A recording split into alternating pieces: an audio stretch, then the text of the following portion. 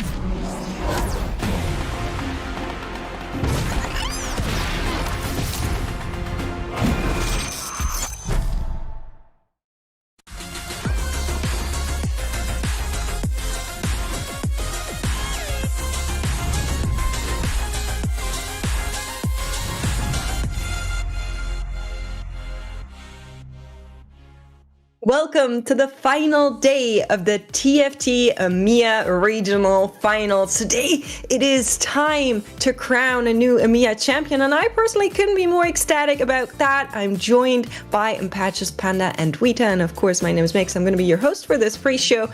I don't know how you guys are feeling. I'm kind of nervous.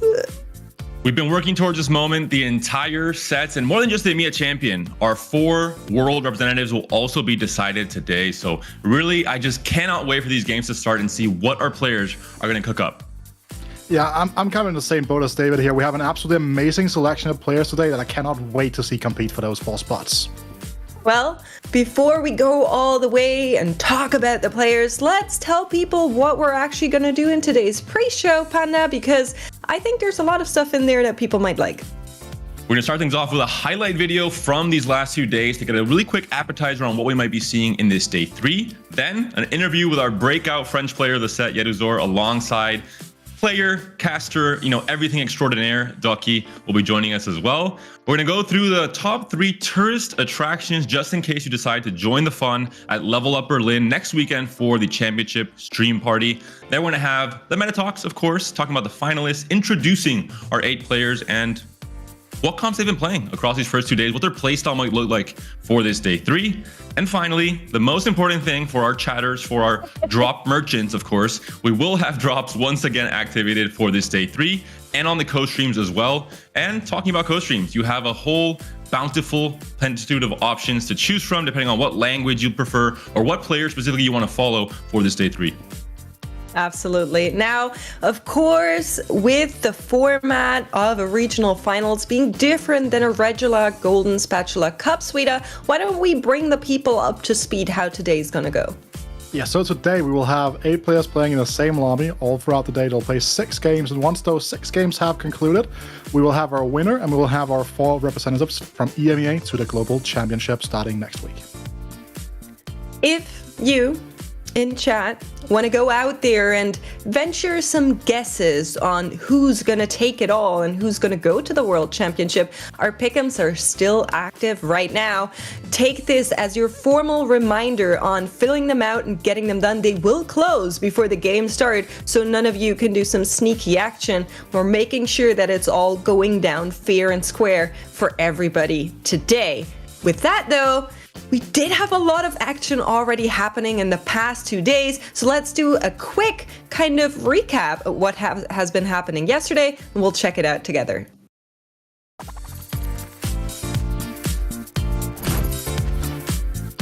Welcome to the EMEA Regional Finals. My name is Mix and I'm here with Niberia Counterfeit, and if I see correctly, an adorable little puppy.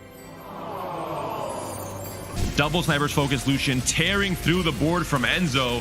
Senna is great, but she's not that good. Big win for Travis, who absolutely needed it. TG here, blue buff, guard breaker. Good options here, but looks like it's not gonna be enough. Once again, double is just too strong, too many items, too many BIS carries. Ari, he also has a tier that he'll be able to use for either another Hodge or I'm so fresh. another item. Scaling up further and further, so much CC coming out of the Lulu board. That is going to be enough. Copy or not, Candace takes a 2nd place. One more time, it's getting pretty done. Caitlyn half health, but isn't taken down by the Collie just yet. The Karthus countered by the tentacles, and it's just too much to handle. Alawi doing so much of countering Dark Hydra's board. This board tournament, one of those players who needed to get merely a decent finish from this lobby. You can see it is a heartbreaker of a finish.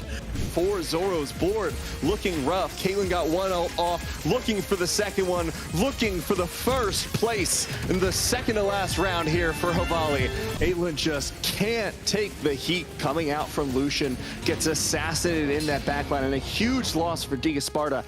The dispersed chicane carries get exposed, the massive damage, but they've got the Zig scaling up, and he will rip through the planet. So with that, make sure you're back here tomorrow, and A is about to start. We're gonna see you again on the next day. Thank you so much for watching.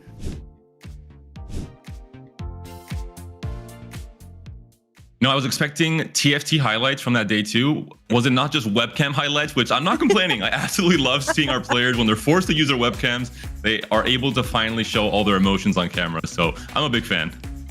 Yeah, me too. I think it's just so fun to get to watch them, and specifically Tartman, who we saw for the TVO as well. He is such a character. Great reactions all throughout. Unfortunately, didn't make it, but we do have our standings one more time to tell the people who actually made it and who didn't, Wida. And I just want to shout out all of our players once again.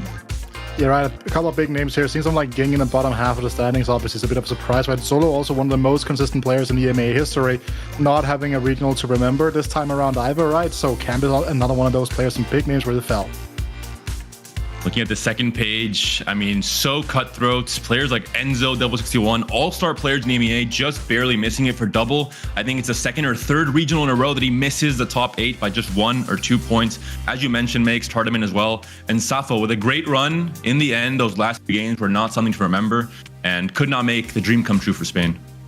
Yeah, similar story for Poland. Honestly, I was a little bit sad to see Shurikane not make it, but we already talked to Skepeas yesterday. Now, of course, we want to hear from the man himself, has been leading the pack for all of yesterday. Jedusor is here today with us, and joined with him as well is Dohky, one of the French co-streamers. Welcome, guys, to the broadcast. How are you doing, Dohky?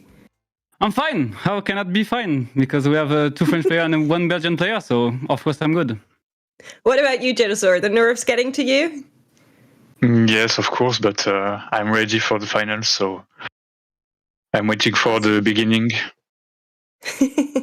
Jedusor, I wanted to ask, in terms of your preparation for this event, as far as I know, you, I think, prepped a bit more solo, a bit more on your own compared to most other players who have some very, I think, fixed prep groups throughout the entire set. Is that the case? What did your prep look like for this EMEA finals?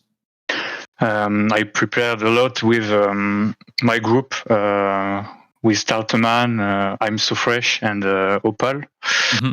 And I think, yes, I played a lot of games on the patch, and yes, just I think I was well prepared. It shows after that day too. First place in the leaderboard, completely confident result. Now, speaking of confidence, Dohky, you already said it, 2 French players, 1 Belgian players. How many of these 3 players are going to go to the World Championship? I'm going to put you on the spot here. My heart says the three of them. I think the three of them and Wet Jungler, I want to see them at Worlds. Awesome. Yeah, I mean, we'll see. Yeah. So I kind of want to throw this to you as well, just on now.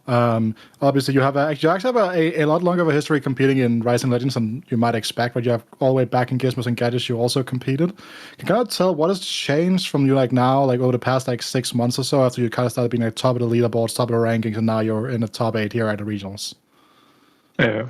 I'm sorry, I didn't. Sorry. Your sound was. Yeah. No, I'll rephrase here quickly. Sorry. What was your what has kind of changed in recent time for you now to be such a dominant force on the ladder and then in competition as well? I think this set is my best set because yes, you say it. I'm on top of the ladder since the beginning, and yes, it's the first time I go to EMEAs, but I did a lot of competition this set, especially in French TFT and Golden Spatula Cups. So I think I practiced a lot in tournament, and I had no or less pressure than the other players because I did a lot of tournaments this set. So I think it helps me a lot to perform yesterday. Dohky, looking at you were performing not as a player, unfortunately, this weekend, but definitely as a caster, as a co-streamer. We've had regionals happening all over the world, not just in EMEA. And I know you've been co-streaming the North American regionals as well across this weekend. Have you noticed any big differences in terms of the playstyle of the North American region, in terms of the meta? Any key distinctions between North America and EMEA? I think from what I see, North America play a lot around 4 coastline, more than EU. Mm-hmm. But we see a lot of reroll, and I think from what I saw, the level is a bit higher in EU. Oh, okay. I'll take it. I'll take it. Because the gameplay Keep is, going. there are more variety in the gameplay. They play more comps. They have more play lines than the NA players, I think. Okay, more open. I like that. Yeah, I agree. Honestly, I'm always happy to hear people repping EMEA. I personally think we're a great region. But of course, bringing it back to today, Jedusor, there are 7 other players in this lobby, all of them known to be a little bit of a threat, all of them well experienced. Who do you think out of the 7 players is the biggest threat for you and why?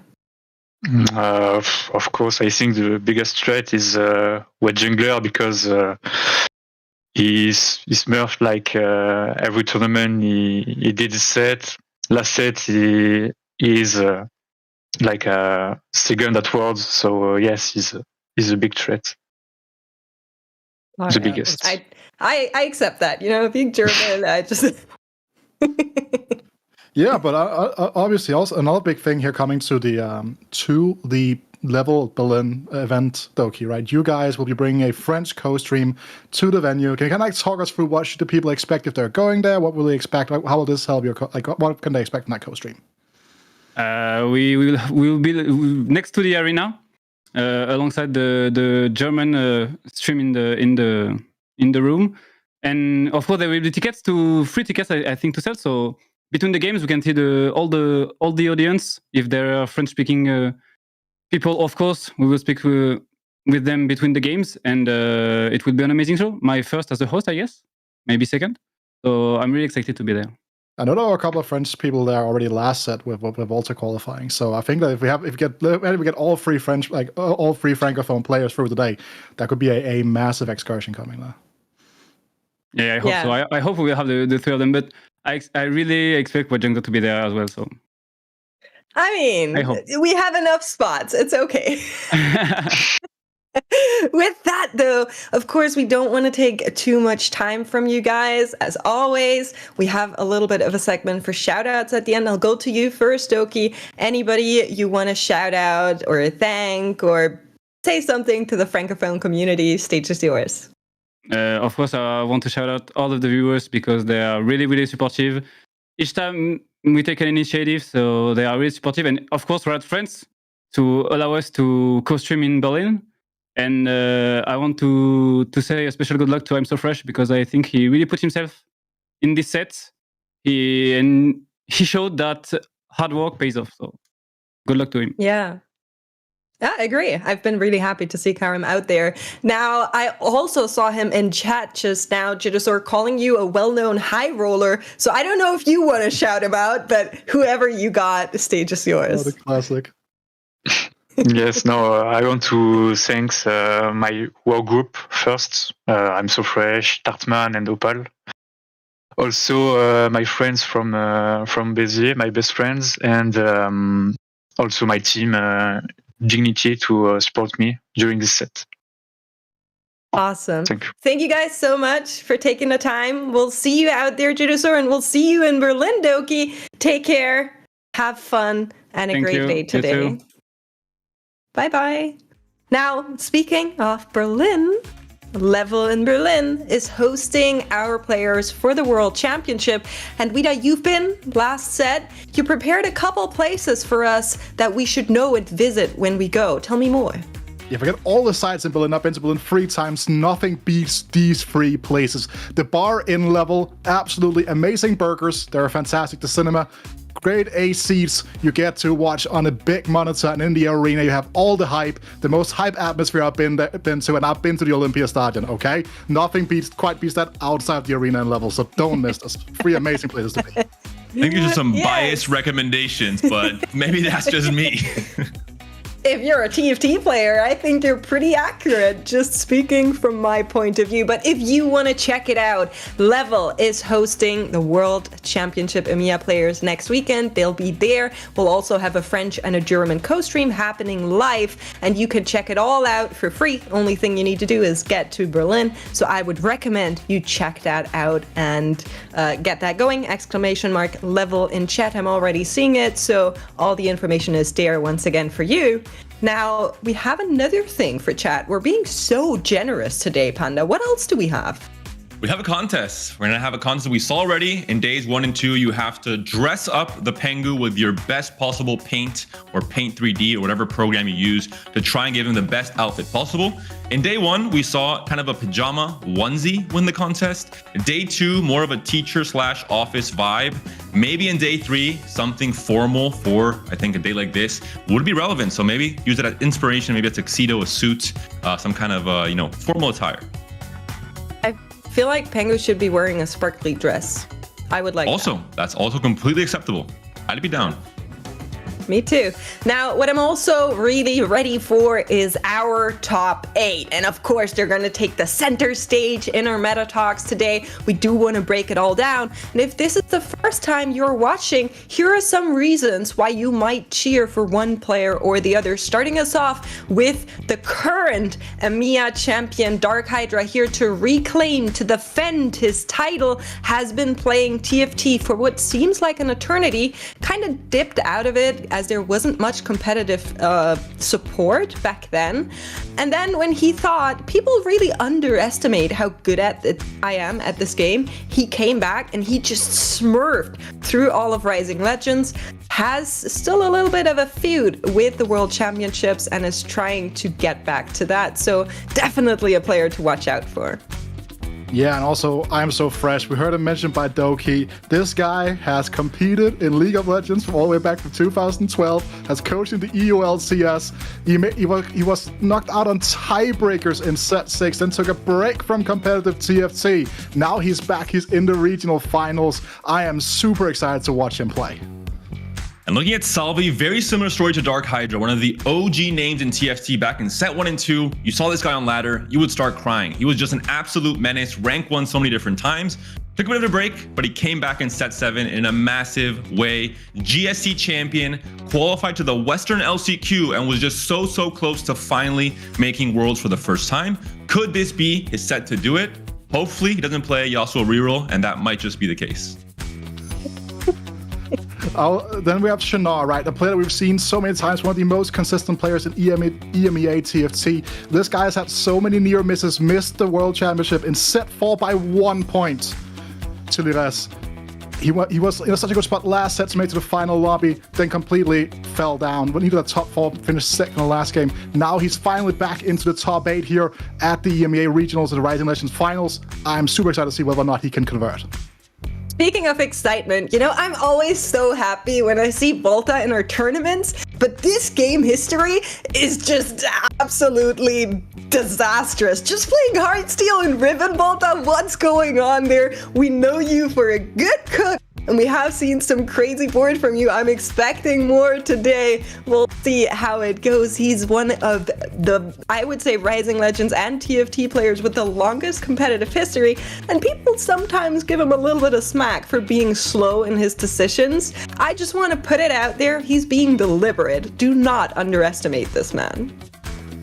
Looking at what jungler, I think no real introduction needed after everything he's done from set 8 onwards, has made it to every single day 3 in GSCs, runner-up at Worlds, ranked number 1 in power rankings this entire set. And it's just, I think, the player to fear. We heard it in the interviews as well with Jedusor. He's just so good at almost never making any mistakes. Clean play, clean execution. One of the players that played the least reroll as well coming into this day 3. Only 4 out of his 12 games were rerolls. So I'm really excited to see what jungler decides to play in these next 6 games today. Yeah, another player that I'm also excited to see is the person we spoke to. You guys spoke to on the desk yesterday after the games, Skipeus. This guy finished second in the Reckoning EMEA Regionals. Now he's won a GSC, was so close to becoming a 2-time GSC champion. He's known for his cooks. He's known for his great technical play, pulling off stuff no one could imagine. Now he's back to try to claim the title. Wouldn't that be a great storyline? But speaking of those, we have one more player. We just talked to him personally. Jedusor has been a rising star for the past months of Rising Legends, an absolute menace on ladder, making a name for himself with the power of France behind him. This is a player that I would very much gladly bet on, and I think he's going to go all the way today. So keep that in mind and watch out when you see this guy in lobbies. Now, that is all of our top 8. A lot of competitive power in this lobby. But what are they playing, Panda? They should be playing everything on this screen, except for Disco. Never play Disco. We learned that already in the past few tournaments. But Heartsteel, I think, is the #1 AD flex line if you know how to navigate those very tough roll downs in stage 4 and in stage 5. But Caitlyn Flex is up and rising as an alternative AD flex line that has been doing so well. 3.9 average this entire weekend. Looking at the rerolls, the big 3 in terms of consistency, in terms of results: Senna, Kayle for the 2 cost, and of course, as Volta has already showed us, with 4 games of Riven and all of them top 4, Riven reroll is one of the better options in terms of that 3 cost space. Yeah, also I think that the big thing about something like the Riven Ride is that it has an absolutely ridiculous cap with the cash, and we saw that already way back in the first game. And just like with the additional changes to Caitlyn into this patch, I remember we were talking before day 1 about like, is this Caitlyn thing actually gonna be like very good? Like it was like 4.23 average or 4.4 average in like scrims, and now it's here with a 3.9 there. We did not really expect it to be this prominent, but again, the big thing here is over 102 games of Ezreal. Everything else is like sub 30. Yeah, I mean, the only thing I'm taking away from this graphic personally is that I probably cry if I see one of our players going for Disco, but that might just be me. Now, of course, we also want you guys to win more because we're so generous. I said it before, drops are going to be active as soon as games start. You can watch on this channel, on lolesports.com, where you're also going to get extra capsules, or on any of our official co-streams. They're all activated across the board, so you can get that juicy new Rising Legends icon. But speaking of, Panda, our co-streamers, we have a lot of them. Variety of languages covered for this final day, and even variety of players. If you want to follow specifically the Francophone players, you might want to check out Dohky, who we just had an interview in the top of show. But I mean, take your pick. I think every single relevant language in EMEA is represented here. So if you aren't comfortable with English, you have options to pick from. You absolutely do, and you also have options to pick from when it comes to our top 8. Now, before we round out the pre-show and throw to our fantastic casters, I'm going to be a real big old meanie here on desk, and I'm going to throw you guys under the bus, and maybe I'll answer the question myself as well. Panda, no Spanish player left. Now you get to really choose and pick your biases. Give me your top 3 players for today. Hello, ich bin Panda, and my choice will be only German players because I think they deserve my support for key reasons. Wet Jungler, the player I'm most confident will represent EMEA to the best of his ability at Worlds if he makes it. Dark Hydra, I think he deserves a second chance after last World's performance. I think he has more in him. And Salvyyy, I want Salvyyy to finally make it to Worlds. I think he has had an excellent career in TFT, and I think he deserves to make it to the international stage and prove his worth for, Americans, for the rest of the world to really see his power. Okay, Wida, give me something else, please. I'm gonna save the world for my German, but I will say genau David, das ist ein gutes List, ja. But no, I'll have to say that I think that we have Salvyyy, Dark Hydra, and I think we also have Shinar in there. I think, the thing is about this top 8, every single player in this top 8, they could go to championship, I would not be annoyed. Every single player here is so talented, so good at the game with a drive that no matter who I would pick, I would be happy. But I am going with Shinar, Salvyyy, Dark Hydra, top 3. Okay, now, of course, as is tradition, I'm not allowed to vote for the Germans because people will say I'm a jinx, so I'm not doing that to them. I'm keeping my hands clean of caster cursing, unlike some of my co-casters. So my top 3, not German players, are going to be Chinar, Scapeus, and Jedusor. And honestly, I'm agreeing with you, Wida. I feel like there's so many great players in this list that I really wouldn't be mad whoever it is going to be. But personally, I just think, Scapeus is so fun to watch. He always has a little bit crazy comps ready for you. I think Jedusor has been an absolute powerhouse. And I think Chunar has had it coming, and it would be really great to see Turkey go to the World Championship. Just personally speaking, they've been growing as a region a lot, and I'd really like that. So those are going to be my top 3 picks. I'm curious on what our casters have as their top 3 picks, so I'm going to throw it over to them. Here are Morgan and Counterfeit. Thank you so much, mates. It's going to be absolutely wild here. I mean, just saying, we've got 8 amazing players to potentially go on and represent us on the global stage. So, Morgan, the general feeling was we quite likely seeing a lot of German players up there. We certainly did have 2 last time round.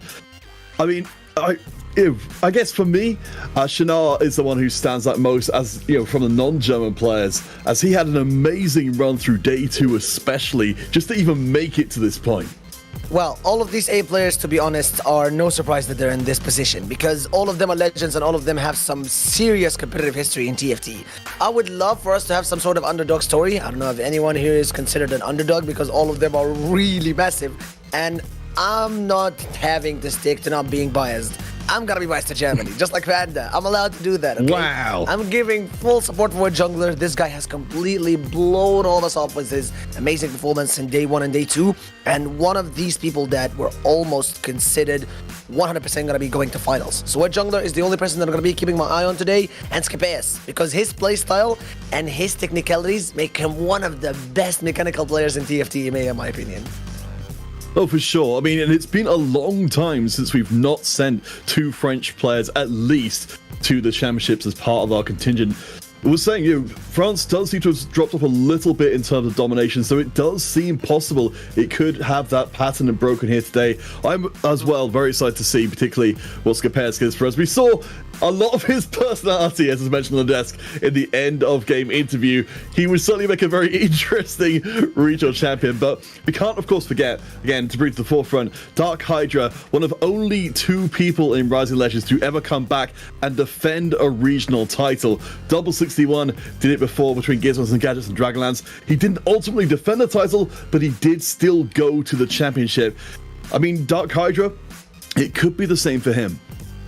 Yeah, and for today's finals, not everyone has really had the same backstory going into day 3. Some of them had some sort of, let's say, not the best head start, and that, for example, could be Hydra, Salvyyy, and Enzosx. We spoke a lot about them, but you must say that everyone has their ups and downs as well. They both got 8th position in their first games of the day, but they ended up coming back and they ended up securing a spot in the top 8, and they made it to day 3. So the competition is not going to be easy for any of them. Let's say the only one might be going comfortable in this is Dark Hydra, just as you mentioned, having to defend the title. But everyone else in this lobby knows that these 6 games will be all blood and massacre. No one is here for mercy, and these 6 games, we're not speaking snake seeding system anymore. It's the same 7 players you're facing in each and every single lobby. Oh, to touch a little bit back on what you were saying there, it was mentioned on the desk the kind of compositions that have been doing well, and David alluded to this one as well. With those 8 places you mentioned for Dark Hydra and Salvyyy in particular, it's worth noting they didn't just take an 8th in the first game of the first day, but they also took bot 2s in the first game of day 2. Each time they were running the same composition. For Dark Hydra, he has got a 100% top 8 rate on Heartsteel, so I really don't want to see him playing it at all during these 6 games. And for Salvyyy, it was the Yasuo composition. He went to an 8th and then a 7th. So we know, very specifically for those 2 players, what we exactly don't want to see them playing. Yeah, reroll compositions are kind of tricky when you speak about them, okay? Because in a lobby where you know that it's a reroll meta, and in a lobby where everyone almost has a desired play style, you do know that there is going to be at least one person looking at your Riven reroll, Care reroll, or at least a Senna reroll. So touching back on meta, a composition that has kind of disappointed me and it was really a surprise for me with how bad it performed was Twisted Fate. I spoke so much on day 1 on how much I love Twisted Fate and how much Disco is such an amazing composition. You can put any items on Twisted Fate. Rage Blade will work, Gunblade will work, Rabadons will work, Shojin will work. But apparently the only thing that did not work is the composition. Twisted Fate had some sort of disappointing average placement of 5.25. In 20 games played, there was only 1 game where the Twisted Fate composition could see the light and win a game. Yeah, I'm really hoping we see our players avoid it. I mean, Skipper said the interesting thing he said before, where he felt that there was a lot of skill expression to be had there, and he was really, happy to take the disco board to a top 4. But yeah, it's not the situation you want to be in before. As was mentioned before, we have got ourselves a very Riven-heavy top end here in our competitions, as Wandering Trainers is up for grabs in our first lobby. As our players, we've got a decent amount of them who are willing to say, you know what, first game of the regional finals, I want to make it a little bit more unpredictable. Yeah, Wandering Trainers is one of the most amazing portals that were introduced in this set. It basically gives you a dummy that carries 3 random emblems, and you have to play with them. But it is going to be item payout, despite the fact that we've seen So Fresh, Skipeus, and I think it was Hydra on it, not sure. But there was another third player, and we did not get one guide. At least half of the lobby is going full all in, no kidding. We're not relying on RNG and luck for today. We want to go with item payout, and half of the lobby is into, you know what, it's day 3. It's the first game. Let's have some fun. But apparently, Peter, just as you said, no one is going to be taking it easy at all. Going for item payouts, they want to try hard since minute 1 into the finals. Well, let's zoom out the picture as we wait for our players to get their initial setups going and sort of take stock of where we are on the world stage. So, of course, our players here, our top 4 from this day of play, will be going forward to the Global Championship. We've already established, with several of the other regionals already being concluded, that the throne is empty. Title will not be returning to defend the world crown, so we will have someone new coming in, and it could easily be any one of the 4 players who make it through from today. Judging by the positioning that everyone is in right now, I see a lot of Jinx. I see a lot of Vi's as well. Punk is one of these competitions that have been really performing so well after the recent buffs. And it's a composition that can really be played in any way. You can have a Punk Vi. You can have a Rapid Fire Jinx headliner. You can go with a Spad. You can go 6 Punk. You can have a Mumu as your tank. You can have Pantheon as your tank. You can get a support Anvil or something that helps you make your frontline a little bit more successful. Because something that Punk really suffers with is frontline. Okay, you do get a lot of damage from the Jinx. You can completely ignore the Twitch because he's not a core unit. So essentially, you just need to get either Jinx and Mumu and Pantheon up to 3-star, and then you can actually shine. But going into the first set of augments, it is going to be gold augments, Peter. Nothing too heavy. I'm interested to see which one of our players really comes out from this. Because Trade Sector did pop up for Salvyyy there, but Fresh is the one to grab hold of it. We've definitely seen a lot of players picking up, and being able to run that through, particularly the Kale reroll line, and go off really big. I saw double the funk there, but apparently no one wanted to pick it. It is going to be Caretaker's Anvil for Skipeus. Now, something with double the funk is that it kind of solves the main issue of disco compositions. Okay, we spoke about that before, and we said that discos really suffer with positioning because it is a composition that you have to clump in order to make it work out for the disco ball and etc, etc. Now, double the funk does solve that while giving you a little bit of more combat power. Yeah, I mean, in this case, I think we've kept ourselves relatively open in terms of what we've got going on here. We've got a lot of generic augments coming in. Jedusor, the heroic grab bag in particular, standing out there. We've seen how powerful it is to get a couple of lesser champion duplicators in place to get those rerolls online sooner than expected. And even Shroud already slammed here by Sonar. Does tell us that this Senna is only going to be just a placeholder or maybe a rapid fire for his Jinx. Also, it's a Mosher Vi, not a Punk. So that doesn't mean that he's going for a Punk reroll composition at any point. And so far, we only have one person that is really direct with the way that they want to go for a full loss streak. That is going to be Skipeus with the Vampirism at the start of the game. Despite, I mean, not Skipeus, I'm sorry, Dark Hydra. Essentially, it's not hard to get Vampirism working in a lobby where everyone is going for the win. Yeah, I mean, with the item payout as well, our players are certainly very heavily motivated to make those slams early on and get those strong boards going from the beginning. I'm So Fresh, though, the trade sector player, I managed to find the early Corky in here, has got some brewing. We'll see if we're going to have ourselves any more direction if he manages to land some early drops in and gets them up to 2 stars. Yeah, one thing we spoke about 1-star rerolls as well is that you have to get them really early in a game without spending a lot of money or rolling for them. This is something the trade sector also gets to do. You get a free reroll every single round, unlike Punks, which I've seen people get really creative with sometimes, just putting 2 Punk units on the early game if you're losing, so you can use that 1 gold reroll. But in I'm So Fresh's case, he has not even tried to get that Corky, so Corky 3 is not coming anytime soon. He does sell here the Nard to make for 11 gold, but he's not going for a Corky reroll. He's just a placeholder for someone. To talk a little bit about Fresh's journey getting to this point was touched on the desk, but just for anyone who's coming in late, I think it was Weezy who mentioned that he missed out on the Gizmos and Gadgets regionals, that set 6 regionals by tiebreakers. This time he made it in through tiebreakers. So I think there's definitely some players coming out of the initial days who've got the big momentum, and there are other ones like Fresh who I think are they've got a long way to go to increase their day 1 and 2 performance and come out in the top 4. Yeah, judging by the positioning of Volta and Sonar right now, both of them want to keep on winning. They are the only 2 players that have been on a 2-win streak across Salvyyy as well. And it seems that this lobby is going to have 1 pass and 5 streaking, and that is not going to be Sonar as Volta takes a win here. With his Superfan slammed right on that Evelyn, giving her a very early Giant Slayer, an item that doesn't really work in the early game a little bit, because essentially not a single unit has more than 1.6k unless you're against Brothers.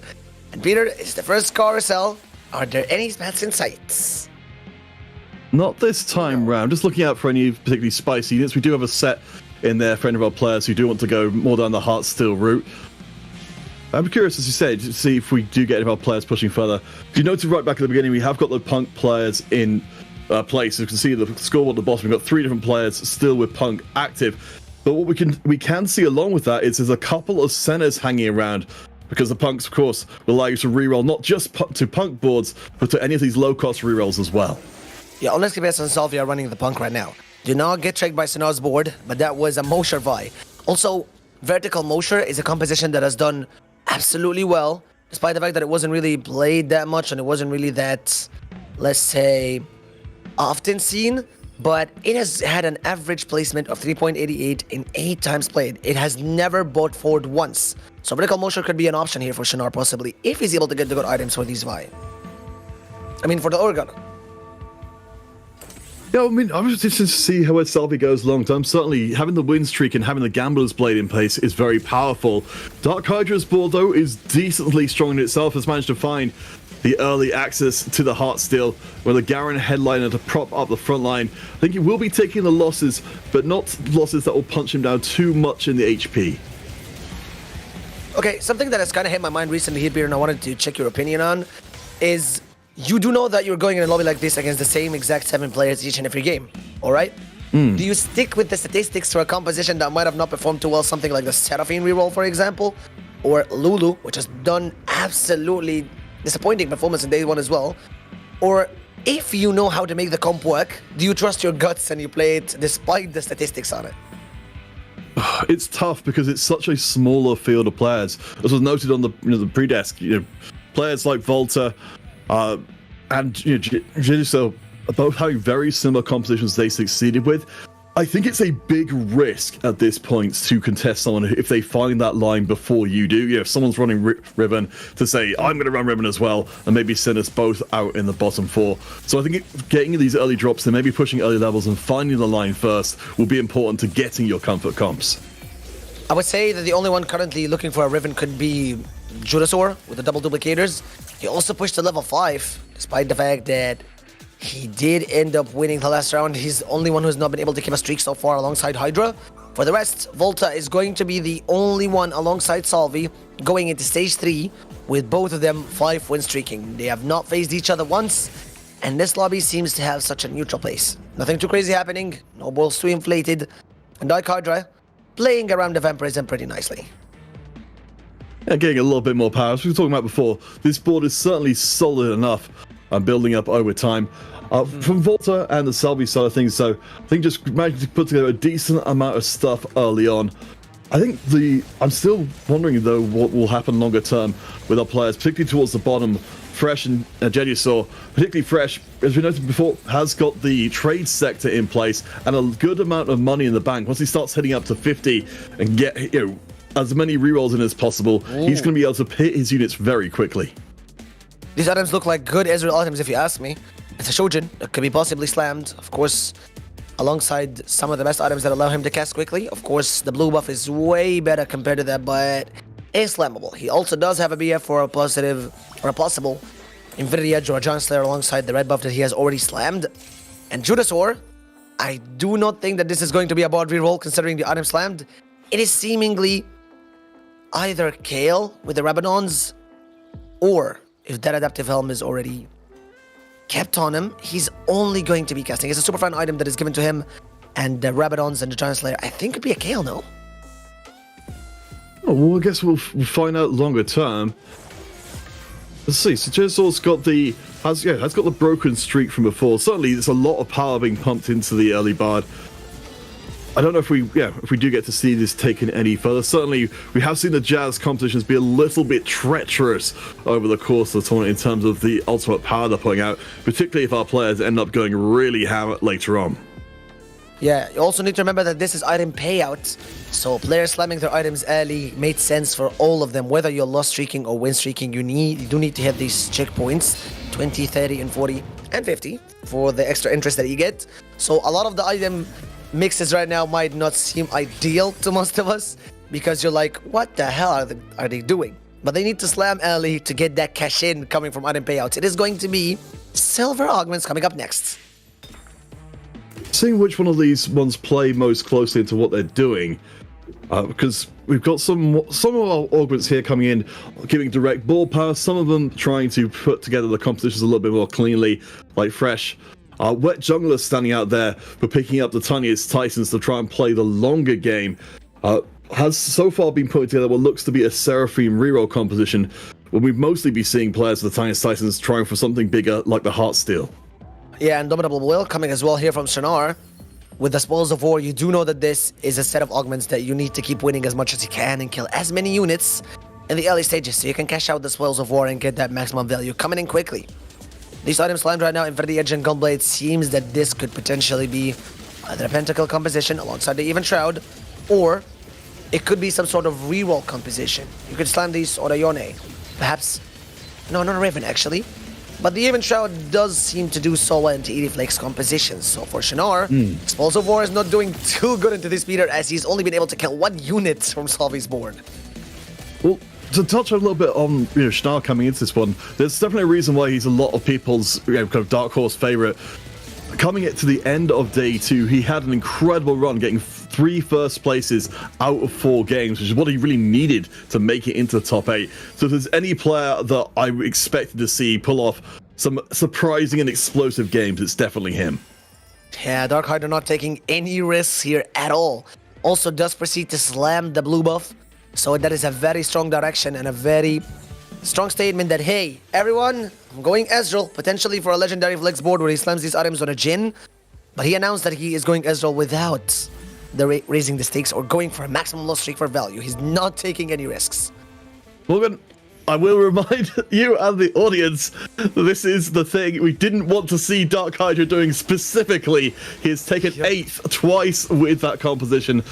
To go back to it in the grand finals, I mean, he apparently thought he figured out what was wrong with it in the previous day. We're talking to this about Makes, talking to Makes about this before.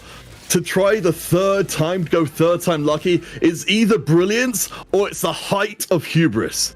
I mean, at this point, it seems like divine intervention, no? You go into item payout, you have 2 tiers and 2 bows going into the game. What do? Are you gonna slam 2 statics? Of course not. So it kind of seems like there's some sort of divine intervention telling him, hey, 3rd time is the charm.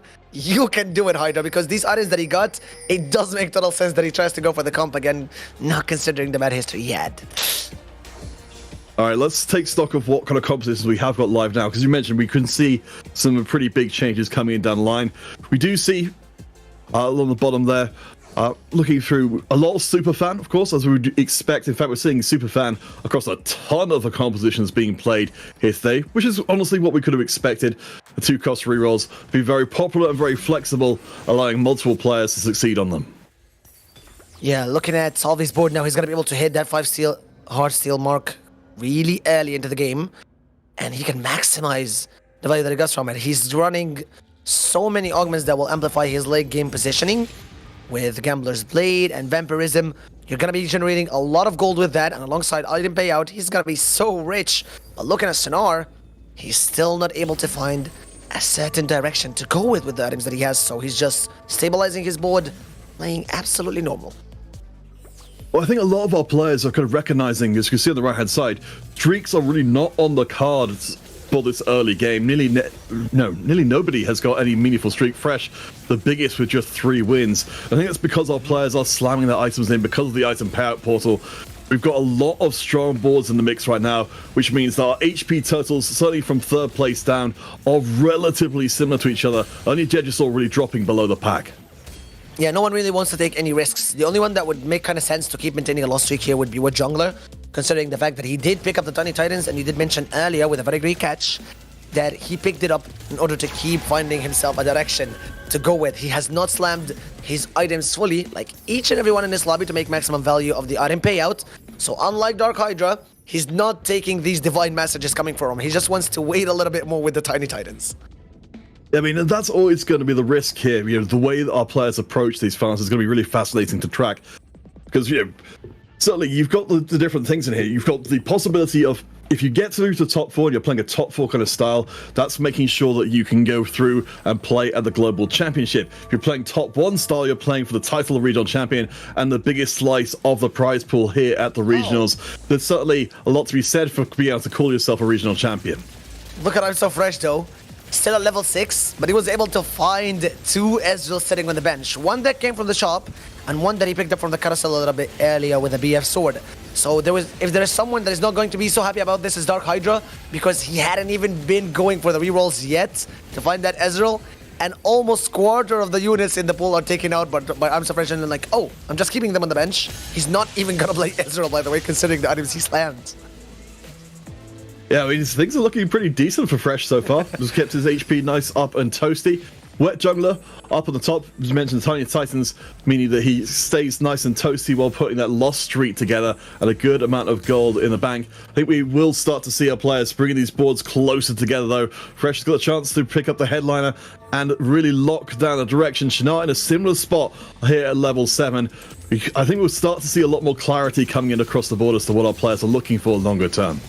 Yeah, and by Sanar's situation now, he's began rolling a little bit earlier into the game. And I think that is a very clarification with what he's going for. It's going to be either the Riven or the Yone. He does get the 8-bit. That's a lot of Ravens coming in his shop, so he maybe does have to commit.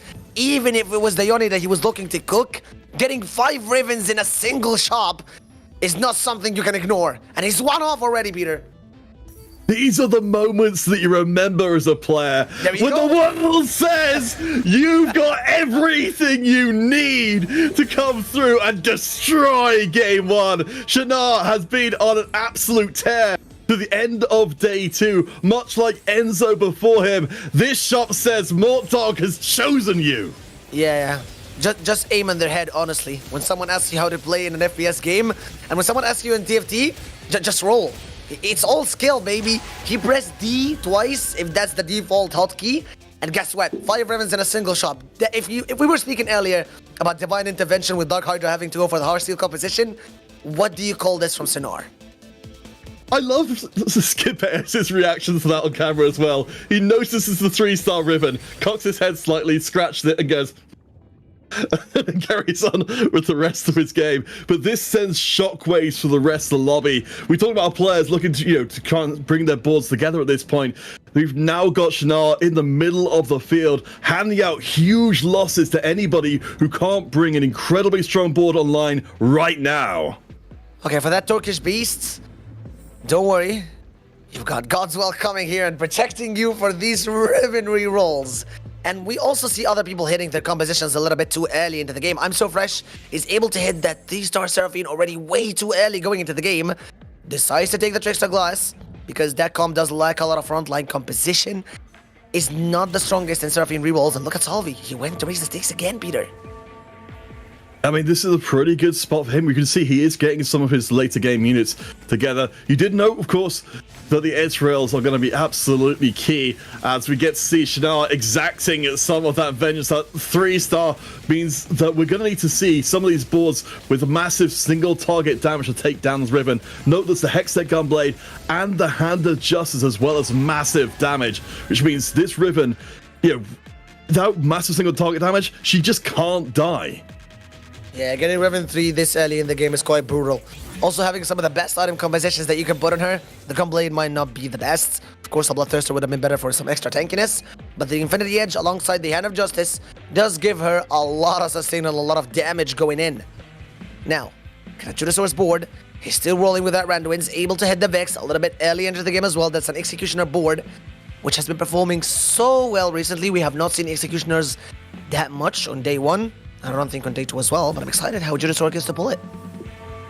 Yeah, I mean, we can see Jedusor and Dark Hydra, they both committed all of their money in this point to try and bring their boards online, so they're going to need to get that money back through getting the wins. I think Jedusor's got a pretty decent setup here, especially going up against players like Salvyyy, who are happy to take what will hopefully for him be relatively narrow losses. Notable as well, Salvyyy, as you can see, has raised the stakes, so he needs to make sure that he's riding the line between not getting destroyed in these rounds, but definitely not getting the wins. Yeah, one thing I noticed in this lobby is that chain vests are the most valuable components that you're gonna get here. Do you know why, Peter? So many Infinity Edges and Jewel Lotus slammed on these backline carries and executional compositions that almost makes a Bramble Vest is a must on your front line in this game. Yeah, there's going to need to be a lot of defensive isolation, I think, to keep back the floodgates here. Just taking stock of, again, of our compositions coming in, because looking at the HP totals, we noted before that a lot of the mid-table all had roughly similar amounts of HP. There's one player whose HP total is a little out of the mark, a little off the beaten path, much like he himself is. Scapeus on 17 HP at 4-4. This is looking like a very difficult situation to be in. You saw he had the 8-bit in place, but obviously his plans didn't necessarily include Shannara finding the ribbon immediately. Okay, his front line does look really good with Crash Test Dummies.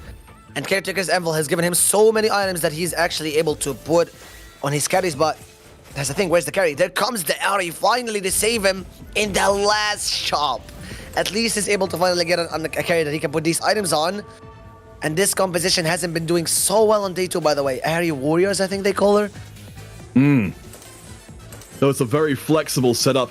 And I think this is one of the things. I think really Scapeus came into the competition wanting chances to show what at least he considers himself to be a different player. And being forced to switch out what you're doing rapidly was exactly in his wheelhouse. Going straight in and finding a solid win here. I have to think against Wet Jungler's Lulu setup. You know, we can see already this board is doing well. And while Scapeus was on a 4-loss streak and it remains on the lowest HP, it's not a done deal quite yet.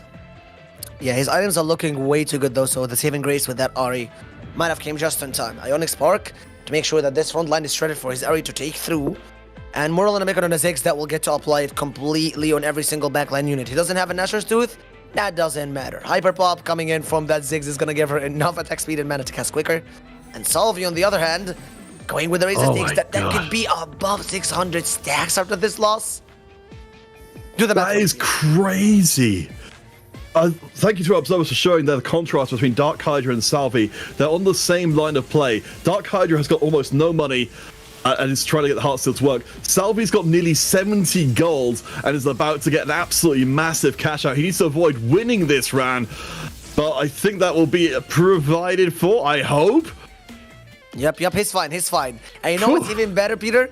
The thing with Heartsteel cash outs and raising the stakes is you might not have enough time to use all the resources you get. But he gets the cash out going right before the PvE round, so that's a lot of time for him to cook a board that is not beautiful. And there you go, with the Warmogs and Radiant Virtue cash outs. That is a massive front line he's gonna get. Well, Morgan, you were calling for tough front lines that could withstand the massive amount of damage going to be incoming. Double Warmogs, double Virtue as well. Means that we're going to be seeing a huge amount of beef for Salvyyy on that front line, as well as his already existing backline itemization. I think he's in a really good spot. If he gets maybe a few more defensive components here, like that cloak, he can really make this front line sing. Yeah, the only issue that I might have, he has a lot of front line. That cash out is not looking so good. He also just spent 70 gold to get into level 9, trying to look for such a good headliner. He does get the Mosher and headliner Yorick on the first roll, but he still lacks one thing, in my opinion. Damage. You have an unkillable front line, but who's gonna kill their front line for you as well? Yeah, I mean, not getting the headliner on the Two Gods backline absolutely means that you are more vulnerable. Fortunately, we've got enough to keep that Yorick up and fighting for a while. Hopefully, for Salvyyy. He'll be heading up against competition that can't punish him quite so harshly for having the 1-star backlines. In fact, he's also got the Z itemized for damage, the Yorick itemized for beefiness, and those backline damage dealers, I think, will get away with it this time around because the front line is just too tough to break through. Yeah, and not just because his front line is too tough to take breakthrough, but because he just got that 2-chance Yorick headliner the first roll. Yeah, that as well. That as well does help him a lot with his front line. Yeah, I mean, I think Salvyyy's in a really, really good spot here. I mean, you know, like we saw from Dark Hydra, the commit in was big, but the payout does seem to be bigger. Skippaeus, though, taking a loss after that last round. He's frantically putting his board together.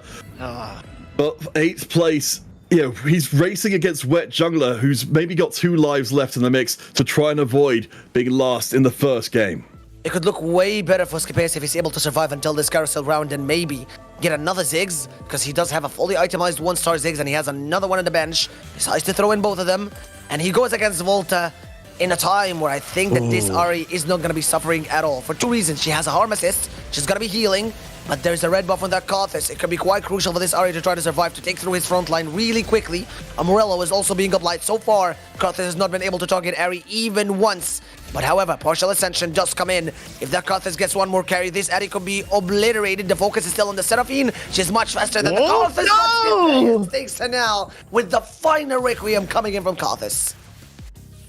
Wet Jungler is out as well, just not on as little HP. I mean, the whole comfort, which we mentioned before, is that 3 of our players who are in the top 8 took an 8th in their first game and still came back to make it to the final 8 in the tournament overall. But still, it's not the place you want to be starting from because it really limits how you can play going forward.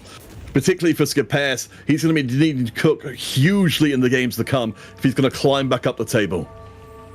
Not the only one to go out here alone, but Peter, it is now the showdown between I'm So Fresh and Shinar, and both of them have got every single penny in their pockets slammed out, but no, Shinar still has a lot apparently in the bank. I take that back. Oh boy. Yeah, I think we talked about the Caitlyn as well as being a very, very viable option. The 3-star Riven, though, I mean, you combine that with the Caitlyn, it's so much hurt being handed out. I imagine that a lot of the HP that's dropping off right now is a direct result of Shinar punching his way up to the top of the table. He is now number 1, and everyone else is falling. Very unlucky for Skippaeus here. Had he survived, that would have been an easy Ziggs 2 coming into stage 5. It would have been the saving grace and something that maybe keeps him for another round. But is it my eyes, or are there 3 Edge of Nights on the same carousel? It is nighttime already here, maybe? I was looking to see if anyone had snuck past us with an Into Night Augur, which would have made this absolutely amazing for them. Crown Guards by the millions as well. I don't think, as far as I can tell, I don't think anybody got quite lucky enough to find the item appropriate to their augment, but still, that does mean that we're going to be seeing, you know, us living in Zed and Viego City. Those melee carries definitely need the Edge of Night, and now they've been enabled if they weren't already. Judging by it now, Little Buddies is such a massive augment looking at Volta's board, because the Pentakill composition could be played around so well. He's going now with these super fans. He's going as well with so many 1-star and 2-star Sentinels. I'm looking at you, Garrett and Cassante. That Little Buddy's value that he's getting from this is so strong. It is now Salvyyy against I'm So Fresh, and the Seraphine is not going to do so well against this composition, Peter. Now we've got a lot of dispersed damage.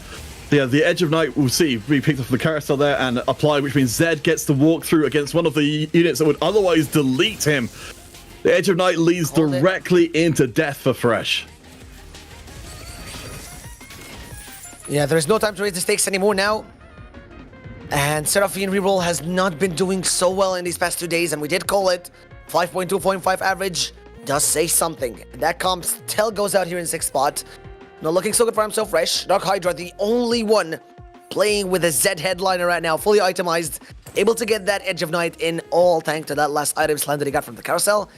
Could be the last one for Jedusor, and we could be down to our top 4 players going into stage 6, as Jedusor now has one more chance to prove himself in this one, Peter. Our top 5 consisting of 2 French, 2 Dutch players, and 1 Turkish player up at the very top, kicking a whole lot of butt in this game. Volta's board is looking pretty damn good, though. That Carthus is itemized for speed, and he's casting again and again. The middle of the board just becoming a morass of units, unable to get past each other. And while Poppy may be the last one left standing, she can't defend. Jedusor will be sent out there by a narrow margin. Yeah, now look at these boards. We are down to Salvyyy, Volta, Hydra, and Sonar. Who would have guessed it? But 2 German players in the top 4 now. Germany, you get to party already because it is seemingly either Salvyyy or Dark Hydra going into top 4. And one of them could be taking it home for game number 1. Salvyyy here still has a lot of the gold in the bank. Not able to go to level 10 because he has spent so much money trying to roll his board. So essentially he's going to be looking for the Ezreal and maybe the upgrade on the Lucian after this round. But it doesn't seem too unreasonable at level 9. You can find them, but Salvyyy has been pretty conservative with his money up until this point, as has Hydra. We'll see what happens in stage 6, because this seems like the time, if anything, to make that spend. Salvyyy with 1 life left in the bank. Dark Hydra is going to be spending it as well. There's a 2-star Ezreal. That's hugely important. Maybe, I'll say maybe or maybe not a 2-star Kayn. It is not going to be a 2-star Kayn. He doesn't have any items for it. Decides to let go of the Heart Steel now. He's 1 Lucian away, 1 Illaoi away. He's given so many 5-cost units, and that is also going to be the Kiana dropped here. So he's sitting on 3 copies on his bench. Quite much an unlucky roll for Salvyyy, but he was able to get that Illaoi for a very strong front line. With 0 items though, I doubt that she'll be able to survive. Rapid Fires and Morello slammed on that Lucian. Ezreal is his final hope. And the Gambler's Blade is not giving him any additional attack speed because he just spent every single penny. Look at that gold generated, however. What? But he still is able to destroy Sinar's board. My eyes were glued to that Riven the whole way through the fight, and she got absolutely stuck on those big frontliners. She really wants to be able to dash through half-health units, get the kill, and move on to the backline. But if with a strong enough tank, she can't do that. Shanaz's streak into first place may well be over. Perhaps the boards have become too strong now because everyone's committed in. Volta does find 6 Akalis, decides not to go any further in it. Has, honestly, a great board, and I think any of these 4 could easily take the first place. Yeah, I was just going to say that he's looking to replace any of his Thieves' Gloves to put it on that 2-star Akali that he just got. And the items he rolled are not so bad. Okay, the Jewel Gauntlet is essentially going to be good for her to be able to deal more damage to the backline units. But against an Illaoi with a tentacle placed in the backline, which is extremely smart coming in from Salvyyy, is going to be buying a lot of time against that Akali. And look at it, that Miss Ocean also rolled some decent items. I introduced to you, ladies and gents, the tank Miss Ocean. With Gargoyles and Sunfire, able to buy in so much time from that Miss Ocean, but Dark Hydra is not going to be losing a single round. Neither him nor Salvyyy, as Volta stays for 1 more round exactly on 1 HP. The hidden last stand augment. Oh boy. Yeah, Dark Hydra roaring up into first place as well. Absolutely astonishing turnaround. It's going to be hugely important how Salvyyy and Volta's next rounds go. Salvyyy definitely with the advantage. He has the win streak. He has those big front lines we noted from before with a massive, massive cash out. Volta seems to be on path for a 4th because these boards are just maybe just a tiny bit too good. Hydra looking to hand out the L to his countrymen. Yeah, he didn't want to take any risk here, Salvyyy. Still going for the win, still going for the risk. With 3 pairs sitting on the bench, not a single penny for the Ezreal. And he's going against a board that does seem to have a lot of healing, but never mind, he's just getting absolutely bursted, all thanks to that Ezreal big shot cast. Dark Hydra finally takes an L after 9 wins in a row from Salvyy's board, which seems to be massively stacked right now. And Peter, I remind you, myself, and the viewers that he does still 5 1-cost carries on his bench. Oh boy. Volta going out as of that previous round. As we kind of expected, he was not on the streak and didn't have enough money to significantly improve the board strength. Look and see if we get any big pickups here. The true damage emblem coming in for Salvyyy at the bottom of your screen there. Dark Hydra, I believe, getting a rapid fire as well. So we could be seeing a significant step forward in damage if we can make those emblems really stick. Here it comes, the true damage 2-star Lucian. That is going to be extremely massive for him. And if I'm not mistaken, that was also on Illaoi too. Getting updated on his bench extremely quickly. Red buff on that Caitlyn, 4 8 bits, fully stacked. And that's also the third Jazz coming in, but he decides to remove it on the final moment. Again, Peter, Sinar does know that he's going to be playing against Salvyyy, and his is not going to be easy at all for his Riven. Well, as we were talking about before, you've got such a strong front line. Riven not able to find the primary targets. He's going to spend a lot of time just punching warmogged up tanks. Does dash through, finds her way onto the backline though. That's so important. She's taking down the carries, but she gets caught. Shinar cannot go any further despite the shop of miracles. Still only a top 3. Yeah, Riven has been doing really well in these past 3 days, and it came up quite early for Sinar. And you called it. The dash was really good. It was able to hit on the backline, but that Ezreal is so slippery, man. You cannot just get your sword and slide through him immediately. He's able to kite away. And Faker, what was that? He just runs away immediately, quickly. Now, this could be the final fight between Salvyyy and Dark Hydra. Hydra's still sitting on 20 HP, so unless it's a massive loss, he could get another PvE round to survive against Salvyyy, but judging by Salvyy's board, this could be it. Yeah, you can see both of them shoving all of their carries onto one side of the board. They'll be opposite each other. So exactly as you said, we are going to end up in a Faker kind of situation here as the Deads dance between each other. The middle of the battlefield is just an absolute tear as Salvyyy comes out ahead of that one. Hydra will get another chance, but it's looking like Salvyy's headed for the first win of the finals. Yeah, I think Hydra is in a tough situation here, okay? You're against a massively cashed out Heartsteel board, which so many people would have been like, that's the worst in slot, that is such a bad cash out, but against a composition like Hydra's, where Zed has to tear through the front line really quickly and then be able to reach the back line, man, these Virtuos and these Warmogs are doing such a great job delaying the Zed as much as they can from the front line. Taking us out to the bigger picture, it's worth noting that between this regionals and the Runeterra regionals, our last one, we've got almost exactly the same players coming in as we did last time for the Dark region, but Salvyyy is the new player in the mix with a lot to prove. Very high standards for the region to uphold. If he can get the first place here against the reigning Runeterra regional champion, that would be a hell of a statement to put him forward to as a strong prospect for Worlds. Okay, he finally gets some anti-healing and is also able to get the Stark's Cage instead on the Alawi. He does have the red buff on the Ezreal, forgive me, I did not see that. But Salvyyy also got so many upgrades in this BVE round, and this is the final fight. We're not gonna say it could be anymore, Peter. We'll see one more time with Salvyyy. Last time punched through the middle of the board and got the win. Dark Hydra being pushed back again. This time though, the Zed survives through, barely alive, and a reigning, defending, undisputed regional champion takes the first game of the regional finals. He's here to defend his crown, and he starts it off in style. This was so full of surprises. Just when you thought that no one is going to be able to take Dark Hydra down with his massive 9-win streak, Salvyyy appears, able to go on a 5-win streak, and with the positioning, he's like, you know what?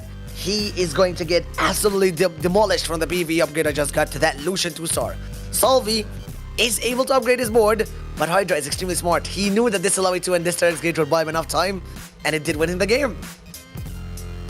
Oh, wow. All right. Well, we're only one of our 6 games done here today. We're already absolutely buzzed to be bringing you this quality TFT. But we're headed to break. When we return, our analysts will break down that first game. Because, of course, we'll be seeing the same players way through today, and only the top 4 go forward to the Global Championship next week. Stick with us. We'll be back in a few minutes' time.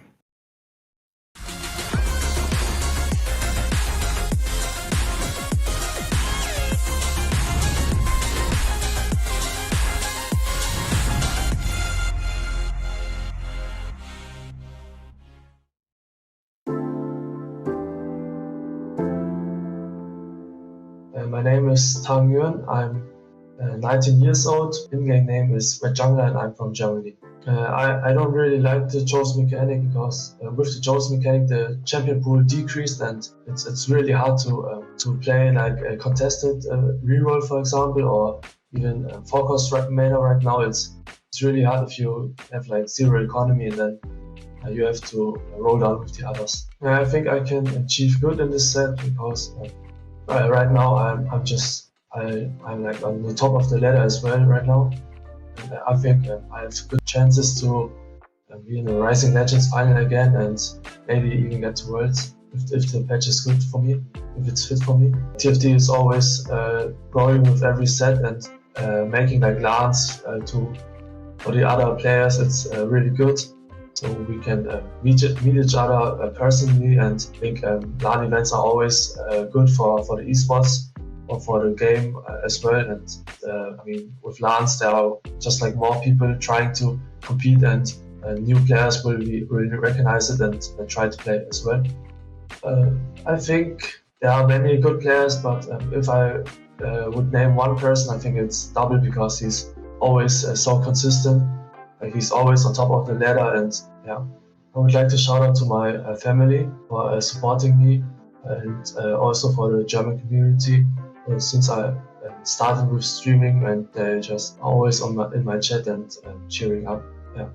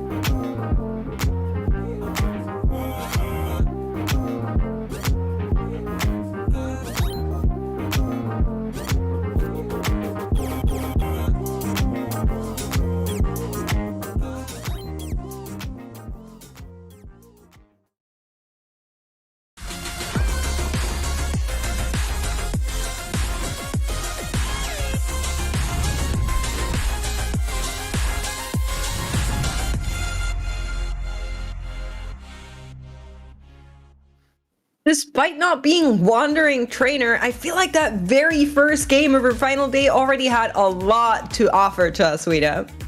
Yeah, I mean, some people say it was full of surprises. I would say no. Did you listen to what I said? I am big brain, right? Dark Hydra, Salvyyy, Shinar, my top 3 top of show. Start off the day in style, finishing top 3 in this lobby. Okay. But let's actually talk about how they get there and what has been happening in this game. I personally, honestly, didn't think that Shinar was going to land at only a 3rd place after how dominant we've been seeing Riven all throughout the tournament thus far. He found it so early, a little bit higher early if you ask me, but on the back of players going for those hardsteel cash outs, really kind of playing into the Gamba a little bit, only quote-unquote having a 3rd finish here, Pamna. For Shinar, it wasn't necessarily the BIS Riven setup. I think he wasn't planning to play Riven until he had those crazy shots at the start of stage 4. There was no QSS, it was only 4 8-bit and not 6 8-bit. So I think that was more of a, hey, I have a very good tempo start for this Riven comp. I'm gonna go now level 8 and just try and do my best to top 3 or top 4 of the lobby. And that's what ended up happening. So I think Shinar played that perfectly, knowing that he wasn't playing for a first from the beginning. Yeah, exactly, and that's the thing we gotta keep in mind here. Compared to today to every other day so far here, they're only the most important thing is that top 4. Everything on top of that is a bonus. Of course, you want to be a champion, but securing your spot at the championship is the biggest point here. So converting games like that into a top 4 instead of like trying to like go all out for a win is such an important skill today. And something I really liked while taking that kind of into consideration is the plan that Jedusor had for this game, kind of going for a very uncontested comp, playing on the Vex. We saw a lot of hand-holding on some other lines like the Lulu, like the Riven. The Vex, nobody really wants her, but unfortunately didn't cap high enough to get him into that top 4 for real, landed in a 5th, so we'll have to revisit that strategy. And bad news for Scapeus, with the most flexible player in this tournament and really in the history of TFT, I think, when it comes to EMEA. He played 9 different reroll lines throughout the last 2 days. In this case, playing for the Ari Flex, I think this is the one weakness of his playstyle. Too flexible, did not have clear direction until stage 4. And at the end of the day, he lost too much HP playing against these Heartsteel players that were cashing out and just were too strong for him to handle. So it was tough to see. But huge news for Heartsteel and for Dark Hydra, who finished 8th day 1, finished 8th day 2, and this day 3. He doesn't, not result oriented off of just 2 games. Says I can still play Heartsteel and pop off, and he did just that. Yeah, and also that's kind of a great point with Scapeus. He also had a roll down on 4 too. You saw like a Caitlyn 2 pop up. He was trying to play to bridge the gap kind of. His items were so open in the sense that you could have played Ezreal in that spot as well to maybe a 5th or a 6th place finish if you get into that. But as you're talking about, David, ended up having to go on the Ari line, not necessarily being fully equipped for it, and then ended up faltering. Well, we're going to take a look at our very surprising standings after that first game. Of course, with only 1 game sample size, it's going to be all very clear, but maybe as an explanation, once we actually get to that final 6th round of today, the top 4 are going to be the players that qualify to the World Championship, and then of course the top 1 is going to be your new EMEA champion, just so you know what to look out for. But 1 game really isn't a whole lot of a sample size just yet, even for a player like Scapeus having a little bit of a rough start there. I'm not too worried, still a lot can happen, and we haven't even seen the most of it just yet. Our casters are ready to go to that next game, so we won't wait any longer and send you right there. Here are Counterfeit and Morgan. Thank you so much, mates. Oh boy, what a first game we got. That's what I was saying, you. For Dark Hydra to come in as the reigning champion, to break his Heartsteel curse, and to take first place in the first game, it's a pretty amazing start for their fans. Yeah, after we've seen the standings for game number 1, of course, a lot of you are going to be surprised. The player that was so hyped like Scapeus does go 8th in the first game. But hey, if you listen to us, and if you listen to Peter specifically before that game, not everyone that has been able to go an 8th in the first few games, and day number 1 and day number 2, had a rough start. Yes, but they kept going with it. So Scapeus having an 8th in the first game, nothing new. I promise you, he is a player with the mental state of a monk, and he's going to be able to come through easily in these games. I think what it really does for you, getting a low finish in the first game, is it starts to remove your agency from your finish. Because sure, for Scapeus now and for Wet Jungler, they need more things to go their way to be able to get through and find themselves a top 4, let alone a top 1. I think that will definitely be affecting the way that they'll be approaching from now on, particularly for Scapeus having got that 8th in place. He either goes all out ham and tries to win every game from here on out and come through to the first place, or just says, okay, I'm going to play more even style and try and claw my way up place by place until I at least hit 4th. Yeah, but at least in the first few games, yes, we don't want to be a little bit too optimistic on yeah, you lost, you can come back. Hey, this is a lobby that you're not going to be having an easy way to claw your way back through, following up on your Enzosx, which I really liked it. Claw your way through it as it's mounted or something.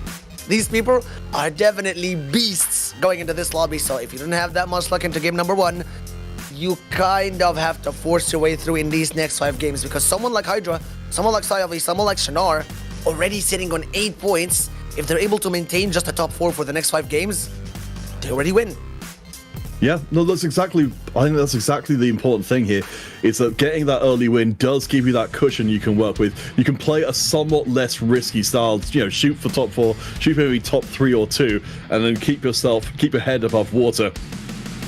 Again, for Scapeus, I think Wet Jungler as well, being a real surprise to not have that first game go the way he would have liked. Certainly a favourite of a lot of players coming in. We'll see if this will be a portal that will allow for the kind of variance to flip those results around in game 2. Yeah, last game we're this close for Wandering Trainers, but we just missed it. And now we're going where everyone is happy and committed to the looted carousels, but I think we're just about to get one guide again by the Radiant item by Scapeus. Nah, it's fine. Okay.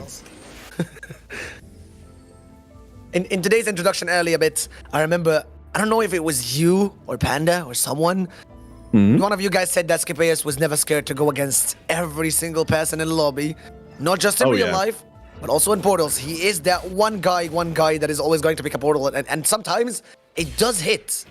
So I think this time it was not the odds. Well, I mean, certainly, load of carousels, it feels like we're broadly in the same kind of space as item payout. Well, before our players were incentivized to slam their items early, this time they'll be getting just a higher quality of item coming through, because they could potentially pick up, an item in its entirety off a carousel that's best in slot, particularly if they take some weak early boards.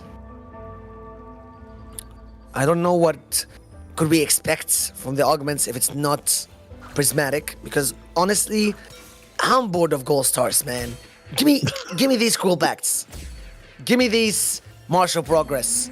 Give me these, what was it called? Endless hordes. I want to see some crazy stuff going into round 2. Okay, we kicked off with game 1. No one was taking any risks. Nothing was being massive. Actually, in fact, some of them were taking risks. We did see them, at least like 3 out of 8 players standing on wandering trainers. But I want to see some of these crazy boards and someone having the balls to go completely against the meta and completely against whatever is happening right now to win a game. Definitely players like Scapeus, who forged their own path, will be favored by things being a little bit more unpredictable. Certainly, it was perhaps somewhat predictable that we would see the Heartsteel doing well in their first game, but getting first and second place, particularly against Shenard's Miracle board, was certainly telling for the rest of the day. It will be gold augments coming in, but we might still see our players picking up ones that can define their early game. Gold augments it is. Live for Danger is an augment that has not been doing so well recently. But if you're going to be going for a carry roll and he does have an Elise Raj Rod, this could be kind of good for Jedusor now. But he is still so far away from the Rage Blade. I mean, not the Rage Blade, the rest of the items. And considering his looted carousels, it might be worth going for. He does manage to somehow throw it away. Oh. Peter, your favorite augments. Escort. My favorite augment 3 times over. 3 escort quests in this game. That's worst case scenario for all of them, because they all need to be winning rounds to be able to get the payout from escort quests.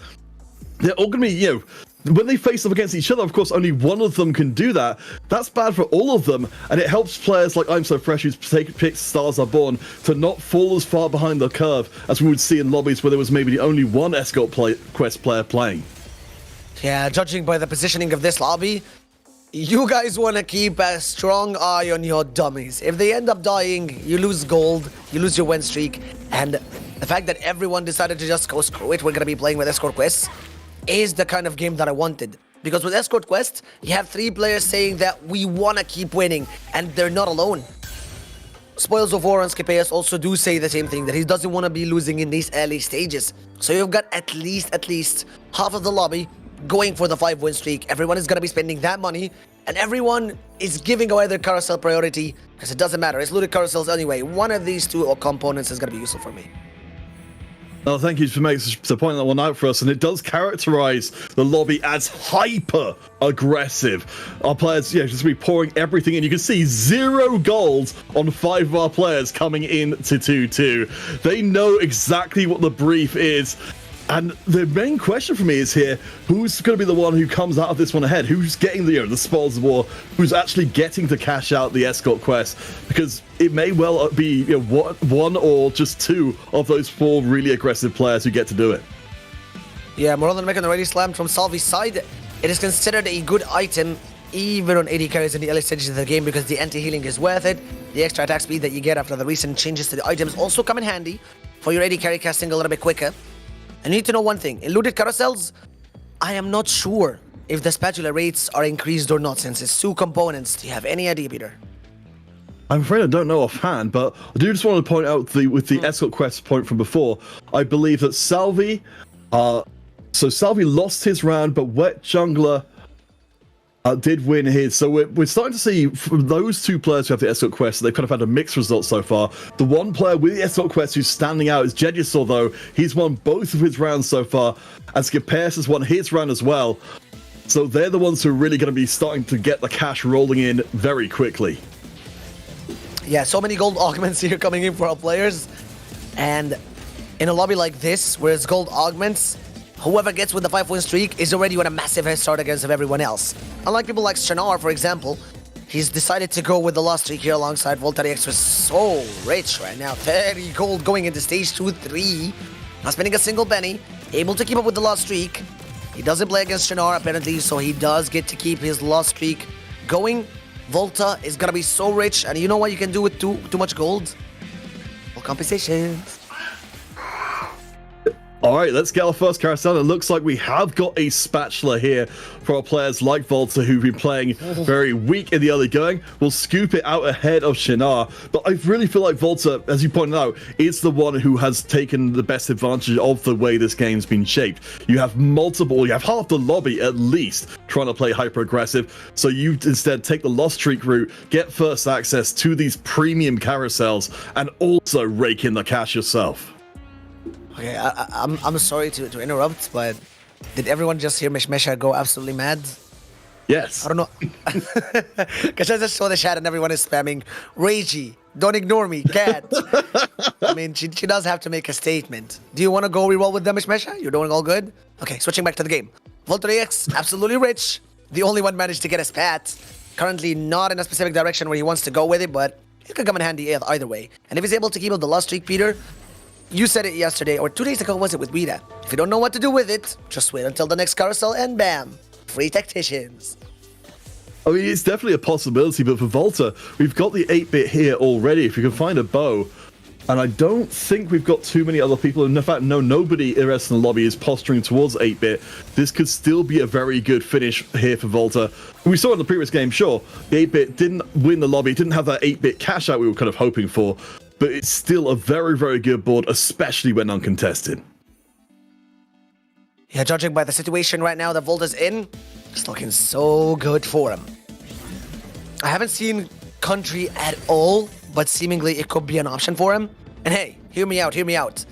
In a lobby with so much gold, and everyone is going to be going for real compositions, I'm looking at Kales, Sennas, Yasuos, and Yunes. Even if you're going for Twitch or Executioners, there are so many 3 costs that are going to be out of the pool for this. You know what a perfect game this does for? Country. You're uncontested, you're the only one with an emblem, and despite the fact that the composition has not been seeing the light for quite a while right now, I think in a lobby like this, Country could be perfect for Volta. I mean, we'll see in longer term. I certainly wouldn't hate to see it. Skipes has been bringing out the Country a couple of times in his game, so variable results. Certainly the headliner choices coming in will swing Volta one way or the other. Certainly, you know, he's got the ribbon in place already, so it's going to be easiest to stick on this line. I do think, again, if we see someone else trying to move into 8-bit, that might change his mind to a road less traveled. Okay, he's just put the Kale, keeping him on bench right now because he does know that the Pentacle emblem could be slammed on maybe an Akali later on. And you could go with the vertical Kale and Pentacles. That is not so hard. Now, judging by the positioning that he's in, he does get his lost streak broken by Shinar's board. Was that so fresh? And he's not able to stack that money in the bank. You saw that facepalm he had after he won that round? That was felt. Yeah, I mean, this is the whole thing, isn't it? Volta had been running it out and still has got a good amount of money in the bank, even if he doesn't have his streak. But yeah, with the 2 people lost streaking, those boards were both as weak as was humanly possible. The thing is, normally, you would just have that one person there, but this lobby's been so skewed. Looking up at the top, Jedusor, with the 5-round win streak with the escort quest, that is an absolute ton of 15 extra gold in because of just keeping a strong board. Salvyyy as well, managing to keep up a decent amount of wins. Skipes just below the player on the spoils, had been doing pretty well as well. So we've got a lot of gold flowing in, particularly to our top 3, to keep those boards as strong as possible. Second set of augments. If you hear us, War Dog, please let it be prismatics. I want to see stuff that is inflated. And oh, look at it. We finally get to see the Crowddiver Katarina reroll on one of the boards. And Wet Jungler has already spent so much of the money in the bank to go to level 6 immediately. Despite the fact that it was not even on a win streak. And wait, did he reroll or did he spend the money on the XP? Because I'm pretty sure that this punk is just a placeholder now. This is not going to be a punk reroll composition. And that is a very early level 6 push. But I think with the escort quest, does it make sense? Oh, for sure. I mean, you wanted to try and get, if you can't necessarily have the same Jedusor win streak, you're still getting paid 3 gold per round for any wins you get. So it's kind of even more gold than you'd be getting from streaking anyway. So, yeah, absolutely just play the strongest board you can. Unfortunately, Mortdog will not hear your prayers. It's gold for the second time round. But we do have some interesting augments coming out. Wet Jungler picking up the ramping rhythm, and Volta locking himself into the 8-bit line. Insert coin means we know for certain now he is 100% headed down this road. Why did it have to be that, man? Another Riven. Another Riven. We saw the spat earlier, and special thanks to Panda. He was telling me in the live chat channel, and everything was like, hey, he's gonna play Riven, chill. I'm like, no, I don't want to see another Riven. But with especially with the insert coin, it does make sense that this is the only line that he's gonna go for now. I mean, that does open up the room for Shinar, because Volta did hold a Kale on his bench that he's about to sell right now, and Shinar is sticking to the Kale. See, Salvyyy up towards the top of the table, currently the highest on HP at the moment. Hasn't spent, you can see, he hasn't spent any gold on rerolling at all. This is one of our newer overlays on the right hand side. You can see the leveling and the gold spend our players have been doing. You can see that across the board, I think this has become, one of the sort of defining traits for some of our top players is they are very much just playing what they can get without having to reroll, because they know that they've got a late game to consider that's going to be off the charts powerful, and they'll need every piece of gold they can get. Yeah, Shinar able to finally win a round. With the sleight of hand that he has right now, he's been able to get some good frontline items, luckily, on that Nico. Not gonna happen twice, as a blue buff and a Godbreaker appear and come into action. Volta still maintaining that loss streak. Would have been way better if he didn't win that last round before the BVE round. About 12 gold difference would have been made if he could have maintained that full loss streak. I don't know if I've done the math correctly, but it was a lot of gold. Possibly able to hit 7 at this stage. And now with the looted carousels, it could be ideal to go immediately spending all of your money to stack up the Riven wins early as much as you can. Well, yeah, I mean, absolutely. Just using Kale as a temporary stopgap there. I mean, especially once we get a few more stacks in on the 8-bit, we're getting a higher chance of dropping gold from the kills. So much in the same way as we'll see from an Escort question from our Spoils of War, the insert coin is functionally just another Spoils of War that can pay out huge if you are dominant in rounds like Scapeus has been trying to be, as we can see up at the top of the table, is being right now. And judging by the situation of this lobby, it's extremely close. There's not been a single board that has been, let's say, doing absolute massive high rolls like what Shinar had last game maybe, and no one is maintaining a 7 win streak or a 5 win streak even until this stage.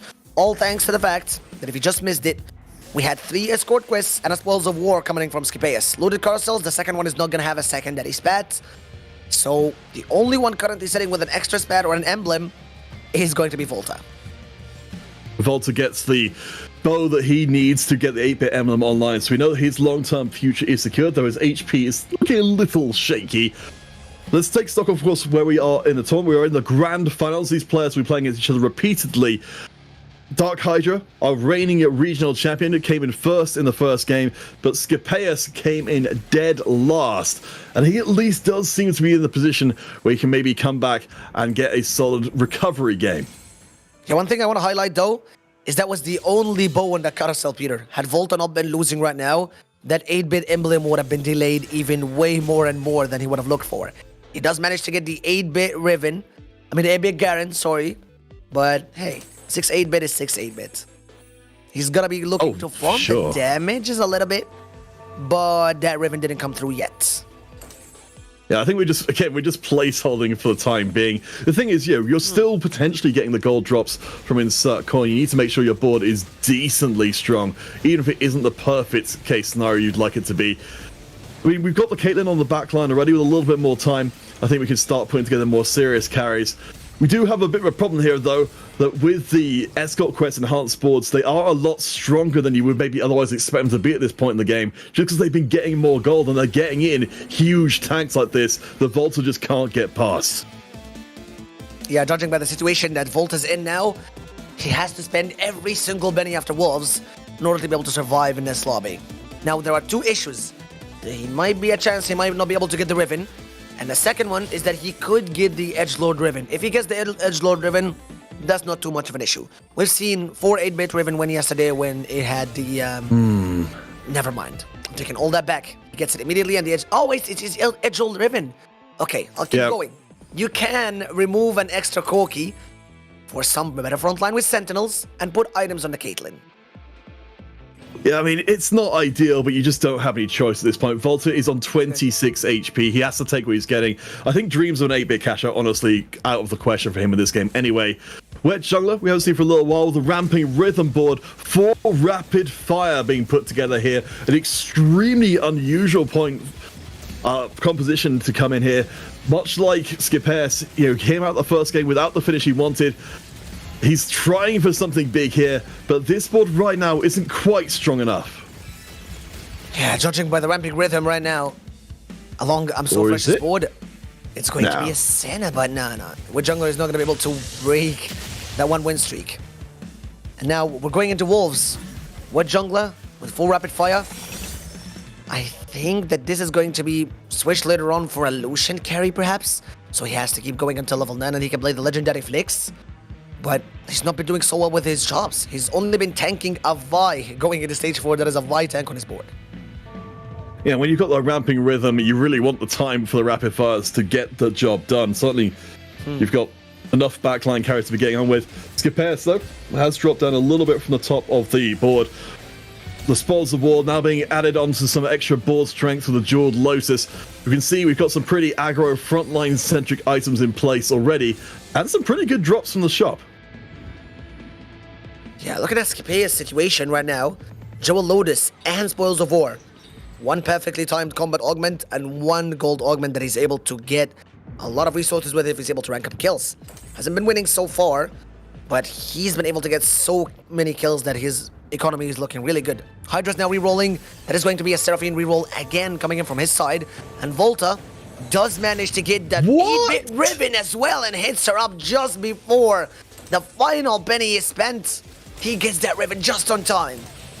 Holy moly, that I don't know quite how that came together, but that's an incredibly bold move. But this is the version of the board that Volta was hoping for, and we can see exactly why. We haven't even got that many stacks of 8-bit in place yet, and that ribbon hits like a truck. Yeah. Did we say this on broadcast or not? Because remind me if I don't want to be repeating it. Voltarix is that one player that does not give any risks, give or take. He's the go big or go home player. And that move he just did right now is the ballsiest move you could see. You're running on 20 gold, you have the headliner, you're just 1 ribbon away. He sells her, he decided to go for the 8-bit ribbon for the maximum value. Did we say that on broadcast? Because if we I believe the way it was phrased was he plays like he's going to hit, and he absolutely did hit in this game. We've also got the Banshees to the front line as well, so that's not just a one-off crowd control removal for that ribbon. She's going to have crowd control immunity for most of the round. So everything is coming together, but everyone else's board is also gaining in strength. Jedusor, the one who came out ahead of the Escort Quest Brawl, has got a board worthy of a player who's got a lot more money than they should do. Okay, if he doesn't win that lobby, I don't know who will. He's got the Banshees, so that is essentially like some BIS for the ribbon, because he didn't have a QSS so far, and everything is just coming for him. Shannara, still a little bit far away from that Kale. Almost 4 copies away, not a single duplicator. Already has the headliner, so he does have to spend a lot of money going into it soon. But his items are looking really good. Also, the Steve's Gloves with a sleight of hand on the front line is going to be keeping his Mordekaiser alive for some time. But against a very early Israel 2 coming from Salvyyy, who's already on level 8 with the Inspiring Epitaph, has so much attack speed and so much tankiness on that Israel shouldn't be having any hard times against Shannara. But I take it back. Shannara's skill is just way too broken.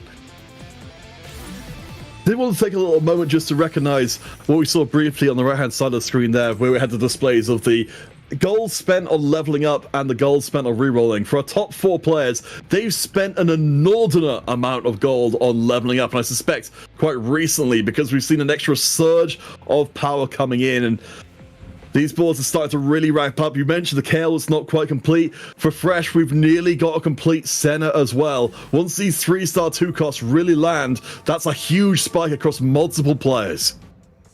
Yeah, I'm so fresh. Spent so much gold as well. Still 2 copies away from the cannon, which he's using as a frontline unit right now, and 1 copy away from his Senna. Stars Are Born should have made this comp get into a position where it hits quite easily, because you do have an augment that essentially guarantees you a Senna 2-star as soon as you buy her from the shop. Alongside the headliner, you should be fishing for only 3 copies. And if he began with 1, and if he had the idea that he wants to go for the Senna, it should have been hit a little bit earlier. So considering I'm So Fresh's current board state, he's on a low roll. I mean, we're certainly seeing some of the power of these two costs. That we saw the center, or the two centers there at 2-star, and the Kale at 2-star before still get the win in. But I do want to bring the conversation back around to Dark Hydra, especially as the first place finisher from the first game. Oh, I'll hold that thought. It's exactly as you said, Morgan. Dark Hydra, the one with the spatula in pocket, finds another spatula on the carousel. There's so many spats. Now I'm gonna be quite convinced. I don't know what anyone tells me. I don't know what. Screw the statistics. If it's looted carousels, the amount of spats coming are going to be a little bit higher than normal. Because we've had 4 spats this game. One appearing in the early stages of the game for Volta, which he's been able to make an 8-bit emblem with. And we just got 3 more. Considering what Hydra got, this is a game where it's looted carousels, and we saw 5 spats appear. For someone like Dark Hydra, is it KDA? Is it Tacticians, Peter? What is he gonna do with it? Oh boy, I mean, you've seen that, if you really want to cap out, you can go for the 2 individuals, but for Dark Hydra, yeah. The thing is, there's so many eyes on him in this game. He's not just the reigning regional champion, he's also the player with the most points. If Dark Hydra goes out with a big loss in Game 2, that functionally resets a lot of the tournament. If he gets a strong win in here, he starts to move into a position to lock down that top spot and really challenge for the regional title early on in the day. Okay, judging by the states of this lobby, why have they not hit so way back earlier? We've got Shinar rerolling on that Kale. We have got I'm So Fresh rerolling the Senna. We have got Dark Hydra rerolling the Seraphine. Volta rerolling the Riven. And no wait, Shinar actually rerolling the Lulu. My bad, but there was someone rolling the Kale. So you've got 5 boards rerolling compositions, 3 of them which are rerolling 2-star costs. Why did it take them so long to hit it? Classic TFT. I could only assume it's just because of how aggro the lobby has been. We've got lots of people swapping wins and loss streaks to each other, because not everybody's got escort quests, so it definitely feels that way. I think it's made for a volatile lobby, but Jedusor again was the player who came out ahead from this 4-way brawl of players wanting their win streaks. Jedusor got his. He's now got the 3-star Mordekaiser to keep him at the top of the standings.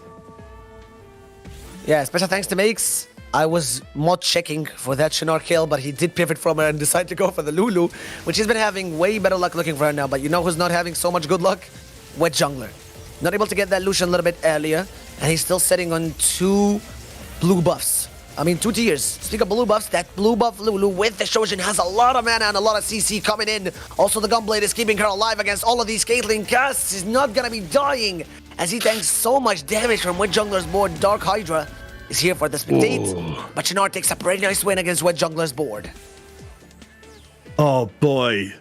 We're emerging into one of the timelines I don't think anybody could have predicted. We talked about, if Dark Hydra loses this game, it resets the tournament. If Wet Jungler and Skippass, particularly the bottom 2 from the first game, lose again, that creates a scenario where their comeback is very, very hard to countenance. Wet Jungler, I mean, he took the road less traveled in this game. He chose a very, very unusual board. I think it's only really now starting to show its full potential, and it may not get a chance to really take flight. Yeah, he spent a lot of money, by the way, trying to get that Caitlyn, and he is able to get her. Also, a very good highlight we got from Rita is that he sold the Blitz too. So he did sacrifice so much frontline coming in.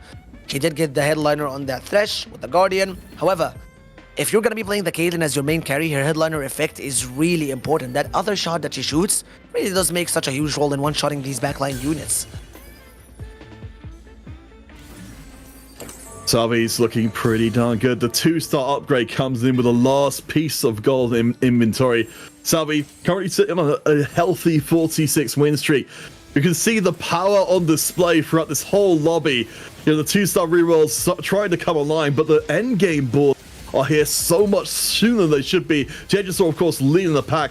That pentakill emblem in place. The Mordekaiser 3. This board is off the charts good. Yeah, just to say, in case anyone was not there in that last game, just as Peter mentioned, the same exact board Salvyy's playing for the game that he got second with. With Jungler, not able to get another win in this round, I'm afraid. And that is either delayed damage, or he could be dying of some cinematic, because his HP bar has been stable on 14 for quite a while. So he went out 7th in the last game, and now he could be going 8th. He did win that round, which just out updating, And Volta surprisingly lost. Who was Volta against? Oh, we can see on the left-hand side, Chinar. Thanks to our production for all of these fantastic tools to tell us all the different things we need to read. There's a lot of information in a TFT game, to be fair, to keep track of a long time. But the one thing that's front and center in my mind, Morgan, a Wet Jungler, Dark Hydra, Volta, they're all on around 1 or 2 lives at best. And we could be seeing some shocking eliminations coming up. Yeah, I'm a little bit sad about the Hydra situation, man. That's a lot of money spent for the Seraphine and still not able to get her just on time.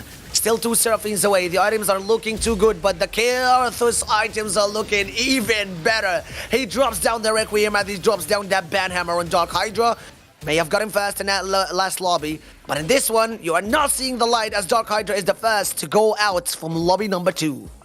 He's not the first. Volta goes out in the same round in 8th place, which means Dark Hydra doesn't fully reset his day, but he gets about as close as he could do. Again, that's amazing news for everybody else, particularly Salvyyy in 2nd place, who can potentially leapfrog the 1st place Dark Hydra and move into pole position. Yeah, at least he does get saved this time. I don't know what happened to Volta, but that board, we must have jinxed it. That was a very early Riven that he got there after he sold... well, not so early because he did get an edge roll Riven and have to sell her. But I think that this was the break point. He spent a lot of money trying to get the 8-bit, not enough to be able to get that damage buffs coming in for insert coin. And now, it is Shinar's Lulu against that lovely, lovely board with Caitlyn that has finally been able to delight with Wet Jungler. It could be the last round for him, Peter. I love that Wet Jungler decided to bring us out something a little bit different here. But you can see the Caitlyn is the one who's being relied on as the primary carry. But it's just not quite come together. I think this was a board that could have been a back-breaking board for the lobby, given enough time. But Wet Jungler has run out of time. He will leave in 6th place to go with his 7th place from before. Not the start we were expecting for him. Yeah, honestly, not the best items that were doing this Caitlyn. We did speak yesterday, I think it was covered heavily by you and Wida in day number 1, that Rabadons is kind of good on Caitlyn because her scaling is not that bad. Also, the bonus % damage that she does get from the Rabadons is nice, but there was no sustain against the board that had so much damage coming in from the Lulu and all that CC, doing absolutely nothing to keep her alive. Looking at that carousel now, anything catches your eye, Pete? Honestly, I was looking across the compositions we got online there at the bottom of the screen just to try and check if anyone was going to be able to take the big leap out of that carousel. I do want to highlight Shinar, currently at the top with the Lulu reroll, has I think already had some very good items in place from the very beginning, and it's now found even more to bring the Ahri online as well. Scapeus is the one I think who's a little caught in no man's land here. He wants to break through to the top 4, but Fresh and Jedusor, they both got a lot of HP immediately above him. Yeah, judging by the state now, the Scapeus board is in. It is not going to be an easy fight against a fully 3-star itemized Senna with a Giant Slayer that is able to be taking down this Nico just on time. The Karthus gets the first cast, luckily not even on the Senna. She was able to tank in so much damage. Crown God and Summoner's Balls have been keeping her alive on so much. But now if the Karthus gets one more cast, she's going to get absolutely obliterated as he's able to completely counter the Senna composition because he gets a free backline access as she doesn't. As Scapeus gets a massive win against SoFresh's board. I mean, that is a door further open against Scapeus. Came in to the first game dead last, so he's definitely managed to move up. But the question, it still does become whether he's playing for top 4s or playing for top 1s. Certainly as a more strategic player, I would expect to see more of a top 4 focus. But this lobby is so volatile, I think it's going to be very hard to predict how these last few fights are going to play out. Yeah, judging by the current board states, it would be quite impossible to tell because a lot of these were just ghost fights. A lot of these were before people were actually able to get to the pivot and the strongest points. But now, it is either I am SoFresh who's staying in this lobby, or Salvyy's just taking another loss and we're going into stage 6 with top 4 players. And Salvyy's board is looking really good. We've got the edge roll fully itemized, we've got the Zed itemized as well. You can see the Zed's even cutting through tanks like nobody's business, and the board is not clumped up until this point in the way that the center board would like. So yeah, for Fresh, that's a big L, and I think that sends him out entirely, which means our top 4, I think, are going to be secured as Scapeus, I think, just about survives that last round. Yeah, Jedusor also takes another loss, but he does have enough HP to be able to tank it. Never mind, Scapeus actually does win this one, and it's Scapeus who tanks. But now, what possible upgrade could he look for in this board? A Yorick? He already does have a 2-star Viego, so he's not able to get to level 9 as well. There's not much he can do from this PvE round, Peter. It is not going to be a huge upgrade to Scapeus' board regardless. Yeah, I think for the rest of the day, the path for Scapeus through the tournament is the slow and steady takings of top 4s, top 3s in games, and trying to get across that line by the end of the day. We'll see if he does find any games we can maybe sneak out a higher finish, but in this lobby, Shanar's on the 6-round win streak, Salvyy's on a 5-round win streak. They've got a ton of gold, they've got a ton of HP. The only potential grab you can make here is the Jedusor spot currently in 3rd. Yeah, I think he's maybe cooking a Viego 3 here, but still very far away from the cause. Not even a single frontline item here that he could go for. But judging by the current state of his board, he doesn't have any anti-healing except for the Morellos on the Yorick, which he does get to apply on so many of the units. So essentially, what could be the best item here? He also has a Death Spat that he's not been able to get a single chain vest to apply with, so it's 6 Pentakill. Very unlucky for Scapeus. And for Salvyy's board, which is currently fully stacked, Pete. I don't think there's going to be time for this board for Scapeus to really come online. We've got the target dummy from the escort quest, of course, buying a little bit more time because the Carthus will target that ahead. We do have a decent breakthrough to the backside. The cast is almost enough to take out the Ezreal, and maybe, I'll eat my words here, it's going to be down to the wire, and the Ezreal actually drops to the auto attacks. Now Zach's dancing around. One more big ult, I think, should just come out. No! Oh my god, Scapeus. Oh, that's just quite unlucky. I think that everyone that has played Zach in these past few days has been able to get bouncing wins one after one. And, the Death Spat is just so unlucky. That is a 7 Pentakill diff, I assure you. It really reminds me of what we've seen before from Blitzcranks in a similar situation as well. Those tanks in the end of round, particularly against these ramping multi-target carries, do very well indeed. We're down to our top 3. Salvyyy is still on the win streak. Remember, Salvyyy and Shanar had 2nd and 3rd place finishes in our first game. For them to finish in the top 3 of this game as well is fantastic for them. Jedusor finished out in 5th place in our first game. So we're actually starting to see our points getting really concentrated towards the top of the table. And it's all about who can get the most points out of this game. Here comes another Carthus board, this time amped up with a very strong front line with 4 Sentinels. That is 70 MR and AR on his frontline units, and 35 to all of his team. A lot of damage coming in from the Carthus again, just one more cast and he's able to take through Salvyy's board. And the only difference maker between these two boards, it is 5 Pentakill as well, but that front line is way too strong. Also the backline access he had with the Akali ensures that Jedusor's board is going to be having so much success against Salvyyy, and this is something that Scapeus' board lacks. Backline access in time to kill the Ezreal. Yeah, I mean, it's so much of any of the 80 flex boards power is into the Zed and the Ezreal. You can take them down, you're in a really good spot. This is honestly a great situation to be in as well. Jedusor, the player on the lowest HP, they're being the ones who's getting the wins in. It forces Salvyyy and Shanar to spend their gold to try and push their board power, knowing that they can't just coast into an easy top 2. Is it going to be an easy top 2 as well, considering the items on the Ari from Shanar? And the current board state and the amount of money he has in the bank, he is ready to take an L and then go into the carousel and upgrade his board another one. He does have that Lulu also fully itemized with Gunblade. I don't think that this Akali is going to be able to delete him on time. He has a lot of anti-healing coming from the Morellos on this Sigs. The Akali does put her focus on that little Lulu, but she's able to heal through with the Gunblade, not taking any damage, absolutely countering the one mechanic of the Executioner Carthus to take away the backline units in time.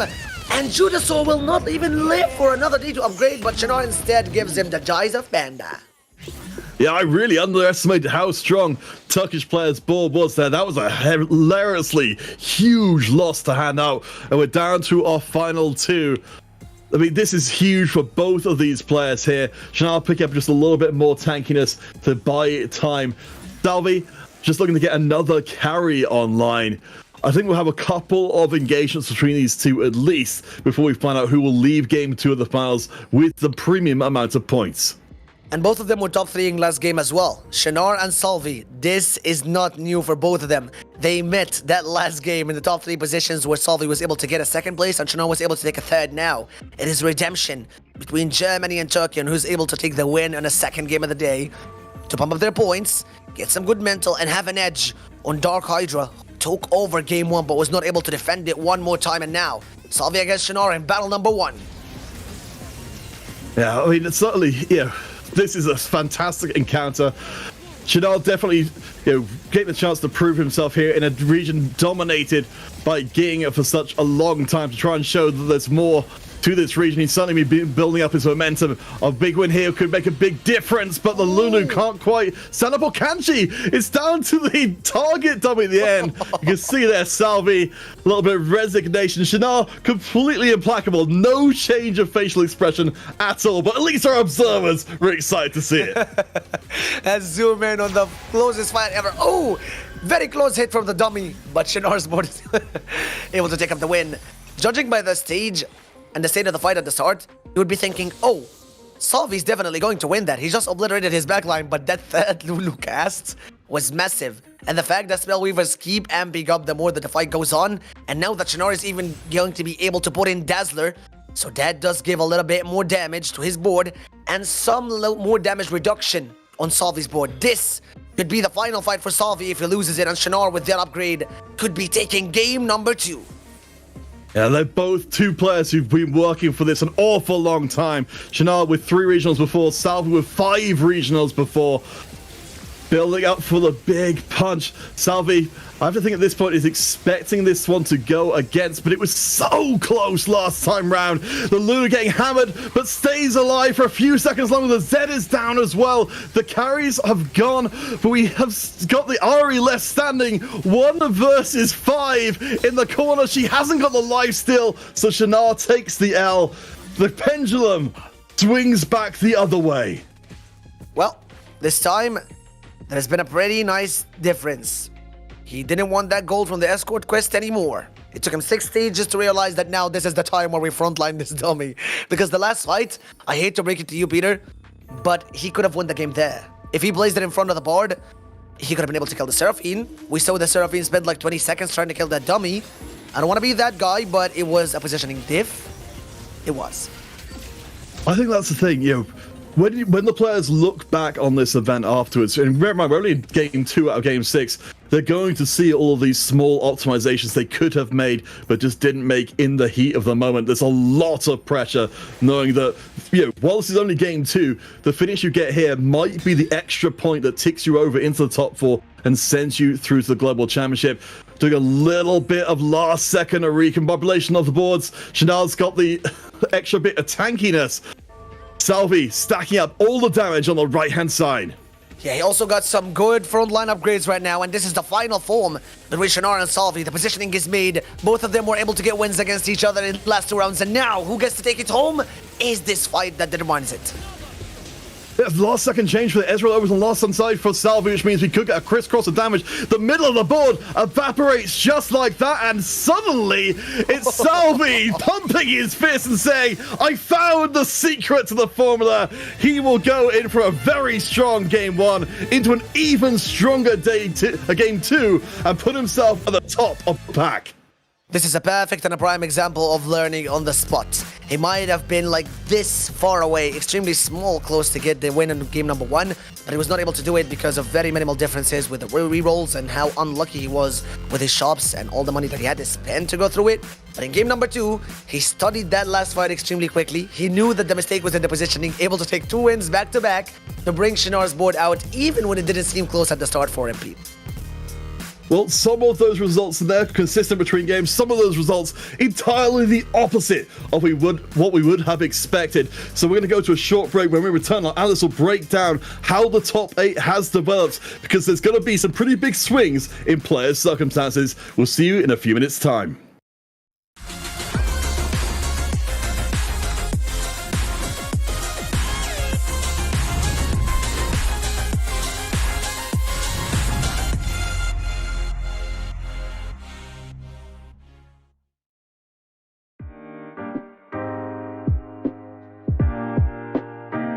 I'm Alanzq. The name origins is just my second name. In the past, I had to just change my name because it was kind of weird, and I changed it into Alan, which is my second name normally.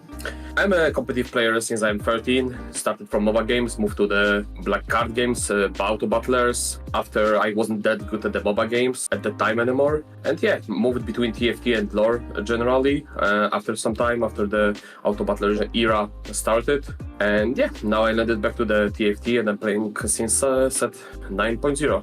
Oh, I love them. I was at Vegas, I'm going for Cactus. Like, I absolutely love the opportunity to meet the players, like connect the faces with the nicks from the ladder and hang out with them and play against them live. Again, it's a great opportunity to also grow the game, and like you can see the audience is really enjoying those live events and watching them. So I think it's a great thing to do, those LANs.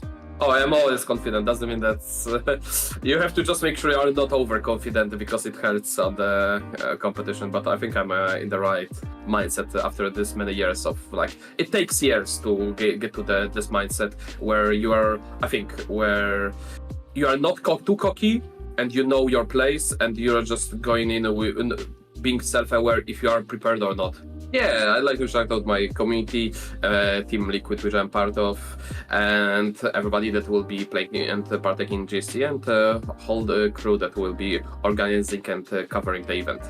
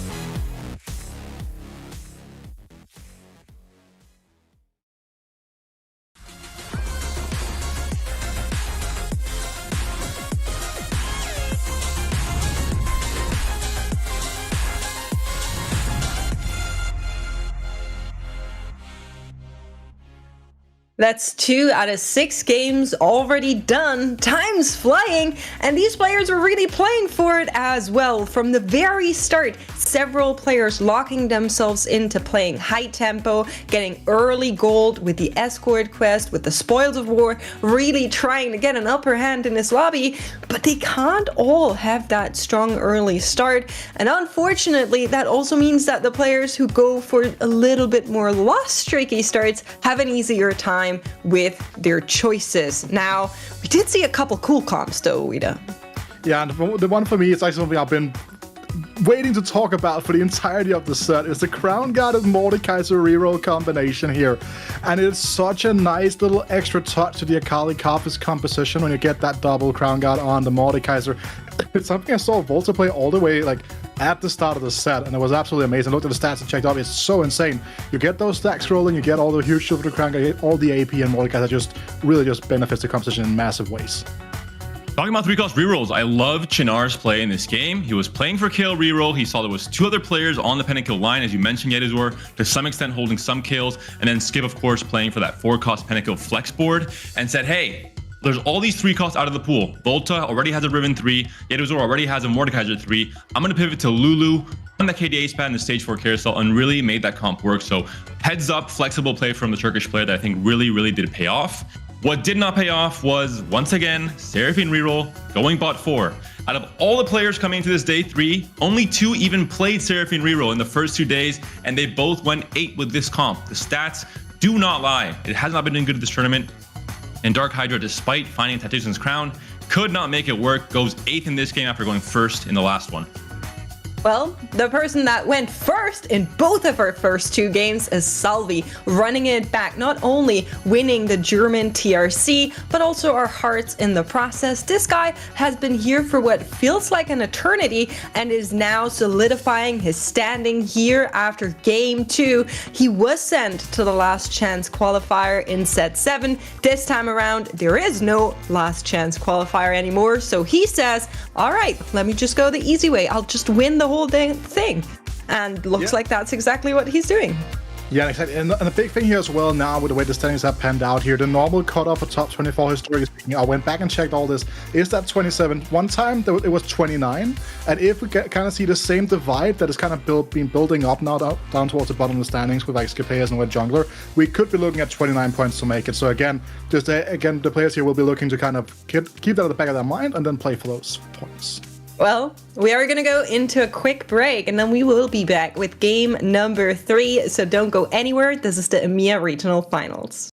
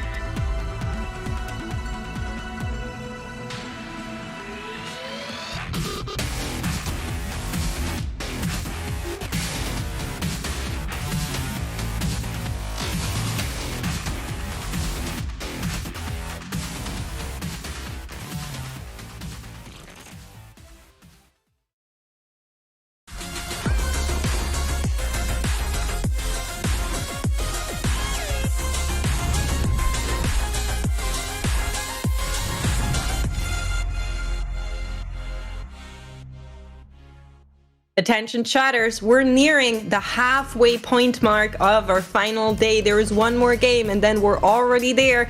My fellow co-casters Counterfeit and Wida are ready. My name is Makes. And of course, our lobby is not going to change. We have the same 8 legends still here with us, and I'm so excited to see what they have in store for us for the next game, Peter. Yeah, I mean, I think it's still the biggest shocker coming out of that previous round is Dark Hydra going from first place in the first game to last in the second game. We're already starting to see, as we can see the points on the screen here, we're starting to build the separation between our players who've had those first couple of good first games and the players who have not had such good games at all. Yeah, absolutely right. And that's one of the biggest things I was also talking about on the desk briefly before we got to the break, right? For someone for the likes of Salvyyy and for the likes of Shinar now, they can play a little bit more defensively than they normally would be able to if they were at someone like, let's say, Wet Jungler. Because Wet Jungler now is stuck in a situation where he has to start taking risks that you might conceive to be kind of unnecessary, right? But he has to take them because he needs to kind of climb back in the standings.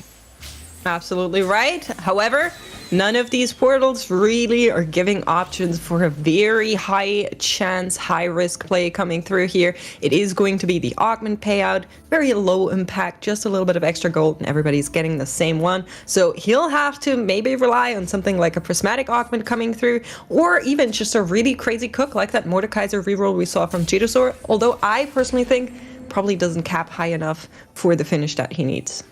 That's the thing that I keep in mind here is the fact that what you're looking at here is that some econ augments, right, can go up in value in something like the augment payout, because if you get like a Rich Get Richer or a hedge fund, something like that, you get the additional goals to kind of put yourself closer to that extra econ breakpoint.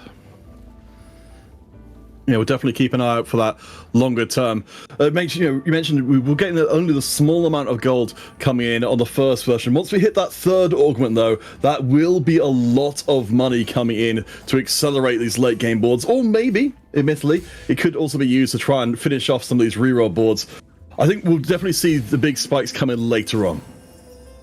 Yeah, I agree. I just don't think it's high variance enough for something like really out of the pocket, as we have seen with Wandering Trainer or Prismatic Symphony games. I love how the level up actually just went from the bottom to the top player there on the right-hand side. That was very visually pleasing to me, just getting it out there. Love that overlay. Checking in with Chinar, currently hasn't picked up any headliner just yet, is still thinking about where to go. From our broadcast stat perspective, the Yasuo is maybe not the thing you should go for. I think that's putting it very mildly, right? I mean, that's the better version. Okay. So Chanel, now we're talking. Ran the Lulu reroll in the previous game. We know what hologram will do for Lulu reroll. Yeah, it definitely is one of those things where you get those 2 3-star Lulus with the hyper pop just cranking each other up to they become these absolute huge menaces here, right? And that's why this is taking such a long time, because you also got to kind of look around the lobby, figure out what's going on here. You have someone like Wet Jungler now on that march of progress. Do you want to match with Shinar? He has absolutely incredible options here.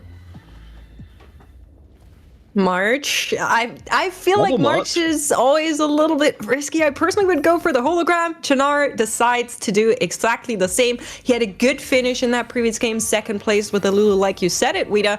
Running it back is an option here, but we have also seen stuff like a Senna hologram, and now we're getting a view of what everybody else is on. I'm personally looking for Wet Jungler, who has chosen to go for the March. Yeah, and Fresh going for the March as well, which we saw what happened in the previous lobby when too many players try and follow the same kind of line of play. We're fascinated to see what it ends up being. Certainly March means that we've got the potential to move up to level 6, level 7 and get those rerolls running just a little bit sooner than they might have otherwise. Yeah, and this is about like compositions like Lulu, like Seraphine, even as well. It's just like the kill reroll line. Like you want to roll on level 7 on these compositions to get access to your very powerful free costs, and not having to spend that extra gold just translating to so many extra rolls here could be an absolutely massive bonus of those comps. But someone else taking a completely different approach here is going to be Salvyyy with the Living Forge, playing for tempo with the Collector. Collector, definitely nice for that early tempo, and we know that Salvyyy is very much capable of playing that. I personally got really excited by a different augment, and that is the one that we are seeing on Dark Hydra. Going long is not an augment we see a whole lot of, because of how awkwardly it can play. It means you don't get any interest anymore, and instead you just gain a little bit of gold and you gain XP at the start of the round. So very, very curious on how Dark Hydra is going to maneuver that one. Well, we're in a kind of similar situation of March of Progress there, where you're just kind of getting propelled up levels without having to spend. I think, if we are looking for some big late game boards, rather, I think going along is a really great way to push forward and find those really over the top boards without having to spend the money on the XP. Yeah, and it is so much extra XP that you do get, right? So it really does allow you to kind of push into some absolutely insane positions here. We saw Wet Jungler go with the Punk opener before, like we've seen him prioritize this Vi already, right? It's a strong early game unit that's super disposable. And again, he's going to be playing a traditional board with this March of Progress, so this makes perfect sense here.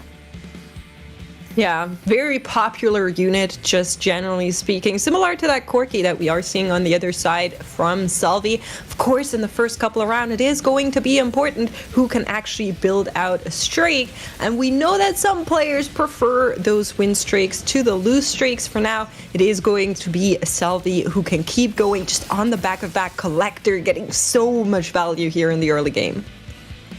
I think further to what we were saying earlier on, I think it's the players who are on the lower points totals which are really going to be the ones who have to take the riskier path. Because, of course, lost streaking, you lose the HP, you put yourself in a position to potentially get eliminated. If you're win streaking, you've got so much more room to maneuver longer term.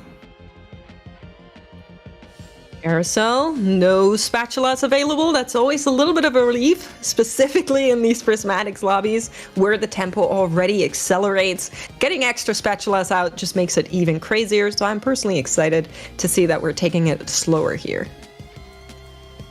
I'm a little bit scared. I like when I saw the dummy from Jedusor, I was like, all right, we just play Riven. Then I realized it's items time. It's like, okay, we cannot play Riven. But like getting a Seek's Herald as well as a Banshee's Veil for a Riven reroll competition would have been an absolute godsend. It saves you that QSS. It gives you even more attack speed for your Riven and just puts her over the edge. But that's not going to be the case this time around here. Dark Hydra, as you're talking about, look at how much XP, like look how close he is to level 6. If he was on a win streak here, he could push 6 without really doing anything like to hurt him, right? But again, because you talked about the fact that he gets with the augment here, right?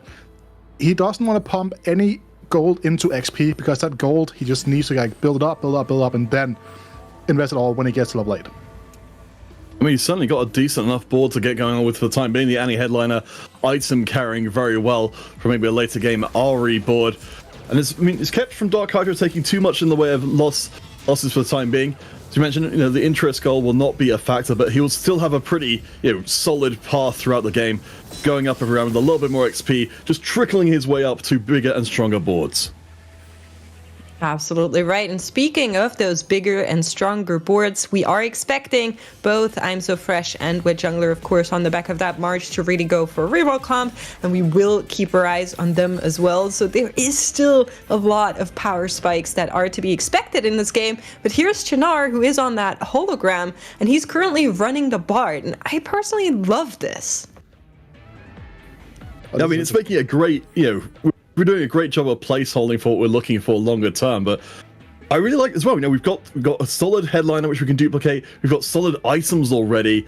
I really like what Chanel's got going on here, along with the only substantial loss streak as well. So the thing is that there are there is this Bard Kaiser line that I don't think we've seen so much of this weekend, but it is a super potent reroll line when it actually does hit. So this could be like a different out that he ends up playing for. I'm really excited to see whether or not that's going to be the case here. But again, he is on that hostile, has to build up. We'll get the first cash out now, so we'll be on those breakpoints no matter what. He's just going to print money. Double the Bard, double the money, extra hard steal. It's just so cool to see how this is going to come together for Chinar personally. Yeah, absolutely. As you said, having the heart still in place as well for Chinar while keeping that loss streak going is fantastic.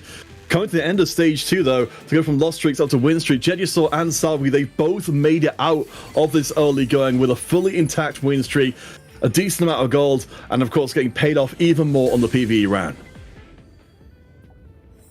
Finds the set here from the cash out. So right now we are in a spot we can kind of continue with the hustle if we want to, but it does not seem like it's something he's interested in at this very moment, right? The thing is that when you play hostile this early on, you sacrifice so much HP, it's already down to 6 or 7. Yeah, that's the risk. I think particularly in something like a prismatic lobby, going for those loss streaks, you just know you're going to get hit for even more. Everybody is going to be stronger, more units on board, stuff like that. And that can be too risky. So I'm personally not too mad that he's opting to maybe switch out the Heartsteel and try to actually go for something a little bit more solid where he doesn't bleed as much. I'm looking though, we got the set on the bench, another set in the shop. That's going to be a little bit tempting to be greedy and go for the Heartsteel if you can hit it early on. Wet Jungler though, I mean, he's the player with so many eyes on him in this lobby. I think we're talking about a little bit earlier on that he needs to play super high variance from now on, which could end up with, Wet Jungler ultimately ending out the tournament very low in this top 8 if these big games don't come through for him. I really dislike Wet Jungler going for the Seraphine. I don't know how you're feeling, but the stats do not support this comp from everything we've seen. It's been doing so badly, and I just hope that this is a temporary fill-in on the Seraphine and we're not actually going all the way.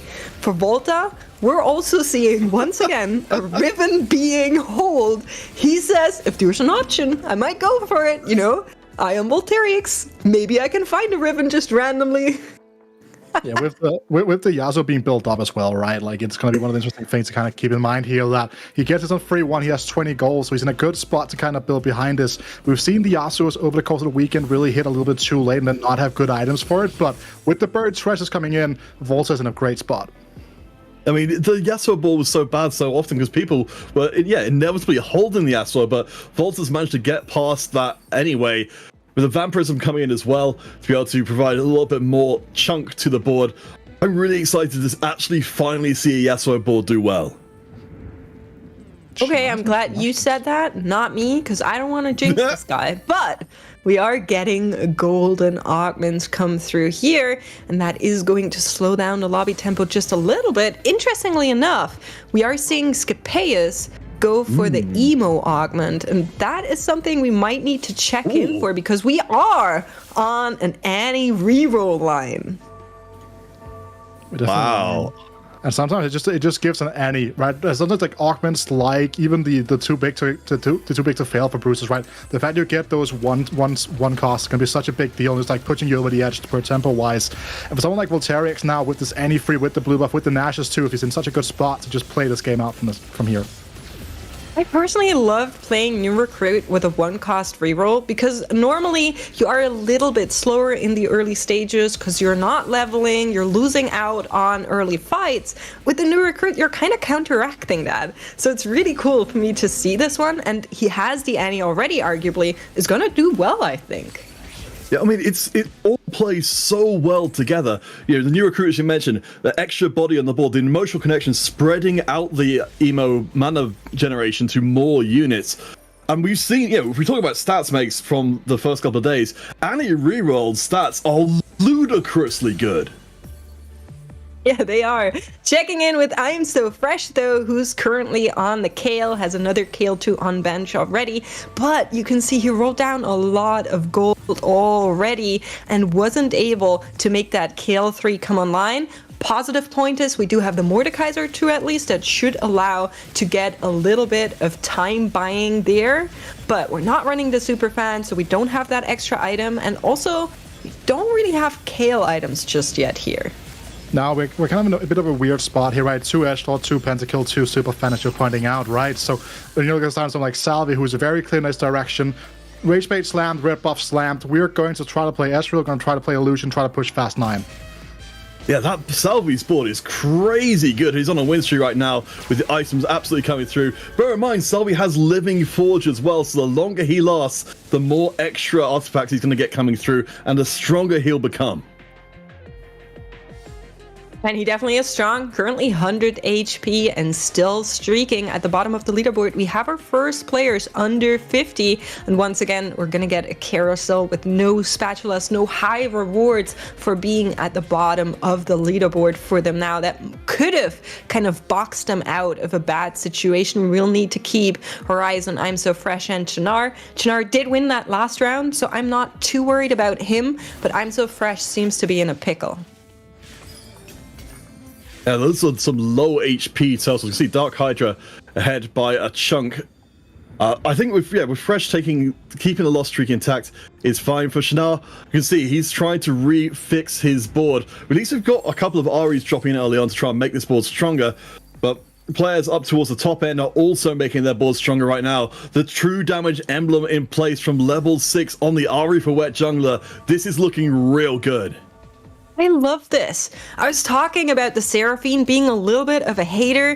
Him saying, nah, I was just playing that for tempo. I'm going for the Senna instead. We have the extra Senna on bench, as well as the true damage emblem on Ahri, like you pointed out. This is really cool and has a lot of potential when it's not currently going up against a very annoying Yasuo. Yeah, and you can kind of see like the frustration on Wet Jungler's face here, right? He knows that this comes down to his positioning, but his positioning is tied to that KDA pattern, right? So cannot really do a whole lot about this, and Salvyyy just keeps on taking names. Yeah, well, he's melting faces here. This is a 9-round win streak. Bear in mind, Salvyyy is our current tournament leader on 15 points. You know, we discussed on the desk before, all he needs are good finishes. And what he's got on board right now seems to be oriented towards a great finish.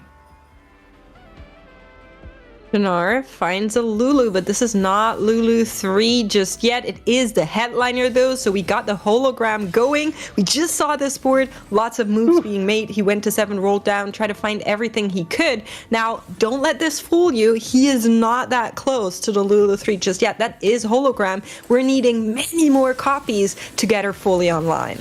Yeah, I was kind of surprised. Well, I wanted to see what his item decisions here were going to be. Like, were you going to say, you know what, I have the Spear Shogun on the Lulu, that's going to be enough here. But no, he wants to get that blue buff onto the Lulu for even more active casting with the Giant Slayer on the Ahri here. And also worth noting, this is not the Hyperpop Lulu, so the top end is a little bit different. Have to play more of a traditional Spellweaver board. Still, though, I'm pretty impressed with what we got out of that one. As you know, this is not remotely the final form of the bottom. We haven't got the Ahri fully itemized yet either. It's still able to take down what had been a very terrifying-looking 3-star Yasuo that had been tearing a hole through most of the lobby. See, I want to love it, but similar to Dark Hydra, both Shinar and Dark Hydra are having the KDA patches that I personally hate playing around. They lock you in so much, you mentioned it earlier, and with something like a Yasuo or even a Riven, if anybody goes for that, you're going to be in such a tough position to try and out-position that because you're locked to that triangle form, the hoverboard, the pyramid, however you want to call it. It can be really, really weird.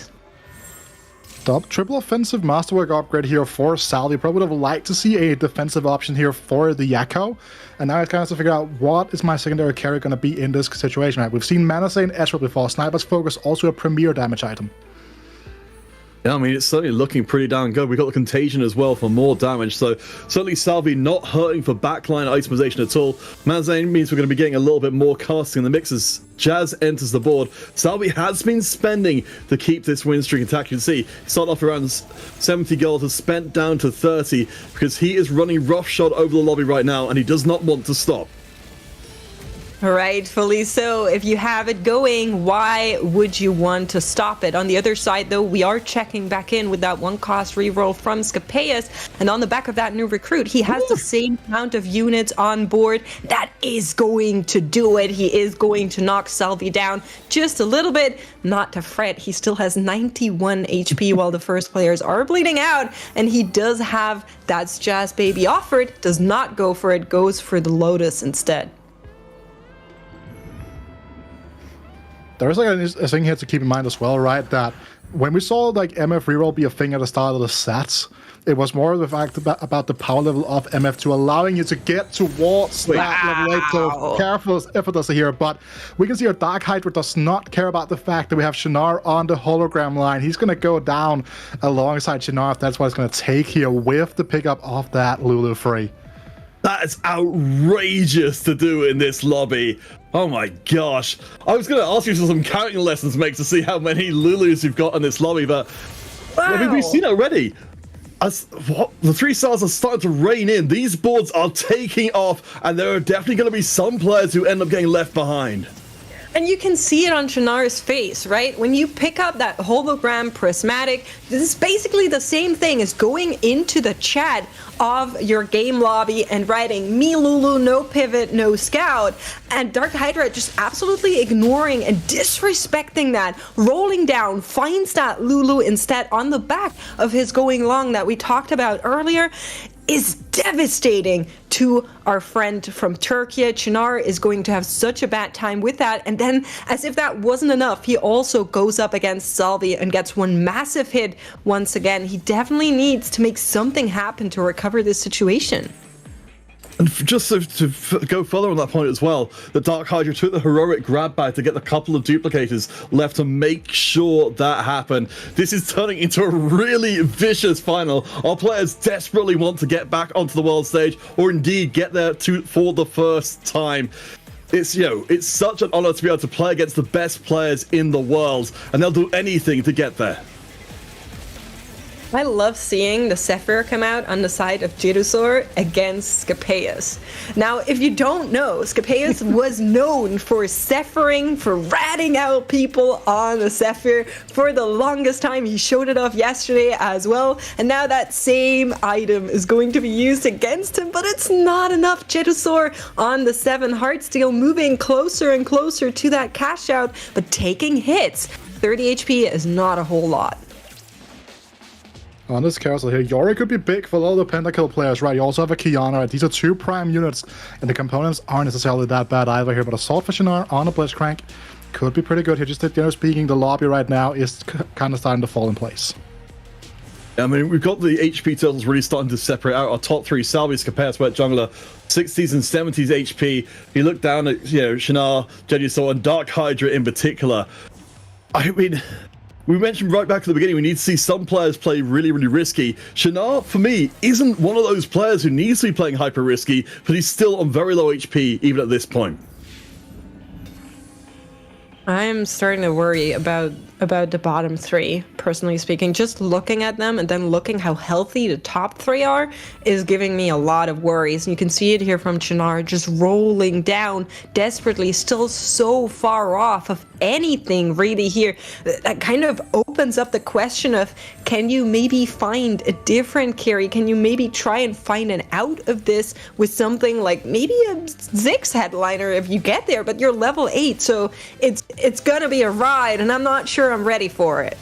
Yeah, and the big thing here, right, you can kind of look to the opposite side of the field here. So many people are kind of hogging onto the Nikos, hogging onto the Echoes here, really limiting Shinar's frontline options, because the Lulu themselves are doing a ton of work with that Ahri to support it. So it is not, by any stretch of the imagination, a weak board. It just has a frontline issue. Yeah, at this point, I think in round 3, Çınar has been having a very good first couple of games. Definitely, it's a danger point of being, exactly said, Mate, saying, why has Dark Hydra inflicted this upon me? But if you can even enter a couple more places. Too. That it's so mean from Dark Hydra, but sometimes you just gotta play it to your outs. Here's the cash out from Jedusor, just checking in, gets a duplicator, rolls down, does have the Ezreal already online, so the main carry is there, but the front line could be better. Ooh. Not bad, though. I mean, we don't have the Zed, who would be amazing, but we do have, surprisingly, at level 8, 2-star 5 costs. I guess they'll have to do. And that's without using the duplicator as well, Peter, right? Still gets a big shot in there as well with the Jhin here. The Jhin will not necessarily get like a lot of damage output right now. Doesn't have any items on him at this very moment, but such a huge upgrade here. But you can see the bottom dip on the opposite side of the field from Salvyyy. He ended up picking up that Ezreal we're talking about. Definitely some massive hits coming through here from Jedusor is going to be enough to deal with Salvyy's board, of course. All those legendaries doing him well. Worried about the rest of the outcome of this lobby, though. You can see Salvyyy sitting on that 180 catcher coming through right now. Did not get over that 200 breakpoint, but it's a bit of an extra injection. And we can see right now at the bottom of the screen here, Dark Hydra, yet again, struggling, might be on his way to another eighth. Makes, I really feel like you need to express that observation there, because... So in that last round, Çınar beat Dark Hydra. After Dark Hydra took his Lulu away, I feel like at least that's some kind of revenge settling in, some redemption. But of course that also means that Dark Hydra is now on his last life, technically 10 HP, stage 4-7, probably not going to be enough to survive depending on who you're running into, and Salvyyy going all the way for level 9 here. I mean, while Salvyyy builds up, we definitely, of course, if Dark Hydra goes out early on, that is the get out of jail free card that Shinar needed. But yeah, we've got so many players with great boards coming together that it may still not be enough time, because these boards are pretty much, where they want to be right now, let alone waiting for somebody else to die before you really hit. A lot of tough decisions here for Salvyyy, right? Didn't necessarily find the needed frontline upgrade, which could be the saving grace of Dark Hydra. Dark Hydra on the other side, we were just talking about this one. Doesn't have the RE2 yet, doesn't have the Ziggs 2 yet, but maybe, just maybe, that Lulu 3 is enough, but she is under attack. She is getting overrun. Dark Hydra, once again, gets knocked out here in this round. Not a great day. The previous days, he had an 8th place and then was able to turn it around. Today seems to be the opposite. Oh my gosh. Well, in day 2, he did get 2 8s in a row, so maybe we're just going to complete the trifecta, but I don't think anybody had it on their bingo card, seeing Dark Hydra going 8th in consecutive games here in the Grand Finals. He is our reigning regional champion. He's one of the frontrunners to win the entire thing, but everything's been thrown up in the air. Scapeus currently on a win streak at the top of the lobby, and the HP totals dropping precipitously. Can't even say it. Jedusor, 2 wins on the back of the legendary Galore, goes up against Volta. I think we should be checking in with Chinar here. He's on 11 HP and Jedusor is probably healthy enough to go up against the Yasuo. We're gonna hop on over and see how he does. Here's Chinar, here's the hologram, and we are seeing what I'm very, very excited to note. He did switch off the Lulu headliner. He went for a Poppy instead. More frontline to buy that Ahri some time, and absolutely saying goodbye to the Lulu. And it's exactly as you said, Wheater. With a little bit more out of the way, with Dark Hydra gone, we were able to find some upgrades to the front line, but Shinar has spent so much money just getting to this point. I have to wonder how much further he can push. And there's another showcasing of Shinar's understanding of the game, where we saw in the previous game, switching off the Kale, going into the Lulu, here understanding that the hologram line was only going to be temporary in terms of the backline access, and getting those 2 poppies in the front line with the Emo Moshe online is such a big thing to do. On the other side is Wet Jungler, 22 HP. He has enough, but Chinar needs to hang in there. Same for Jedu. He lost the previous round. Both of these players still trying to go strong, but the Poppy, she falls. Can the Ahri clutch it out? Can she find the Senna? She's getting distracted by a cannon here. Will make her way to that Senna eventually, and it is going to be enough for Chinar. 1v1 bruv, right at the end. We're coming down to the wire here for so many players. You point out Wet Jungler and Shinar are on the 10s, Fresh and Jedusor on single digits. Only Scapeus is keeping its head above the crowd right now, but the results of this game are going to be incredibly hard fought. Yeah, and also worth noting, right, Wet Jungler, he was in such a good spot, so stable, but the RE2 just never arrived, and that's the issue with something like March of Progress. You might hit earlier on in the game, but then you cannot capitalize on that. You cannot go level 8 and try to find your upgrades here. He's been sat at the mercy of the shops on those lower levels for a while now, trying to find that RE2, and it hasn't arrived.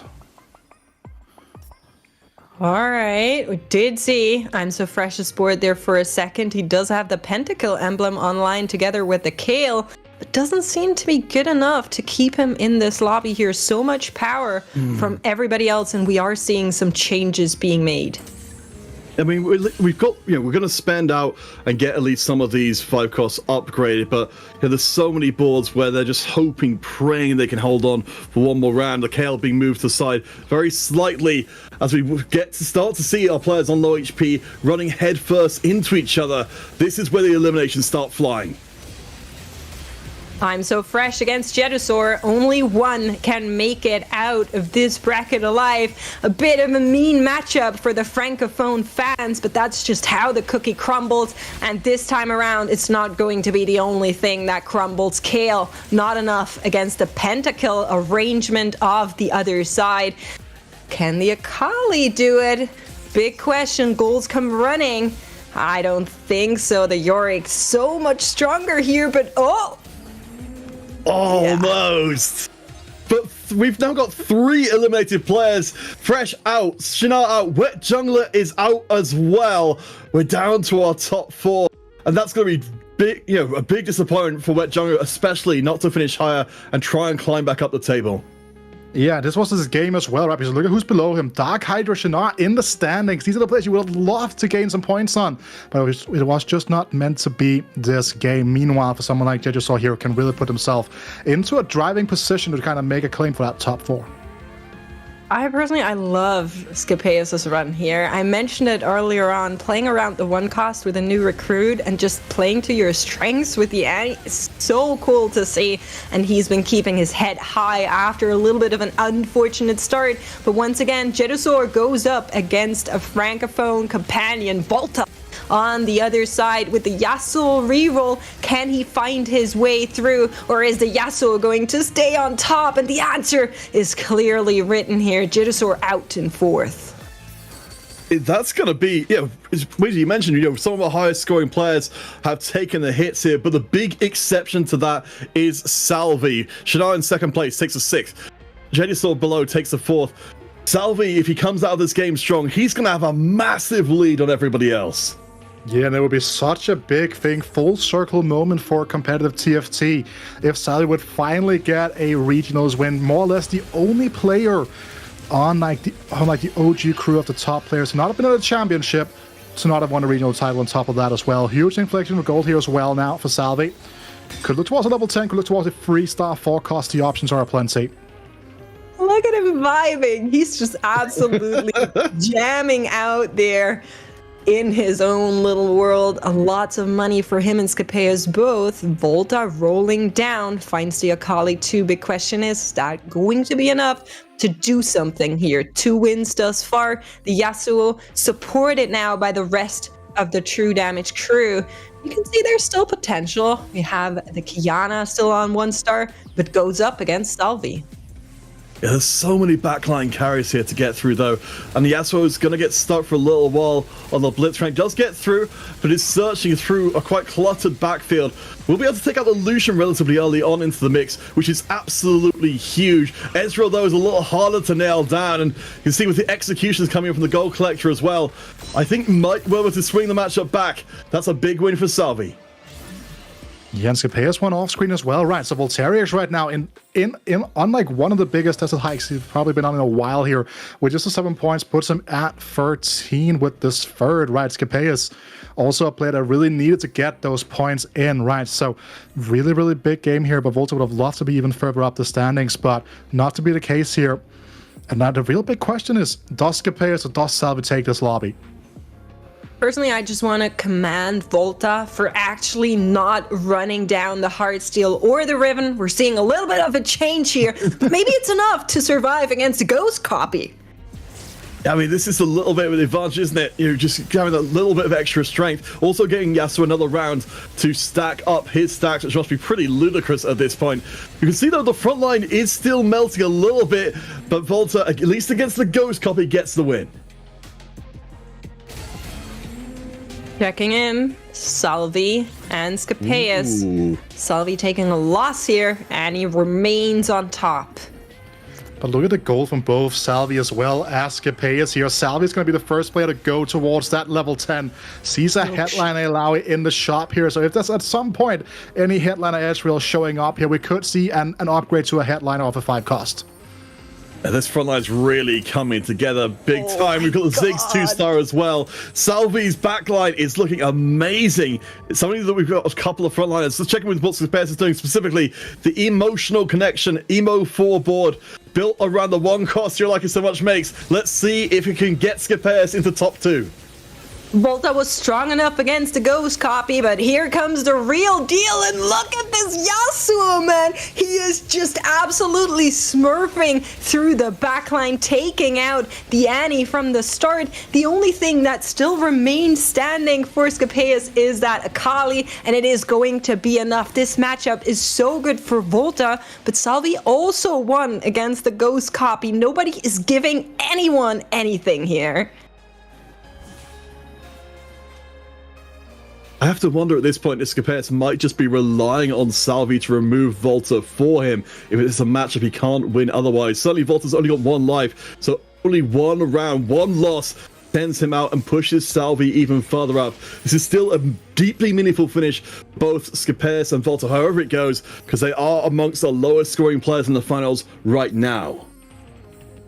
I would say whether or not we're going to be seeing a reforging coming through here from the likes of Salvyyy, right? Because you don't necessarily need to get that Ionic Spark, but the Godbreaker is just going to be that third 6 item. So I'm going to want to go for a different defensive item. It's not going to be the case here. It just goes for the Ionic Spark. A little bit extra damage on the front line here. A nice little touch.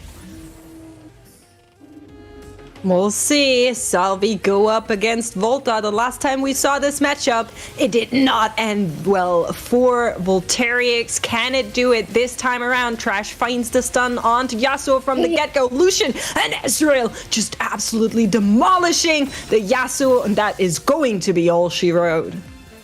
Scapeus got to be very pleased with that. Now at least has one less opponent and one more tournament point overall. But Salvyyy is posturing here. If he gets first place, he leaps ahead of the pack and positions himself as the regional champion in waiting. These boards are absolutely cracked. I don't know how much stronger they can get. And at some point, you kind of have to ask yourself, right? This is the third time Salvyyy is getting away with an Ezreal board. The last 2 games, it was also Ezreal coming out on top, getting that first place. Players need to try and contest him, or they're letting him run away with it. Let's see if he can do it right now. So, I mean, you see, Scapeus is still trying to, he mentioned the positioning was the key to his game, so you know he's going to be tweaking things between every round, but the front line is out of this world strong for Salvyyy. There's just too much there to kill. I think Scapeus cooked, but I don't think it's just comparable in terms of raw power. Yeah, the thing is that you have a Vex too. It's not going to be a good enough secondary carry at this point in time, right? Had this Akali had like best in slot items and not just a Thieves Glove, maybe we'll start making a case for something here. But this board from Salvyyy is just way too strong to really be touched at this point, even with the 11 units potential on Scapeus' board here. But you can see he has been selling off here, rebuilding some economy out of this Dragon stage for a big roll down on 7-1. Both players really, right? Both of them trying to make a little bit of econ, seeing what they can get from this anvil here. Last upgrades coming through on both sides, but the shop gods are not too kind to them. All Scapeus has really been able to do is be able to jam in a little bit of extra powers. Yeah, Salvyyy finds yet another upgraded 5 cost. I mean, he's at level 10. He's on a, while Scapeus may be there as well, he hasn't been there with the same amount of money. We do have a Lucian upgrade, but we don't have any items on him as of yet. I think this is surely going to be the end of the line. Both of these players over 20 HP as they go up against each other one more time. The Annie in the backline for Scapeus has been doing so much heavy lifting, but she is going to get knocked out in the same fashion as before, as Salvyyy takes the 3rd game of the day for himself. Wow. I mean, we've been praising Salvyyy in recent deaths and casts. Coming into today, do you think we're going to end up in a situation like this after game 3? I mean, I think that for sure. This is Salvyy's moment to shine. As been talking about so much before. This guy has had near miss onto near miss onto near miss. This time around, he's not going to let it slip. He's not going to let us slip, and neither are our analysts. They're going to go to a quick break, and then you'll hear all about this game from them before we venture into game number 4, so don't miss out and stay tuned.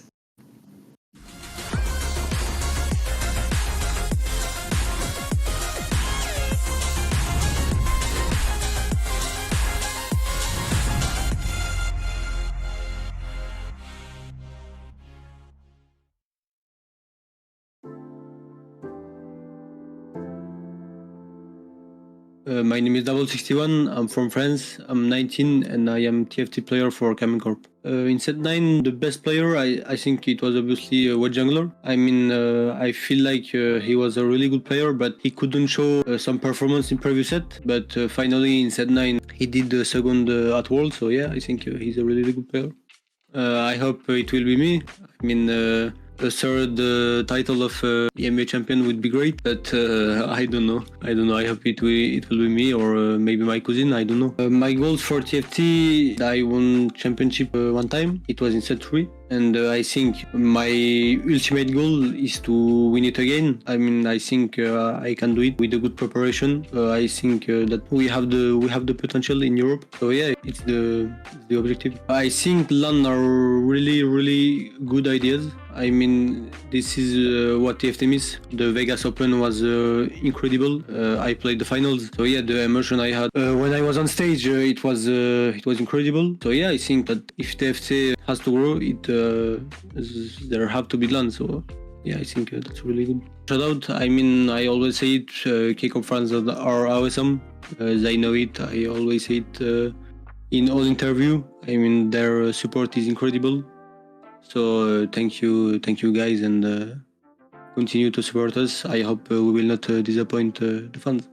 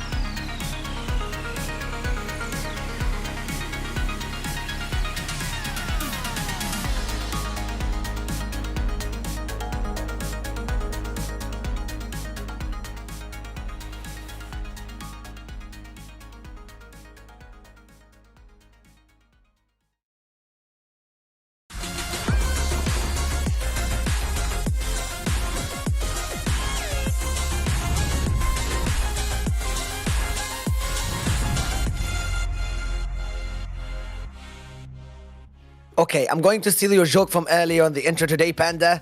Ich bin morgen. Germany has been wrecking it. And when I say Germany, I am a little bit keen on the fact, sorry, the Dark Hydra and Wood Jungler did not have the best performance in the last game, but there's someone that has been nerve-wracking us since the minute 1 of the finals day. Second, first. Salvyyy is the only person to take 2 wins in a row. Dominating with a hard skill line especially, but in contrast to that, in this lobby specifically, 2 1-cost rerolls did surprisingly good as well. Scippeus with the Annie reroll and Volta with the Yasuo reroll. And you might be thinking, you know, Panda, yesterday, day 1, these rerolls had terrible stats. Annie was like a 4.9, Yasuo was a 5.5. Players should not be playing it in this day 3. Unless they have the specific spots we saw from both of these players. A ton of natural copies. You don't have to spend all your gold at 3-1 to find these copies.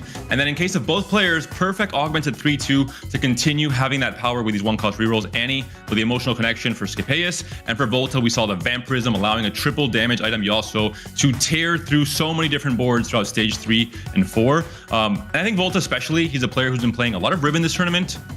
Knows how to position these melee carries to make sure they can access the backline. They can win those 1v1s with the Annie at the very start of a fight, for example. So he's transferring that skill set from the Riven reroll into the Yasuo reroll and really making it work with Qiyana farming items as well, the blue buff and the Shojin in stage 4. So just a really good setup from Volta. For Scippeus, I think we saw it. He knows how to get that big power spike with the Annie reroll, emotional connection, and then fast 9 and try and fit things like the Guardian frontline, things like the Ahri as well. Yeah, on the exact contradiction and on the exact contrary from what people are doing with rerolls and low-cost units, we saw Salvyyy do the exact opposite. He was happy with letting people holding hands together with these low-cost rerolls. Shinar and Dark Hydra pushing Lulus and Seraphines together. I don't care. Living Forge gave him the very important item. This is the Mana Zeni. It could be used in so many carries. It works really well on a unit like Ezreal, like Karthus, like all of these units. He also managed to get that collector, which is called the collector in League. And right here, wait, what was it called in TFT? Gold collector. Gold collector. You had is it the right, same Morgan. as- Okay, I got it right. Whoa, I'm not the nerd League of Legends player. I also know what it's called in TFT. And was able to lead these backline units before the Lulu and the low-cost rerolls like Seraphine could roll out. Anyways, we saw 3 games. We're only half of the way done, and we could get to see the standings now of how our players performing so far. Of course, you don't even have to guess it, but we just said the Salvyyy got first and second. And first in another lobby, so he's able to rack up a hell amount of 23 points, completely knocking out Hydra, who started the day kicking off really strong Panda, but was not able to keep it up.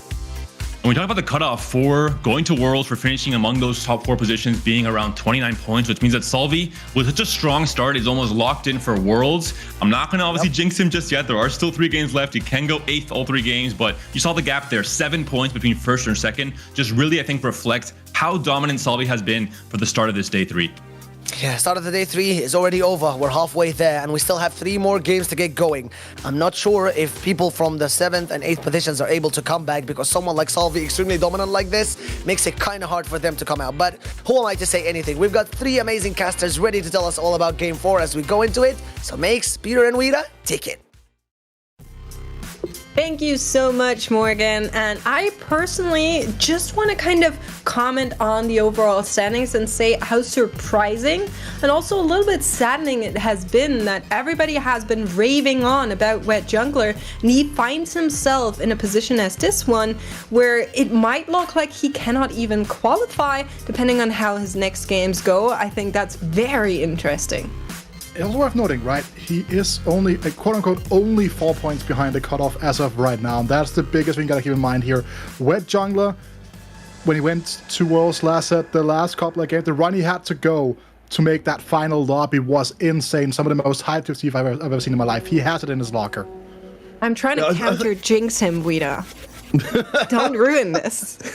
Well, I think it's worth bearing in mind that, while Salvyyy has a ludicrous amount of points, I think he kind of, sort of distorts where we are, which is still, our mid-table is still very competitive, and there are still those 3 extra spots as well at the World Championship. You may not be able to call yourself regional finals, regional champion, but you can at least get there and compete in just the same way as everyone else. We'll have ourselves a 3-cost coming in for this particular lobby, so hopefully we won't have anything too wild from the beginning. Gonna be champions for everyone, starting us off here with Chinar. We're gonna get an option for a Heartsteel start, depending on how his shop goes. That would be nice. I think he deserves something nice at this point, based on how that last game went. I admire how much he tried to shift focus and try to make him get days. I am sorry, Peter. But, no, don't be sorry. Be happy. Champion for Shinar. Probably what he needed after the previous game being a bit of a frustrating affair for him, right? He's still second in the overall standings, but think about how many more points he could have gotten last game if it wasn't for the whole situation.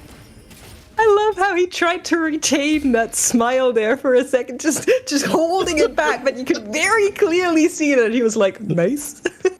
You have to earn these smiles with Chanel. It's like, like when like a kid farts and like tries to hide that it's them because I think it's the funniest thing in the world. It's like that kind of smile, he puts on there, I can't really hide that I'm excited about this. Oh boy. All right, well, I mean, it's, of course, with us being in with the extra champions coming in, rather than the 3-cost champion, the 3-1 cost, does mean our players will be able to hit those 2 stars early, and Salvyyy, apparently inspired by the mad scientist in the lobby himself, is going to be like, you know what, worked pretty well last game, why not for me as well? Oh my goodness, this is just what this portal does, right? If you get 3 extra 1 cost, it just can be really good for certain lines, and we've been raving about the Annie, the win rate, how good it has been overall. This is a strong start, but keep in mind he needs to actually convert it into an Annie 3, and that, if preferred, to be done naturally. You don't want to roll for it. It's also worth noting, we hear a lot of pings going on as well, right? So Shuma will get us there at some point, but he also has the punks on the board, like on the bench the other time, right? So he couldn't even put punk in, start rolling 1 gold cheaper on stage 2. I think I found out the reason for the pings is that Scapeus has got 6 Annies as well. So we're in the Annie... The Annie market is thriving today, and I have to assume only one of them is going to stick this line.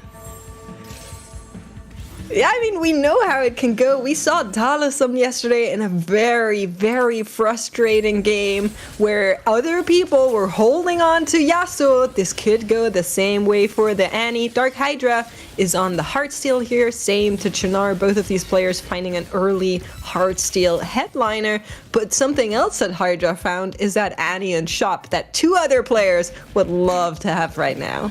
Yeah, that's a big thing as well here. I also want to highlight the way that Jedusor is kind of treating this Evelynn, because Evelynn is such a versatile unit. She's super disposable, can hold AP, AD, tank items, bruise items. She can hold pretty much everything in the entirety of the game, right? So Jedusor here trying to play for a massive tempo opener with that, and then transition into Ezreal set at some point.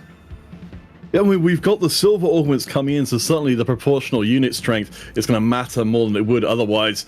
So, picking up the iron assets to make sure you've got the completed items from the very beginning of the game and the super fan as well. I mean, this is about as much power as you can pump into this Evelynn to get the early start going through. Yeah, I mean, if Niberia was here, he would be asking if this is an Evelynn reroll and trying to bank on it. I can tell you that that's not where we're going for this one, but just commenting on the overall state, we were talking about what does this lobby have to do to stop someone like Salvyyy from running away with it all, and the answer is exactly what's happening right now. Multiple players on that line contesting him. However, he's already found the out. He has the Annie, so it might all work out in his favor once again. So another thing here is, we just saw Wetdanger's position, right? He's standard rage played yet again. We saw this in game number 2 with the escort quest. This time around, he's on Spoils of War, kind of the same concept as well. So kind of getting punched a little bit for that, trying to play that tempo line, trying to get that extra loot from the spoils, but a couple of items, and then all of a sudden, all is good in the world again. Okay, I think I can confirm from looking at the overall lobby, I believe the Annies did get sold in the end, so sadly we'll not see the great Annie race of 2024 as they push towards the 3-star, but Scapeus is very close to getting there already. As you said, the Spoils of War means if he gets the Annie 3 online quickly, he can start really farming up a Storm. Yeah, I have a question for you, Peter, right? Because you said the Annie race of 2024. If we put every single League of Legends champion into the Olympic 100-meter dash, who's winning? I am vetoing this conversation. We're not going to go there. We're going to actually look at Chinar, who just won a round after 2 losses, not necessarily what you were hoping for on that Heartsteel opener. We're going to look towards the carousel, which is a circle, not a race. Well, I think the big thing for Chinar is picking up the silver spoon, which of course, as we know, Weta, is one of the types of races, the egg and spoon race, which Chinar is winning right now. No, you don't have that in other countries. I'm not even giving you the gratification of a reply to that. I enjoyed it. That's the important thing. All right, carousel time over. Back to the boards we go, and for Scapeus, the storyline is going to stay the same. You just want to natural these Annies. For other players like Salvyyy who have backed out of that comp, we can see something that we've been particularly seeing from the NA players and their practices going up to regional finals, which is using these punk lines to actually find your reroll comms, because you get those cheaper rerolls, and that's just exactly where we're going to head. Yeah, now this is going to be super important here as well. Dark Hydra wants a relatively strong opponent and gets I'm So Fresh here, so should be an option to at least kill 1 or 2 units here. Potentially the Olaf obviously is a bit of an unfortunate first target for that specific purpose. I do want to take note of what Fresh has brought out here in terms of first augment, though. The keepers from the beginning, we certainly know that Disco is not the favor composition in this tournament. So for Fresh to pick up the augment that's most traditionally associated with it feels like a pretty bold play. Gonna see where he leads at that one as we are checking in with our Heartsteel players. Cash out for Hydra. Does Chinar dare to raise the stakes? Is that an option that we're going for Hydra? We know he kind of has to play for most risk, most reward. It's that far down in the overall standings that he really is forced to go for it, but Chinar is thinking about it. He doesn't want to make a mistake. Is that really where we're going? Just come on now. Did raise the stakes though, so we're gonna have a barbecue later, I guess. I you know, like I read someone say brace the stakes yesterday, and I thought that one was very good. Yours was also fine, Max, but like the bracing the stakes, I think is a pretty good one. You know, let them cook them while they're bracing the stakes. You know. It's great to be able to tilt your co-casters completely off the planet. But I suppose, oh gosh, I'm going to have to go try and drag us back onto the game. Dark Hydra, again, the player on 10 points at the moment. He's on the lower end of our kind of clump of players. I mentioned before, the cutoff is around 13 at the moment to break through, but Volta and Scapeus, they're both on 13, 1 in 4th, 1 in 5th, so it's still very closely contested. Yeah, but also Volta right now is on the Titan right? 106 HP, so his HP total right now is kind of a little bit fake, right? We gotta see where he's gonna be able to turn this around, and then we gotta figure out what the outcome is gonna be. For someone like Jedusor right now, this is an absolutely amazing spot for him to be in, because he's at full on tempo, he doesn't have to fully overextend, he needs to be somewhat relatively stable here. Could see him go for a different headline of 3-2 though. Checking in with Scapeus, this is where you're gonna roll if you're gonna roll at all 2 copies short from the Annie. Let's see if that is something that we're doing. Buys out the 1 cost without hurting his economy to try and up the chances. How far down is he willing to go to try and make that Annie dream happening? Of course, we don't know who is holding Annies, but if I was in this lobby, I definitely would. And I know some of these players would as well, as he is rolling down pretty steep here. Does not find a single Annie copy. I mean, the weird thing is, he's finding the 3 costs, which he's looking for later on, in spades up to 2-star. Yes, somehow doesn't find the Annies. I mean, it's still very, very close, but yeah, out of cash now. I think we'll just have to ride the lost streak maybe a little bit longer, unless Volta actually breaks that streak for him. I mean, it's worth noting, right, that the double upgrades here on the Nico and the Echo are absolutely critical for Scapeus' further run throughout this game, because what this composition really benefits and what it really does well is that you hit that Annie with like 30-25 gold left, and then you start pushing level at legendaries at the other spellweavers. But this time around, Scapeus is on the spellweaver, he's not on the emo, so his spot right now is much worse than last game. Rolls the other 2 options just to see if maybe there's something nicer hiding behind that other door. This is not going to be the case. The last stand picked up as a priority for Scapeus here, so everybody else is still thinking about it. Shinar, the raise the stakes is from the Silver Spoon. Trying to get a little bit more punch behind the ball, but we have got several players who are pushing down the more the lost streaking style, so I'm worried about whether or not Shinar can actually keep this raise the stakes to cash out. We will definitely see, right? We can see Volta now has found his direction, picked up an R2 alongside that into the pit here, right? So some sort of Musher reroll line showing up for the first time today. Really hard to see whether or not that's going to be something that Voltaire is able to navigate into the top 4. I'm looking forward to it. You know, I like a little bit of a mosh pit myself, but we'll see how it does in the overall. On the other side of the board is Wet Jungler. Now we're checking in with him. Vice World Champion of last set, trying to make his way back there, maybe reclaim that title, but had a pretty bad start of the day. Now on the kill line here, this one seems to be working out better for him. What do you call a group of cats fighting each other? I have no idea. Hit me. A meow's pit. My God. Wow, I'm genuinely appalled. This trend where people call Mosher for reasons that I cannot even get into. And I am denying that. We're not going to make Mosher happen, but I am in favor of making Meowsher happen, which is how Weta thought of this absolutely abhorrent joke. It's not getting better as we go along, really, is it? Oh boy. I think so.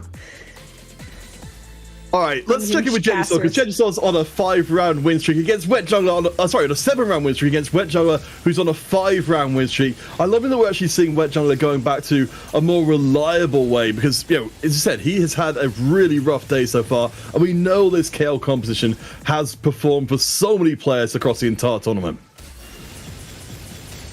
Absolutely has, but we'll also need to find that Kale eventually. For now, it's going to be great for him to have those wins on just a Kale 2. Spoils of War doing him well. Other side, we're seeing Scapeus and the Annies. They have multiplied. He's one copy off of that Annie 3. Was hoping that maybe there would be Annie in this carousel here, but the answer is no.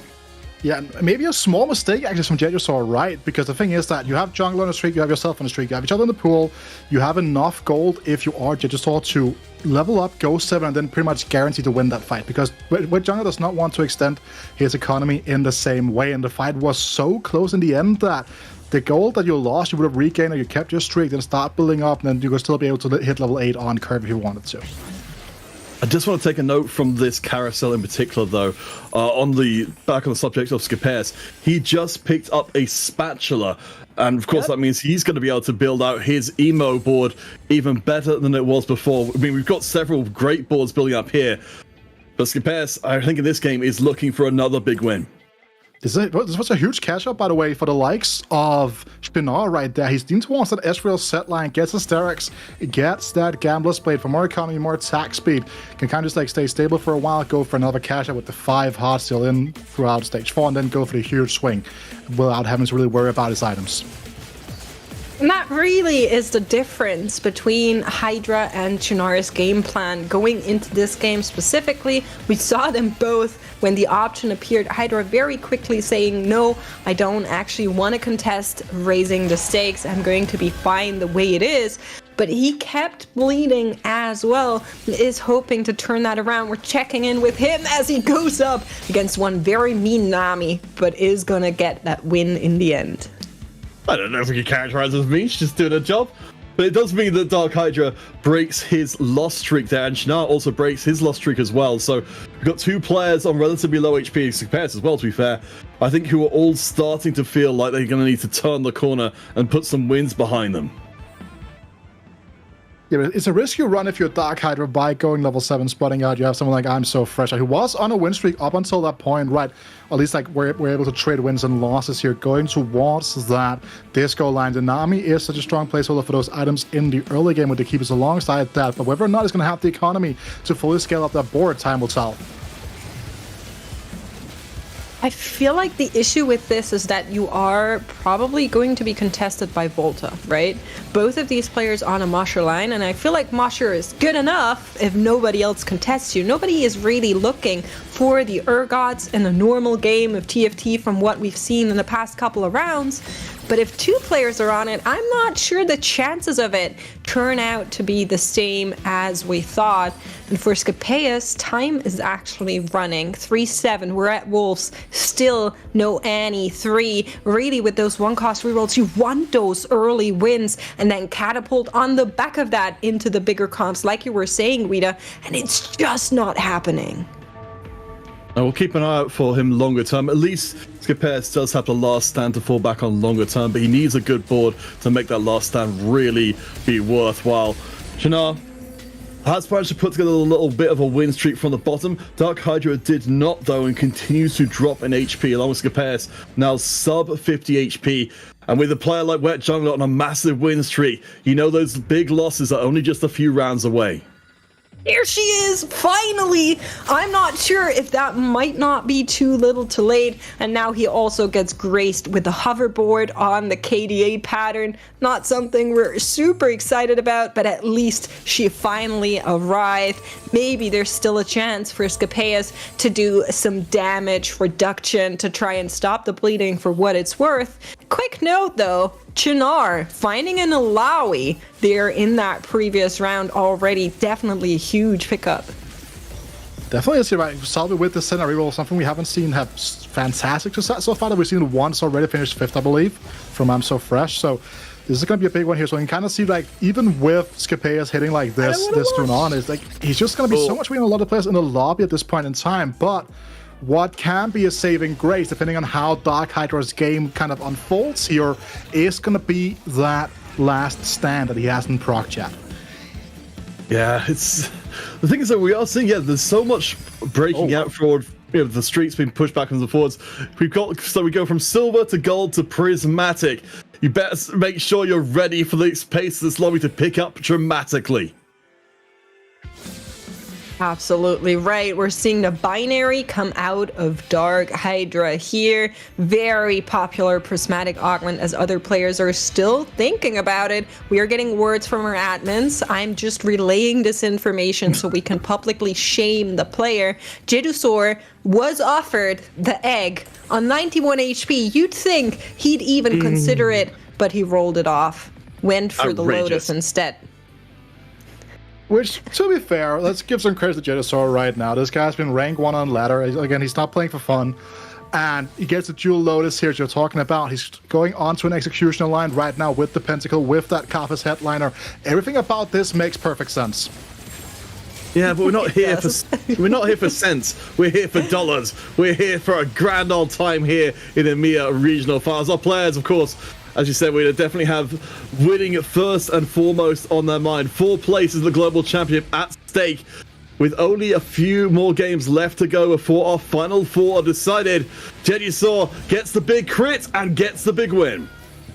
But that was almost a big win for Shinar, right? Taking like an econ loss while you get over a breakpoint for Heartsteel against Bolt like that is such a big win here. Meanwhile, Dark Hydra found a stabilization point with that headliner Akali. Whether or not that's going to be enough, though, time will tell. Gonna be checking in, finds that Caitlyn playing around it for now. Unfortunately, might need to sell her off to free that Gunblade. It's exactly what's going to happen. Love the front line, could be more though. We are still looking for some upgrades on Shinar's front line, of course, empowered by the Zek and the Alawi. You're already getting a lot of lifting, but other players like Salvyyy who are coming around by now have also found copies of the Alawi, so that's not going to be enough. Yeah, I mean, that's the thing with the rerolling. You're spending a lot more time picking up the 2-star and the 3-star strong front lines you're looking for. I mean, Senna, this is the perfect place for her when you've got all of your carries clumped up. And yeah, Shinar, I think, is in a tough spot here. Now on a 3-round loss streak with not a lot of HP to back it up. But there's one player who's got it worse. Dark Hydra now on 12 HP. And no real bailout here on the carousel either. I think that for Shinar, I find that headliner Ezreal maybe would have been preferred with the ability to slam that blue buff straight off the bat here, but now the Ezreal will have to play second fiddle. And again, another kind of an issue with the fight you were talking about, right? The center wants to be centered. Caitlyn wants to hit the corners. Yeah, I mean, you can only make so many women happy at once, but for now, it is going to be Dark Hydra that needs to fight for survival in the next round. Hopping over to him one more time, a small little cash out. What can he do with it? I mean, we've got a pretty good board. You mentioned the binary airdrop, so we've got Zed and Akali up at full eyes, and his backline isn't looking the best apart from them, so you're really relying on a melee carries, which we've already seen against boards like the center board. They're gonna have a hard time, even with, you know, the double Edge of Night here, giving you a little bit more freedom. Yeah, but, well, the bigger issue, though, is the fact that you're on Poppy 1, you're on Sack 1 still, right? Finding that Ezreal here could get the TG just to have some sort of extra presence, but will put the TG back in the front line here. I'm So Fresh's TF board here, still stuck on TF1. Hydra, can he do it here? Can he find a way through that front line to take down the Twisted Fate? He does have a Rage Blade, but it's not going to stack up enough. Will get out of this fight alive. Not too sure how the next one's gonna go. Checking in with Scapeus, though. Still waiting for that last stand proc. Yeah, Scapeus kind of in the same spot as we saw from I'm So Fresh, right? With that. With the temp duplicator, with the extra spot coming through right here, will have some sort of flexibility, some time of an out here to kind of find an extra unit that he needs here. But you can see I'm So Fresh as well. Like this duplicator, you need to find the pair, and right now you could be struggling to find that even. I mean, Scapeus is really missing the Ari here to go with the Emo Spatula to bring this board truly online, and players like Dark Hydra and Shinar around Scapeus are spending their money aggressively to try and stay alive. In 8th place, we know it's going to be one of those signs that you're going to get knocked down pretty hard. Up against Volta, the submit to the pit Jax. I mean, this looks pretty damn good, but Jax is taking a lot of damage early on. The problem with the Jax is that he heals back up. It's all fake damage, and you can see it in Hydra's face as well. Trying to find a line in this game, playing around the Heartsteel, playing around the Moshers, being contested by Volta, and then no one other than Volta knocking him down to that very last HP. This is not a Salvyyy 1 HP. This is a Dark Hydra 1 HP, and he doesn't have much resources to do anything with it. And Salvyy's very far away from 1 HP himself on 72 right now with a massive win streak in place. The center board has absolutely come through clutch. Remember again, Salvyyy is way ahead of the pack. He may not even need any wins anymore to become regional champion. He just needs good games, and this is a very good game.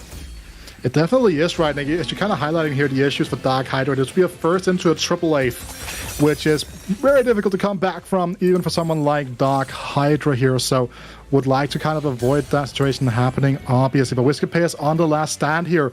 Dark Hydra is in a very deep hole at the moment. Wet Jungler finally finds that Kayle that he's been looking for.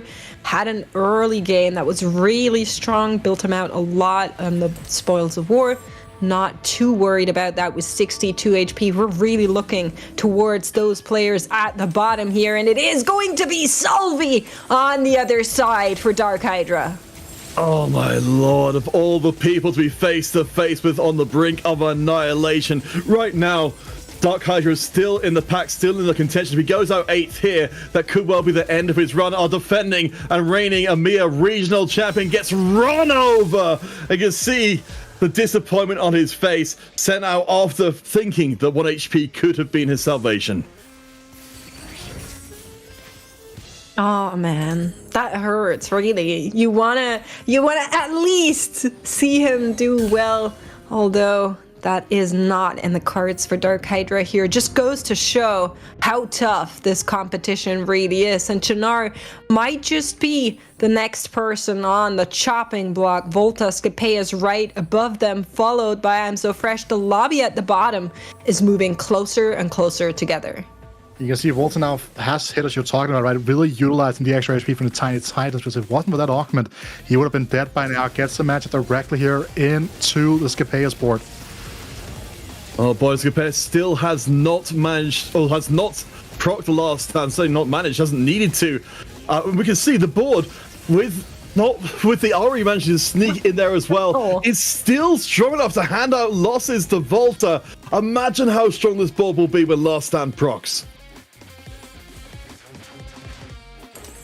And it was looking like Doom days for Scapeus for a while as well, but he maintained his economy here, even with that deep roll down at the start of stage 3. But for someone like Chinar now, he is kind of going to his desperation station, because if you look at Wet Jungler here, he is finally finding back to what he knows and what we expect from him, right? Has that Kayle free, the Mordekaiser free. That is an absolutely ridiculous board. And Chinar has the Ezreal headliner in shop, but the items are not freed up if he sells off this Caitlyn, so really not an option here for him as he goes up against Wet Jungler, who just hit that Mordekaiser. You were talking about it. I don't think there's any way he makes it through this, but his team is going to try nonetheless. The Caitlyn and the Lucian in unison, trying to chunk out any of these units, but the Mordekaiser and the Kayle, they remain on top, they remain healthy, and an unfortunate 7th place for Chinar. Oh boy. I mean, that Mordekaiser just body blocking all the shots there. That is astonishing. And I think for Wet Jungler fans, they're very happy to see him back on a more reliable way of approach to the game. There were very high expectations for him coming to someone you won't notice before, he's in 2nd place in the last global championship. We surely expected him to be getting back there again, and maybe this game is the first step out to a rough early start. Yeah, that's what I was alluding to, right? He does have that miracle run in him. Volta denying the emo emblem there for Scapeus, saying, nope, you won't get another one, not if I can help it. It's exactly what it is. Gives him 2 emo at least, so he can at least use it. It's not super dead on his board, and does slow down Scapeus here for a little bit. You see, the real pro move here is to take away something the opponent wants and then die, making sure they definitely can't get it. Volta, gave up a little bit of power for that, and now I'm So Fresh has the 2-star Twisted Fate we were hoping for from before, and a 2-star Ziggs as well. We'll see if that emo spat is enough to swing this, because Fresh could be coming out swinging. Oh, the Jax in the backline finds that Twisted Fate in his face. Whoa. One more time, the Lantern comes down, and that is going to be it. Volta says the emo emblem and the spot. I'll take it both. Knocks down I'm So Fresh. Yeah, because you're already running the Poppy right in the strongest version of this board here, so you're benefiting the Poppy, getting her to cast more often, as well as in this situation the Gnar, right? So it definitely isn't just a denial from Scapeus, it's also just about the fact that it really does benefit this board in the long run. Wow. I mean, that puts Volta into a good position. He's certainly, as we mentioned before, one of those players right in the middle who needs those good finishes to stay afloat. Scapeus above him, though, on the standings, 51 gold in the bank. Is building up the board, hasn't moved items across to Ari as of yet, and still does not have the proc last stand. Yeah, really, Scapeus is in a great position here as the rest of the lobby is faltering. You can see he's even getting some extra there as his team kills off some of the unit. The spoils of war still doing him well. Karthus trying to take down anything here, but Annie is quicker, and Jedusor is going to take yet another hit. With that, though, we do have our top 4 locked in. Volta not being able to claw another space. With Salvyyy making it back here, Scapeus making it back here, Jedusor as well, right? These 3 are now going to start to build a divide towards the rest of the lobby here, right? That's something we got to keep in mind here.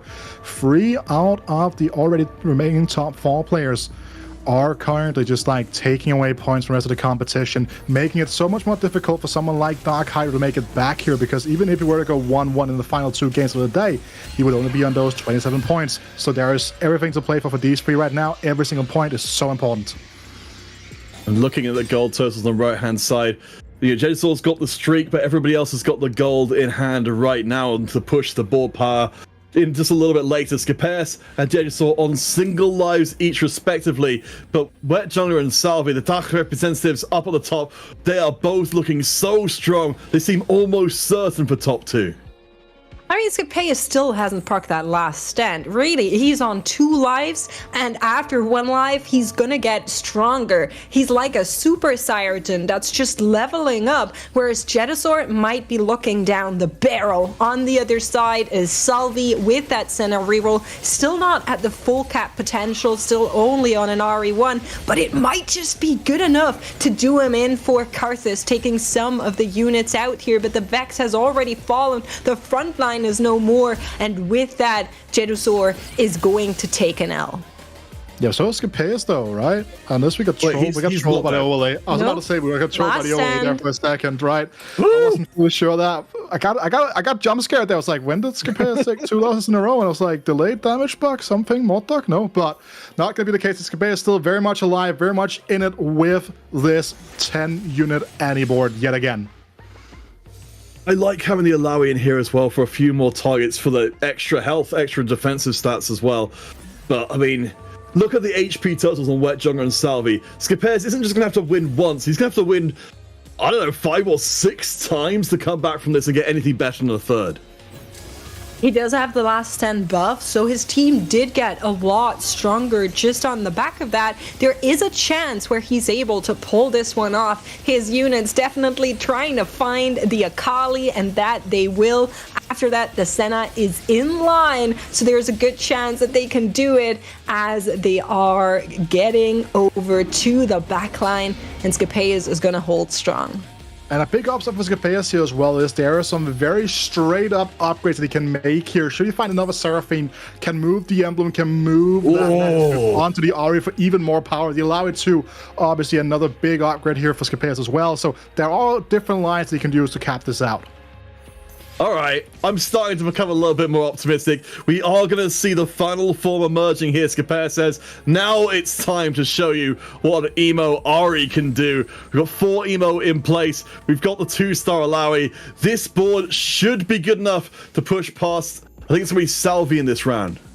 No, my apologies, Wet He Jungler. did sell off the Seraphine there to transfer over the Nash's and the Emo emblem onto the Ahri, give her a little bit of extra power as he does go up against Wet Jungler's board. Now, here is one big unit that you need to chew through if you want to have any chance, and that is that Mordekaiser. But once you're done with that, the rest of the team has already made it through your front line as well. It's going to be really close between the two of them. Scape is not able to get this one to the very finish line. Salvyyy and Wet Jungler coming out on top.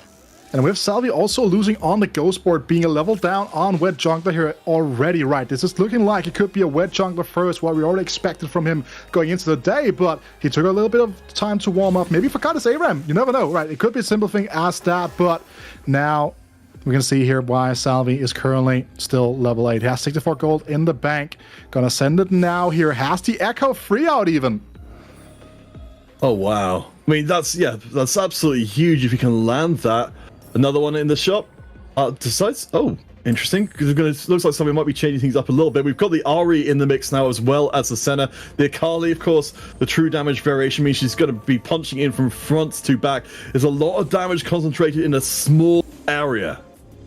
And it cannot be overstated how big this win, or well, this round really is for Wet Jungler. After a pretty rough start of the day, he needs those high finishes. And just going down the line of Kayle saying, okay, I got my Kayle together, what's my next win con? Okay, I got the Mordekaiser 3, really hitting and ticking all of those boxes there to locate that win condition for him as he takes yet another win against Salvyyy. Yeah, so looking at R2, right, that was kind of one of the bigger things we were fishing for while we were selling off those additional copies of the Echo. She still does not show up here, and there's very little you can do in terms of positioning here. If you are Salvyyy, you just gotta hope that the 10 HP here would be enough, but it's not enough for him to get towards the neutrals here. I think we're just gonna have to see Wet Jungler come out on top in this previous fight. He decided to sell off to trying to find something different. Yeah, I mean, Salvyyy knows this round does not go his way if he keeps things the way they are. He does have a surprise Qiyana to enter into the mix. She will be itemized. Maybe there's a miracle run here, but the Mordekaiser's going to be able to draw away so much of that center damage to the side of the board rather than landing on the main body of the Pentacle forces. And while that's happening, Kayle is building up ahead of steam. Wet Jungler fans, I think you can start rejoicing right now because he's come back from a huge deficit to an almighty win. And he's just leaning back during that game, knowing that he is going to take it one big stretch to the finish line. Salvyyy, of course, still in that very top echelon. A second place is great in the position that he's in, so nothing we need to worry about. But we are going to go to a quick break, and then our analyst desk is going to break it down before we head into the final two games of the EMEA regional finals. Stay tuned and don't go anywhere.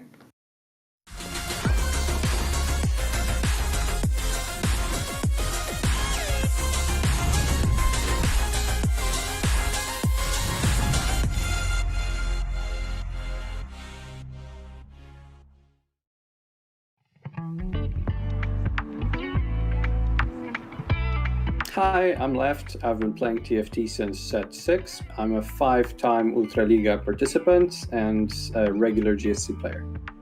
The set in which I've had my best performances was set 7, actually, and I think I'm doing approximately well, I suppose, in set 10. I haven't gotten eliminated from Ultraliga yet. I made it to my second GSC, so I suppose that's pretty alright. So I'm not exactly completely happy with my performance thus far, but I've had worse. I mean, ladder is consistency, basically, so it shows just how consistent a player can be over the entire set, right? So rewarding consistency is a pretty good idea. So yeah, I'm very much in favor of awarding more slots to ladder. I myself usually make it through TRCs or open qualifiers if that, well, doesn't really work. So it's not personally the best for me, but I believe it's overall best for the game. Yeah, so there are two players that win with like the absolute weirdest and craziest boards. Like one is Double, of course, who like really sometimes goes into these unorthodox lines and plays them to perfection. And the other is Volta. Like sometimes I have no idea what happens on Voltarix's board. How does it even win? What is going on? but it turns out that in the end, it's actually pretty strong, and he like top 2s or even wins the lobby with this something that he's built. I'd like to shout out my team, PMK, and my lovely and supportive girlfriend, who's been supporting me basically throughout my entire TFT journey, and also to my family, who usually watch me.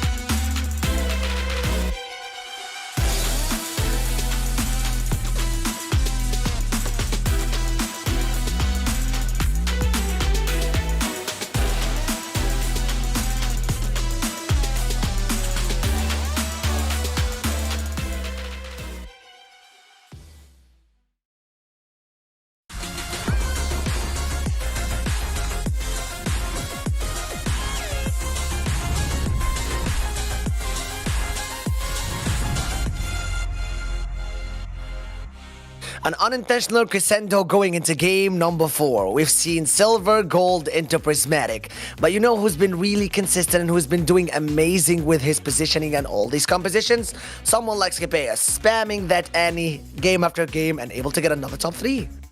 Had a good spot for it, but a very different game than what we saw in that game 3, because there wasn't that very free Annie early on in stage 3. Instead, he saw that he was far away from the Annie, decided to slow roll on level 5 instead. And I think it makes sense to pick Last Stand in a spot like that, because you're not going to spike in stage 3. You might as well embrace that and consider spiking later in the game with both Spoils of War and Last Stand. I love the emo spat he picked up as well along the way. It really helped this comp cap out higher and even stay super strong throughout stage 4 and 5 without even proccing that Last Stand in the first place. But Wet Jungler, so happy to see him finally in a spot where he looked comfortable this entire game, playing a very strong early game, playing for both the Kale 3 alongside the Mord 3, which is really the highest cap possible for this Kale reroll comp. And something I loved is picking up the sleight of hand, and he was playing with both an Akali and an Ahri on his board until he found the full Pinnacle board at the end of stage 4. So really, I think used tempo to his advantage and stayed super healthy the entire game, as we saw at the end, Morgan. Salvyyy and Wet Jungler had like 60 plus HP going in stage 5. Yeah, speak about someone like Salvyyy, extremely consistent throughout the day. I think it's already almost settled that we can announce a little bit early that someone like Salvyyy just has to play 2 more games to go for the top 4, and he's already your winner for EMEA Legends Finals, because this game, he showed true talent. He is a player that has not played almost the same comp twice throughout the 4 games, extremely flexible with whatever he's given. Life gives him a lemon, he makes a lemonade. He doesn't really care what he's given, and this game, it was his first time to play the center reroll composition. Going in this time, with the prismatic augment that he got, he was able to go through the Radiant Relics with a lot of healing through that Gunblade.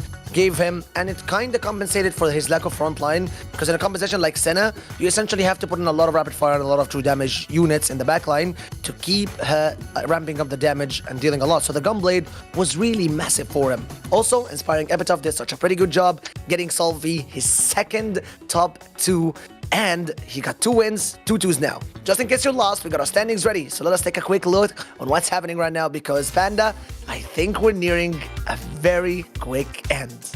A 10-point gap between Salvyyy and Jedusor. As you mentioned, Salvyyy pretty much locked in for Worlds. Finally, he's made it to the, I think his goal for so many sets now was making it to the international stage, and he's finally done it. Now, I think his goal is changing a tiny bit. Now he wants to become EMEA champion and follow up Dark Hydra's win in set 9 with maybe Germany doing it yet again in this set 10. You just have to go to 2 top 4s, and you've already got it. But with the mentality and with the playstyle that Salvyyy has been having, I'm pretty sure he can surprise us. Speaking about surprises, we only have 2 more games left out of 6, and that is going to be today for the broadcast. So do not go anywhere unless you're bringing snacks, because get ready, it's only about to get up from here. A very small break, and we're going to be going to the last 2 games of the day.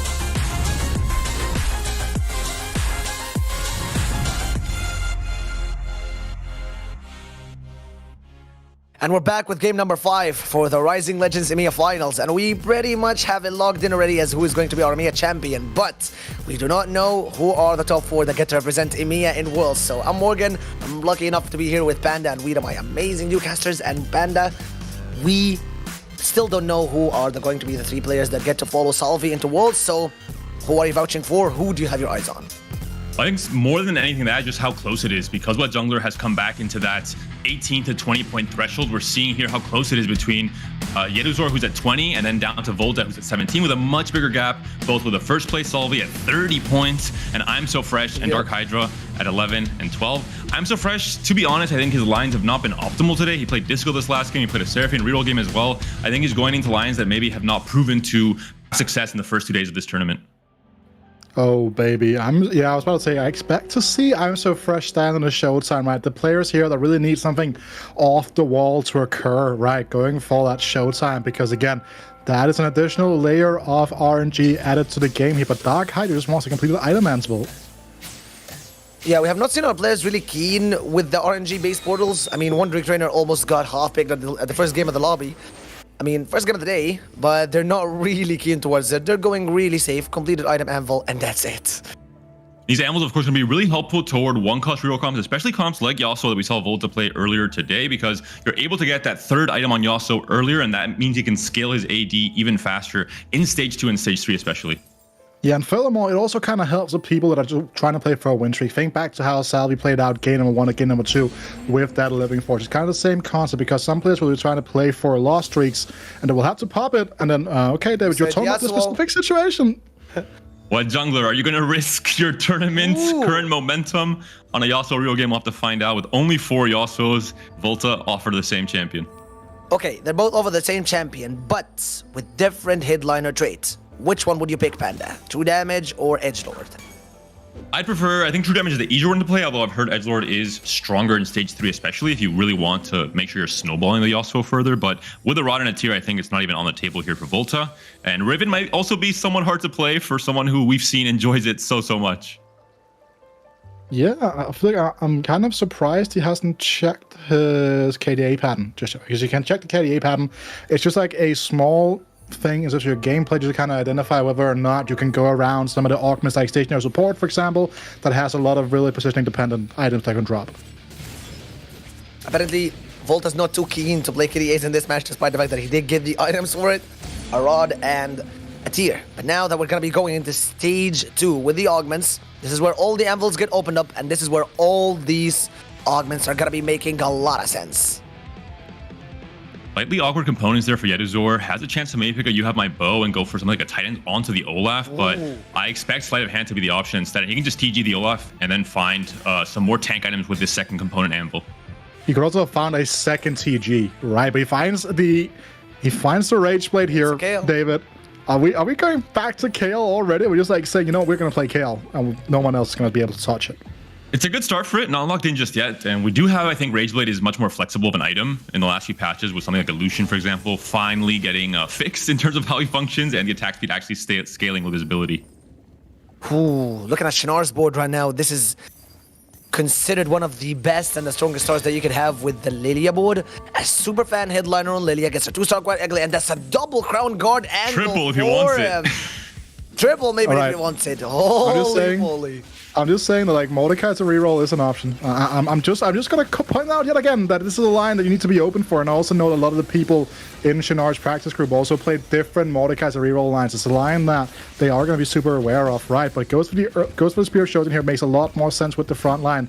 Another thing that's also worth noting here is that when you look at like just Crown Guard as an item in general, we've seen Volta multiple times over the course of the weekend just slamming it 2-1 and just like without any other kind of slams. Looking at the augments that have been picked up by our players, we see a big difference in the game plans for the Stage 2 especially. Quite a few players looking to scale into the late game, not trying to be that strong in Stage 2. We have Scapeus on Clear Mind. We have Wet Jungler on Metabolic Accelerator, going to lose HP early and hopefully bounce back in Stage 4 and 5. So there's going to be a big difference between what players are trying to play for, if it's a win streak or a lose streak in this Stage 2. And if you're Wet Jungler, you are not happy with the itemization that you got from the completed anvil, so he decides to go with the Metabolic and looking for a head start angle at the start. He does get the Aphelios, So he was maybe fishing for a K'Sante headliner. And in a game like this, we have a lot of options with the completed item anvil. In fact, it could be good because you do still get the carousel priority. Perhaps even a set from there to make sure you have the heart seal applied early if you're not able to find the K'Sante or the Aphelios headliner. So he's going pretty safe as it with the sword.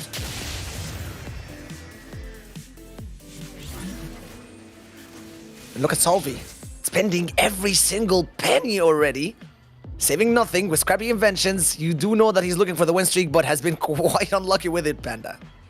And for Salvyyy, that's kind of the opposite of the other players. He is trying to play for a win streak now, trying to have these, items complete thanks to the scrappy inventions and see what he can do. For now, has the Echo Gragas frontline with Senna maybe being an option going forward up to see what this next carousel looks like, especially. Ooh. Echo pair is expensive to hold.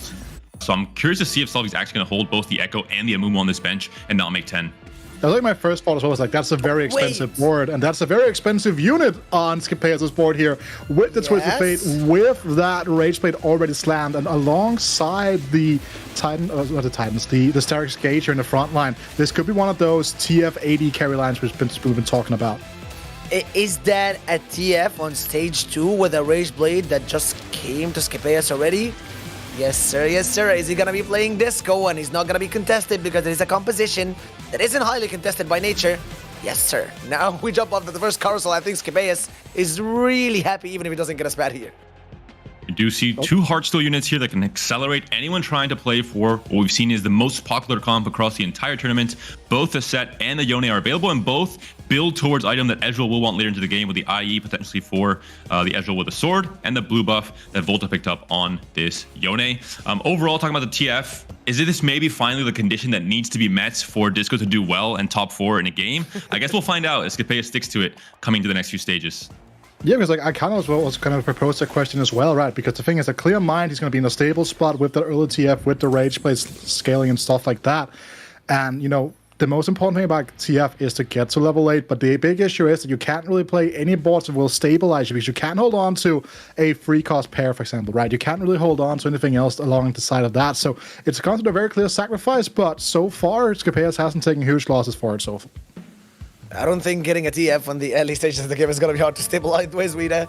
He already I would disagree, Morgan. I played a tournament game a couple of weeks ago where I had TF free on 4-2 due to Recon Populator, and I went 5th. So okay, allow me to say, and please take it with a grain of salt. Player diff? You just have to do two things. I know what's coming. You just have to do 2 things. Get good. I would have gone for player diff myself, but I accept get good as the second throw of shade there. More TFT player one, right? It's just a PD. Yeah. Player diff has been rising in the stonks the last few sets, I think, for sure, as an insult.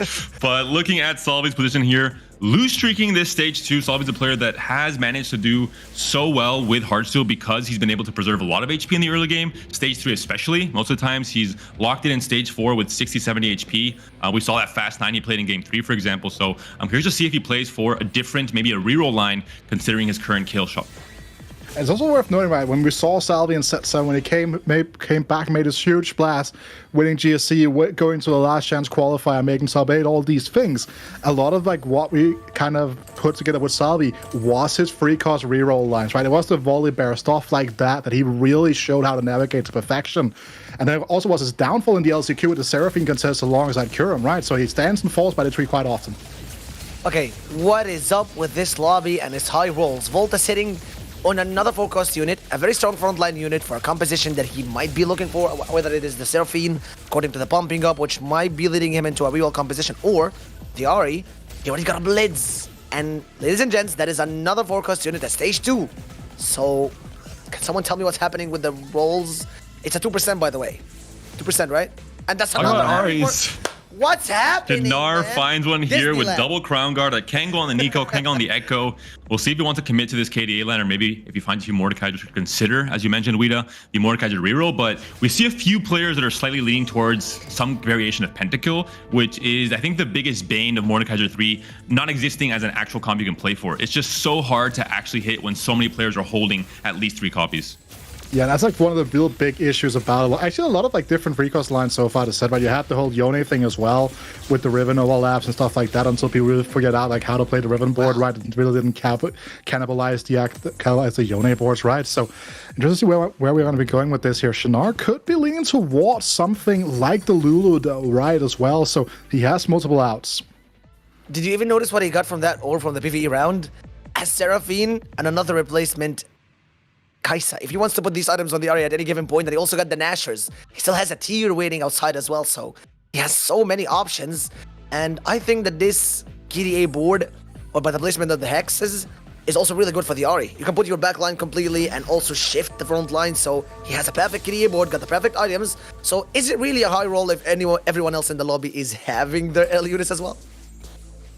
Look at I'm So Fresh has a Heartsteel angle on the bench, but for now leading towards what looks like the very flexible game plan of playing for these AP 2-cost superfan carries, the rerolls. We've seen the Senna so many times. The Seraphine he played earlier today did not find success. I've talked about Seraphine being a comp that in the stats has looked really, really poor the first 2 days. Out of all 8 players that qualified to this day 3, only 2 players ever even played Seraphine, and they both went 8th in those games. So just not well reflected when it comes to these 8 competitors. No, but it could be a thing with, like, we've seen this before when people make it to the top 8. Sometimes it's also about their like the lines that they're comfortable on, right?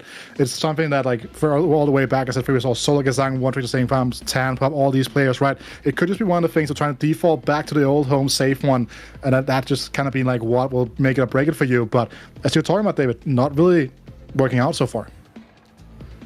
Silver Augments next on the table, keeping rolling for days as the last option. And he knows that this board does need a roll of rerolling to be able to stabilize in stage 3, because these items are definitely placeholders. This is not going to be a Corki playstyle.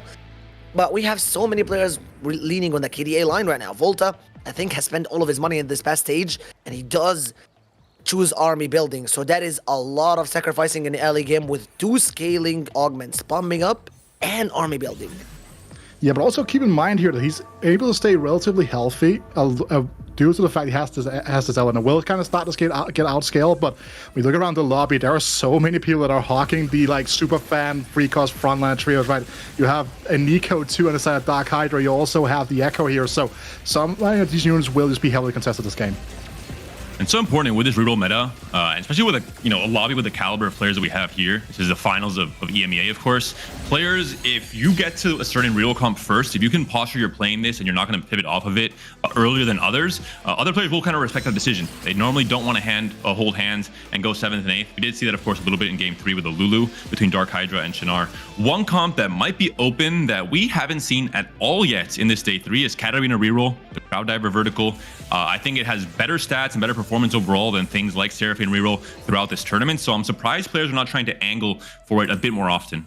I think it's just a little bit more narrow, right? Because I think it's one of those reroll comps that really fall there it is. down quite. You need like pretty specific items for it, right? First of all, like it's a very awkward item set to play for most of the time if you want to play to the maximum capabilities of it. And also, if you get the country headlines that other crowd have a headliner, you're putting yourself pretty far back compared to the difference between like a KDA or a Spellweaver headline on the lines of the Seraphine. In a position that what Jungler has right now, do you think it would actually be smart to hold that Crowd Diver Katarina? Because I think that the Morellos and the Giant Slayer was slammed a little bit too early. He still does have a tier waiting outside. Panda. Oh, I think what Jungler's only thinking about one thing, and it is the size of this raise the stakes cash out.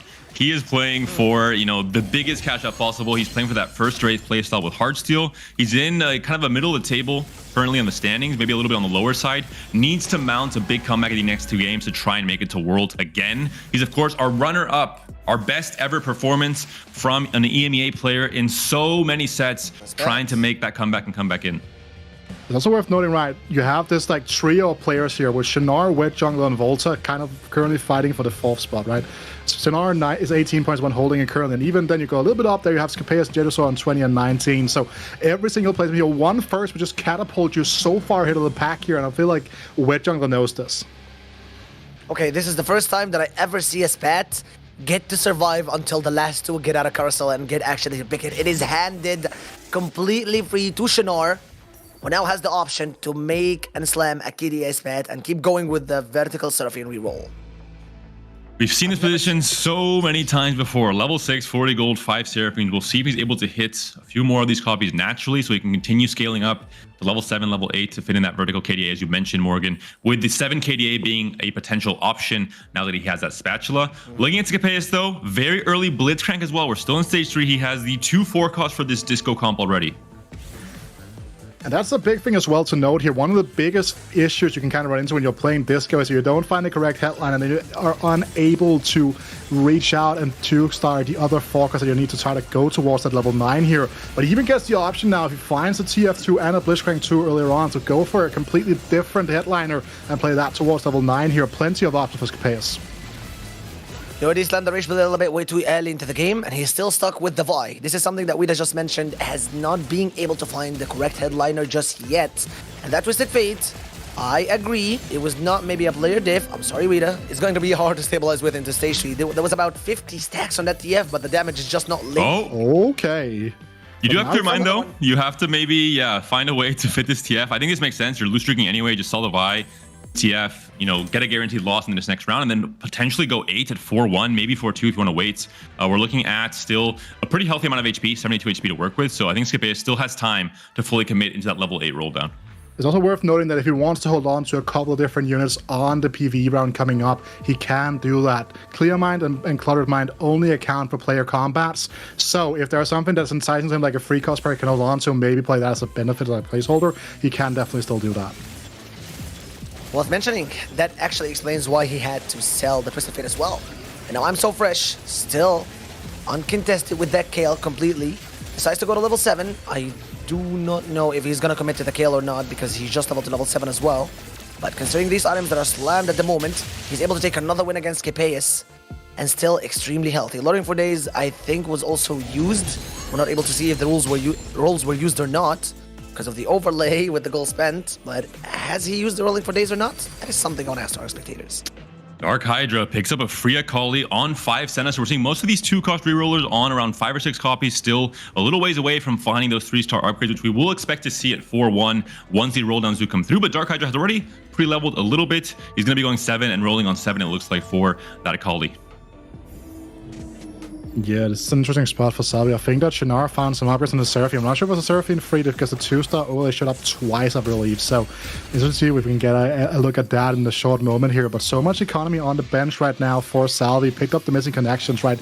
He has so much money as you're talking about, David. And that is, in fact, the Mordecai. So with 2 copies already in play, whether you want to play this as a holdover point for level 8 or whether you want to commit to the reroll line here is something that he needs to consider. It's going to be a holdover point. This could be Ari Sentinels. Sentinels are, yeah, exactly. It could be a fast 9. He finds himself stable enough with a bit of a roll down here. He is rolling on 7 and not on 8. So maybe just trying to finish off the 6 Sentinel board and trying to go fast 9 off of it. Okay, there was a Garen in that shop, but I don't think it was the unit he was looking for. Volta also able to hit that Seraphine. Chinar, what has he done to receive all of these contests? First it was Dark Hydra and getting through in the Lulu. Now it's Volta pivoting into the Seraphine reroll and blocking the pathway for the Turkish player. Yeah, and he does manage to go against Scapeus, who also went to level 8 and did not really wait at all before committing to find that Twisted Fate. Able to get him a little bit early, spending every single penny, despite the fact that the Seraphine composition should have done well against the TF composition. He just killed way too quickly. And the thing is that, well, Scapeus has kind of avoided the first big crisis for playing Disco Day, right? He has the Blitzcrank headliner, he has the TF2, everything is coming up for him right now. He has to clear mind, pumping gold to get him to level 8. It's level 9 even, sorry.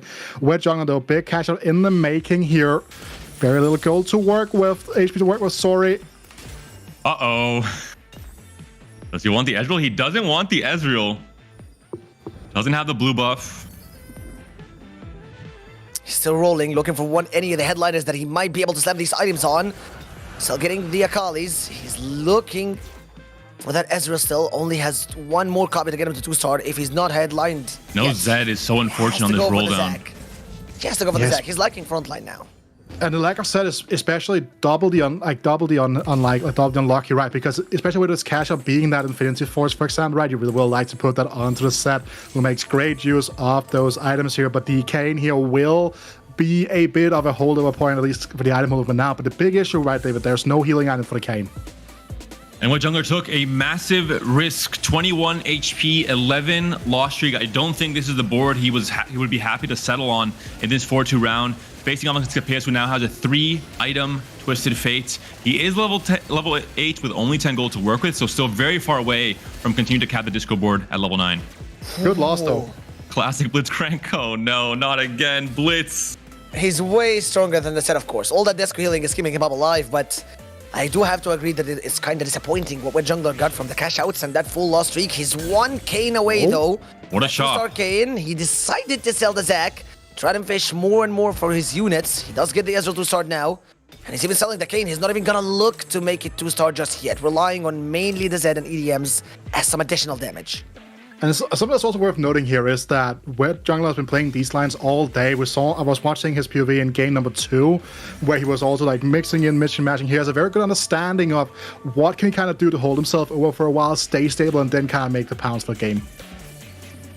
I'm so fresh.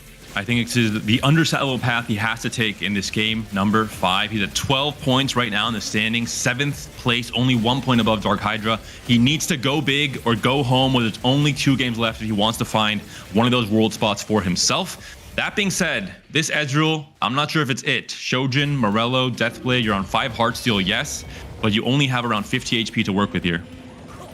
Yeah, it's not even an angle where he can actually look to raise the stakes, because in stage 4 you're gonna be losing a lot of HP, so he is forced to take and cash out. And also, you want to make sure that you still lose, so you're able to get above the 300 mark with the 5 Heartsteel. And now that we're looking at it, there are no more spats on this Scarsel, but there is a very good looking Lucian with the spatting gloves on him right here that so many boards I've seen could use now. And of course, where jungler runs towards it, he was looking for that Lucian to activate just so long ago. Also, not to be like super panic stations just yet here. Salvyyy down at 29 HP. That's a big bummer for someone like for someone like Dark Hydra, who kind of needs to have Salvyyy in the mix, stealing away points, but able to try to make a charge back for that top 4. Meanwhile, also remember that Wet Jungler has Metabolic Accelerator. It's why he's moving so fast, and he will continue to keep on gaining HP. Double the Funk is online here for Scapeus, who's now on a win streak and slowly trying to ramp up to level 9. As we all know, and we've said and stated multiple times before, for Disco to really find success, you have to start fitting in these 5 cost. Ziggs, Illaoi, and Sona are what elevate this comp to actually maybe even win lobbies if you're in a rich enough position to go to 9 early on. Yeah, and following up on that, I mentioned so many times that Disco Twisted Fate is one of my favorite compositions. In order to make this work, Double the Funk solves the main issue of the Twisted Fate composition, that you clump units. In a board where so many players are playing Ezreal, Seraphine, this completely made Twisted Fate become absolutely disappointing in day 1 and day 2 with almost an average of 5.3. Now, Double the Funk solves that. Scapeus getting the Twisted Fate a little bit early in the game and finding the correct headliner solved almost every single issue for Twisted Fate to work this game. So if Scapeus doesn't go top 4 with the Twisted Fate in this game, I don't know what more perfect situation could you ask for to play this comp. Big win for Wet Jungler, who was facing off against the, in theory, strongest player in the lobby, Chinar. First in the HP standings, but Wet Jungler manages to get a win. With Metabolic, Wida, he is able to now slowly get back into that 2-life zone, not just to be on 1 life going to stage 5. Yeah, and Salvyyy though, he's getting closer and closer to that 1-life zone going into the stage 5 here. And also Chinar was in the middle of a transitional point, right? Had to pick up that Viego, trying to play that with the KDA emblem. Not necessarily finding a whole lot of success just for the moment though, but he has enough life to work with to kind of figure out a different angle of approach. I'm so fresh, still hasn't opened that anvil yet. He has to commit it now, because he did give away his 5 Heartsteel and is going to be a completed item anvil.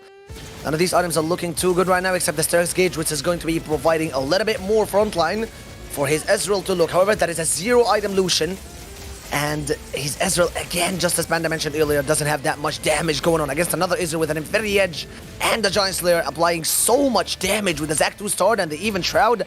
I'm so fresh's board, and his cash outs with the Heartsteel have not been rewarding so far. Wet Jungler continues to get some positive feedback, a 2nd win in a row for the German player who risked so much with that massive raise of stakes, the 11 loss streak, to now finally find some amount of stability. I'm so fresh, the opposite, and Salvyyy also now down to 11 HP, cannot find the RE2, has rolled down on level 7, and just not there with the econ, not there with the level, not there with the upgrades on his board as well. The issue is like he had the econ to go towards that level 8 instead if he wanted to off the back off that Mordekaiser 3-1, but decided to roll down as you were talking about there to try to find a more stable board, which I think it's safe to say right now that it has failed him. Yeah, I remember going into stage 4 and Panda stricted heavily on the fact that he had about 50 gold and he was so rich going into stage 4, but he didn't want to go with a vertical Sentinel Ahri composition, and he's not been able to find Ahri 2 at least. If it comes, it could be a huge upgrade that would help him stabilize, and yes, I reverse cursed you. I'm going to put my PayPal in the chat, you're welcome. Quick reminder for Salvyyy as well, despite having a 10-point gap over second place Jedusor, if Salvyyy goes 8th here and goes 8th again in that game 6, he might be seeing the EMEA championship flip through his fingers if Jedusor can also put up some big performances. He's currently 3rd in the standings in this game 5, so nothing is fully locked in other than just that World's participation ticket for Salvyyy right now. Another fight comes in now between Dark Hydra and I Am So Fresh. We've seen so many Ezreal boards right now, and Dark Hydra being the only one contesting with a Senna, if I've not been mistaken. Still not able to find her at all. Still sitting on 33 gold. But that Ezreal board is not going to be reaching the Senna anytime soon. The Akali is also fully itemized. And that is not a KDA. That is a true damage Akali. Wrecking nerves through. 6 true damage. Able to delete I Am So Fresh's backline. Immediately giving Dark Hydra more and more time to lick his wounds and rack up more economy to find that Senna 3. And now Skipate at the top of the standings here, another one of those players that you're kind of hoping for if you're down towards the bottom half of the lobby that would kind of like not have a strong game, but it seems like after that first game of the day, Skipate has really found his stride, finding his way back into this case. We see I'm So Fresh though struggling yet again down towards the bottom of the standings. And with Salvyyy kind of turning his game around, David, it does seem like I'm So Fresh might be staring an 8th in the face. Could potentially consider selling the Ezreal for the Zed and just having the Shojin onto the Jhin instead, but it decides not to in the end, commits to this current board, and we might just see an elimination here. Salvyyy 11 HP, I'm So Fresh 7 HP, Salvyyy 30 points though, I'm So Fresh only 12. He needs to win this fight to keep his tournament dream alive, to try and make that World Championship after a huge and a very impressive set from I'm So Fresh. The Jhin still alive, still untouched on the left corner. The Ezreal as well. Looks like it should be enough with only Ahri being the main DPS for Salvyy's board, and that is the case. Yeah, it doesn't really matter for Salvyyy to go 8th here. He's already racked up a huge point gap between him and everyone beneath him, with about 10 massive points between him and Skipate, I think it was, at 20 points. So essentially, he is safe. He's very safe. He only got 1 point from this game though. There is a world where Skipate can get first 2 times, and Salvyyy could have somehow through all of that effort, but Weeda, I don't think it's that likely, considering how close this lobby is. No, and I think like we see now, Shinar, as I was talking about before, this was a transitional point for him. The Viego has been turned into a Poppy alliance a little bit more with the board here. Has those strong backlines to support it as well here. Jedusor, one of those players really fighting to try to get a claim for that title here, can almost lock himself in for the World Championship as well if he ends up winning the game. And we'll see what this 4 big shot board can do. Can it win yet again up against Jedusor, up against I'm So Fresh's prep partner coming into this day 3? The Jhin is being targeted by the opposing Lucian, but it's not dead just yet. It's still ramping up these violins, the turrets, shooting down units one by one, but the Lucian with a cross shot finally kills off the Jhin, and that's going to be the end of the run for I'm So Fresh, not just in this game, but in this tournament. Yeah, quite unlucky start for I'm So Fresh. And with this round, it was even doomed a bit more. At this point, he doesn't even have a chance to qualify to top 4, sadly, because going out early might not be the best idea, but Hydra is able to get his hand on another KDA spat. If he's able to reach it to level 9, we might see another 10 KDA vertically. But considering his board situation, won't be coming anytime soon because he's playing the Senna anyways. He denies it, in fact, from Shinar. My bad. And Shinar with a second KDA emblem, Moodle could have possibly reached that 10 KDA we saw from someone like Zaul in that day 1 of this tournament as well, which is, we know, is one of those huge vertical spikes when it comes to prismatic traits that can really put you into a first place position. No way. It is such a awful situation here, but again, the real issue, the real like sadness here for Dark Hydra is that lack of that Senna free showing up here. And remember, Dark Hydra, due to the fact he's taken 3 8s in a row here, started the day off on fire, would need to win both of the remaining games today. So even given a shot of qualification. Quite unlucky for Dark Hydra, David, but living for one more run might be crucial for him to be able to get that Senna 3 finally. But does he make it against that Ezreal board? The German showdown. This could be the last fight that Dark Hydra will have the pleasure of witnessing in this game number 5. The Senna is still 2-star. It's really Akali doing most of the work, but she's being targeted now. The Ezreal hits both carries. Can he do it by himself? It might be close, but not quite there yet. Wet Jungler now also taken down, and both players on 1 life. Huge win. He would have needed this one in order to be able to maybe find the Kiana or the Senna, which is a core unit of his build so far. Shinar is also getting a massive loss because of the lack of backline access in that Eri comp, which is something that the Disco TF does have pretty easily. It's worth noting, right, because as we were talking about, David, speaking about Scapeus' position, right, the fact that he was able to kind of hit his TF and his Blitzcrank so early on, they didn't even have to give up any value on that cluttered mine, just catapulting towards level 9. Like, he might even be close to level 10 at this point. With a 5.5 average across the first 2 days, we wrote off Disco as a comp you cannot play, but now we have a more decisive answer. If you high roll a TF in stage 2 and a second TF in stage 3 alongside a Blitzcrank, you might just be able to top 4 Scapeus' still win streak coming into the end of this stage 5. And of course, you forgot one very important thing, the double the funk. He's able to get away from all these clump damages coming in from the Ezreal boards and the Lucians reaching out to him through his front line. Getting a lot of pulses, one after another, keeping him alive, but however, this is now the fight between Jedusor and Wet Jungler. He's on 20 points. He needs to win this fight in order to it's so close! And he does take it. Wet Jungler doesn't go out though, still alive on 3 HP. Even if he takes some delayed damage, he's still safe to survive to stage 6. Can he find an upgrade here? Can he find some gold from this cash out? We'll see what's going to be a Reforger, an Obsidian Cleaver. But the most important thing here will be, 1, a final item on the Lucian. 2, the Lucian 2 upgrade. Could be a decisive factor to have that trio carry between Zed, Ezreal, and the Lucian. You would have liked to see a duplicator, right? Would have been an absolutely huge one as well, but this is okay. Like, the Randuin's Omen instead here is definitely something that can help his position get more durability onto these very important frontliners. But that win would have been so important for Wet Jungler, really helping out in stage 6 because of the fact of the metabolic accelerator. But he stays alive on 5 HP. It's the 3%, either Lucian or Lawi. Both of them could be huge upgrades.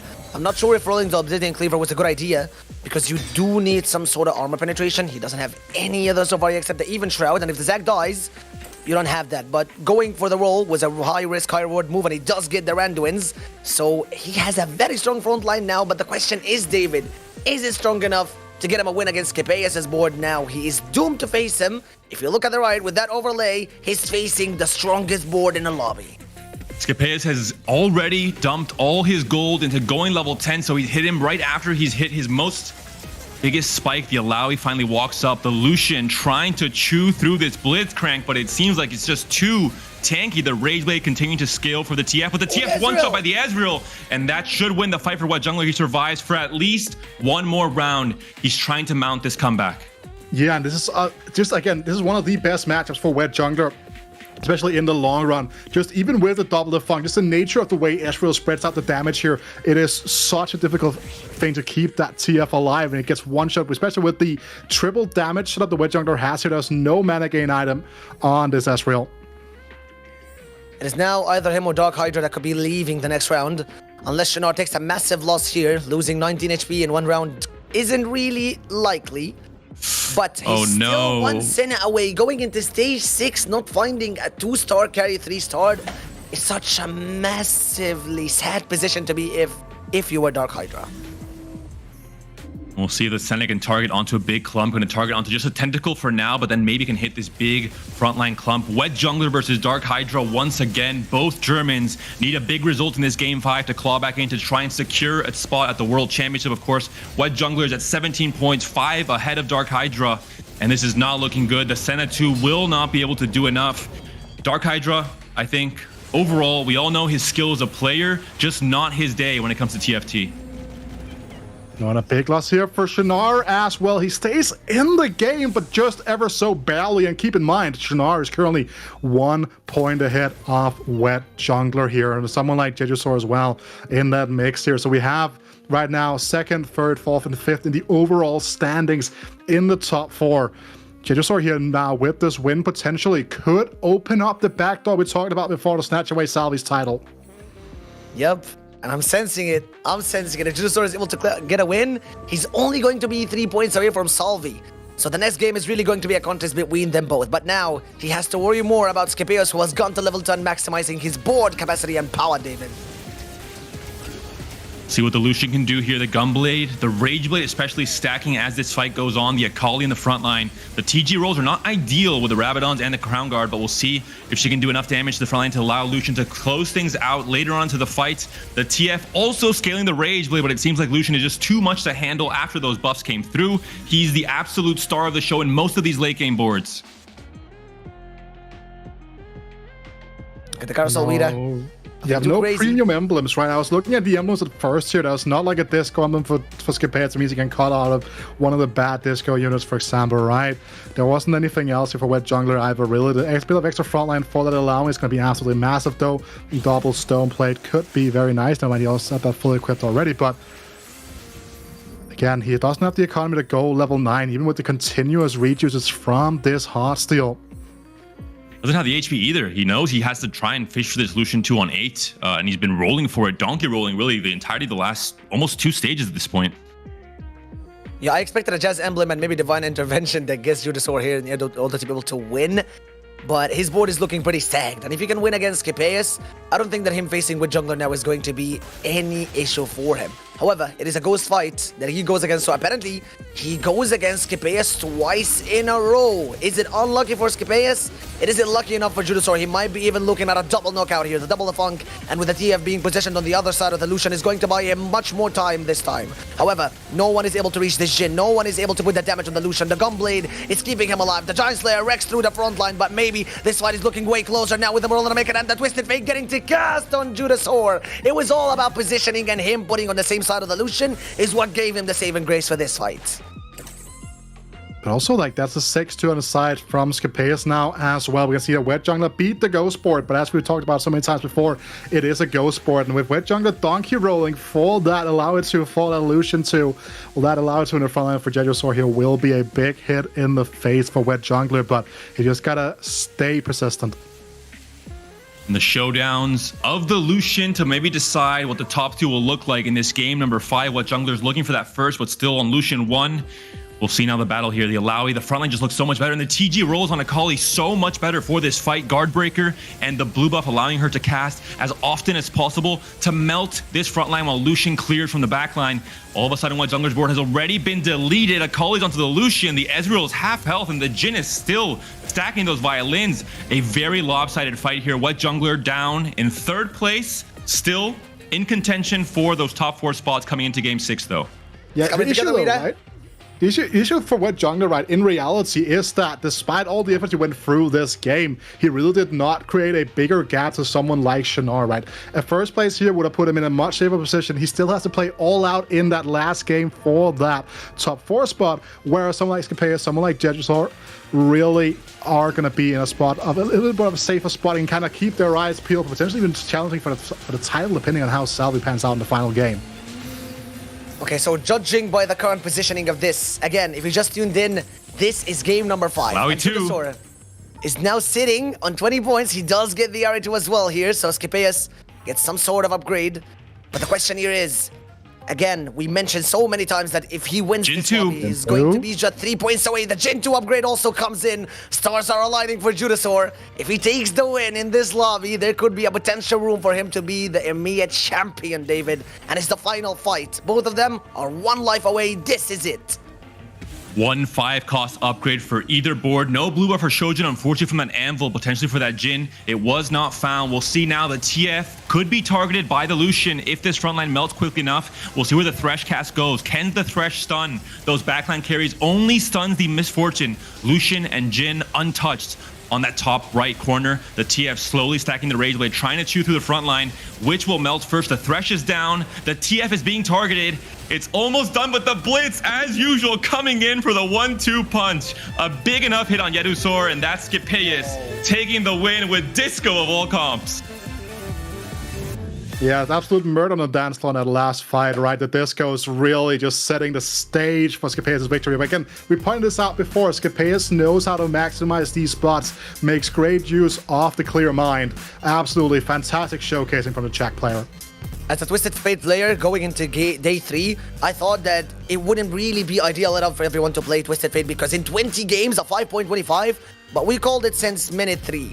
We got a Twisted Fate. We got a second Twisted Fate. We got double the funk. Stars aligned, but this time it was for Skipeas as he's able to take a win. So, ladies and gents, we are down to our final game now as there's an opening. It is not at all yet committed and declared that Salvyyy is the only one to win. So we're going to be going off to a very short break. Again, this is the final game. Very short break, and we're coming right back at you.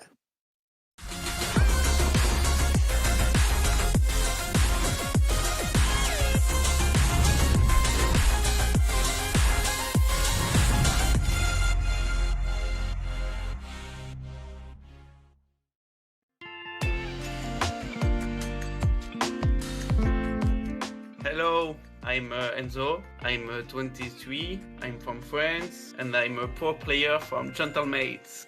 I really like this new set. I'm really good in ladder, but the mechanic of Chosen is not really competitive, you know. But I think it's okay. I really like this new change.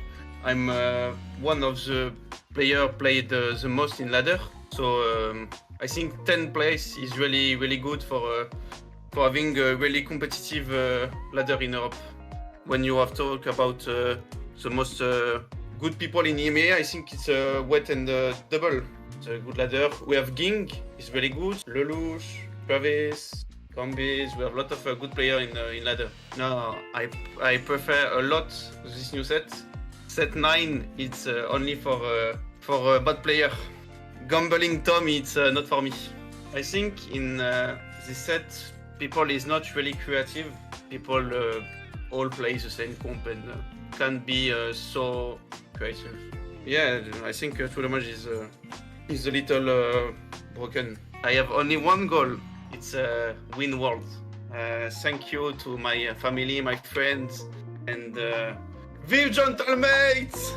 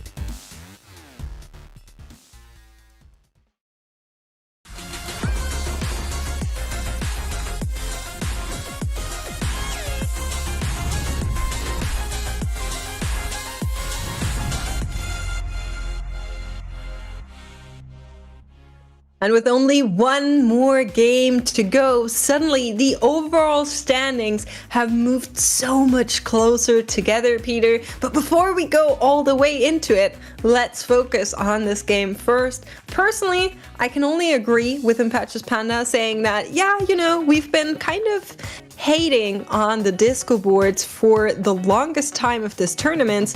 But if you get that Twisted Fate on 2-3, okay, you can play it.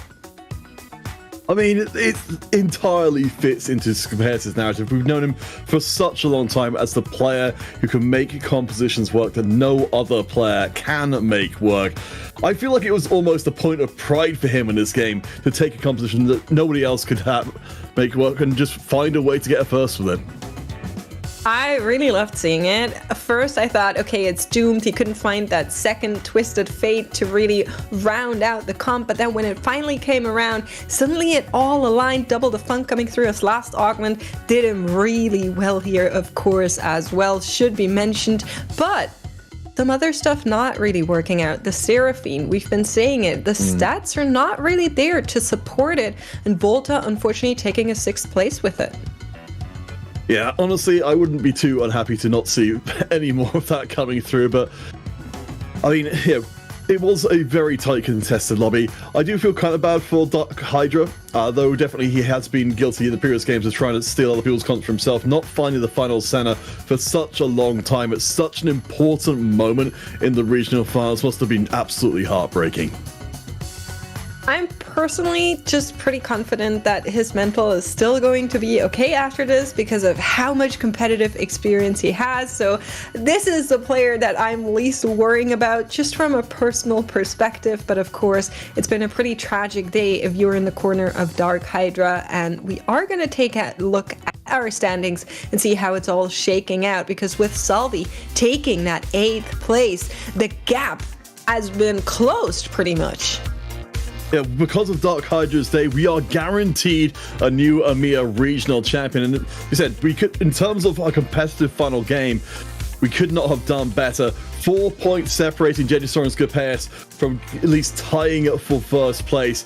We didn't think, based on Salvyy's day, that he was ever going to be going 8th in a game, but now, the whole thing is up for grabs. It absolutely is, and we're so close to the finish line, to finding out who our new EMEA champion is going to be and who we are sending to the global stage to defend the honor and pride of our lovely region. Here are your casters, Wida and Patches Panda and Morgan, to take you through that final game.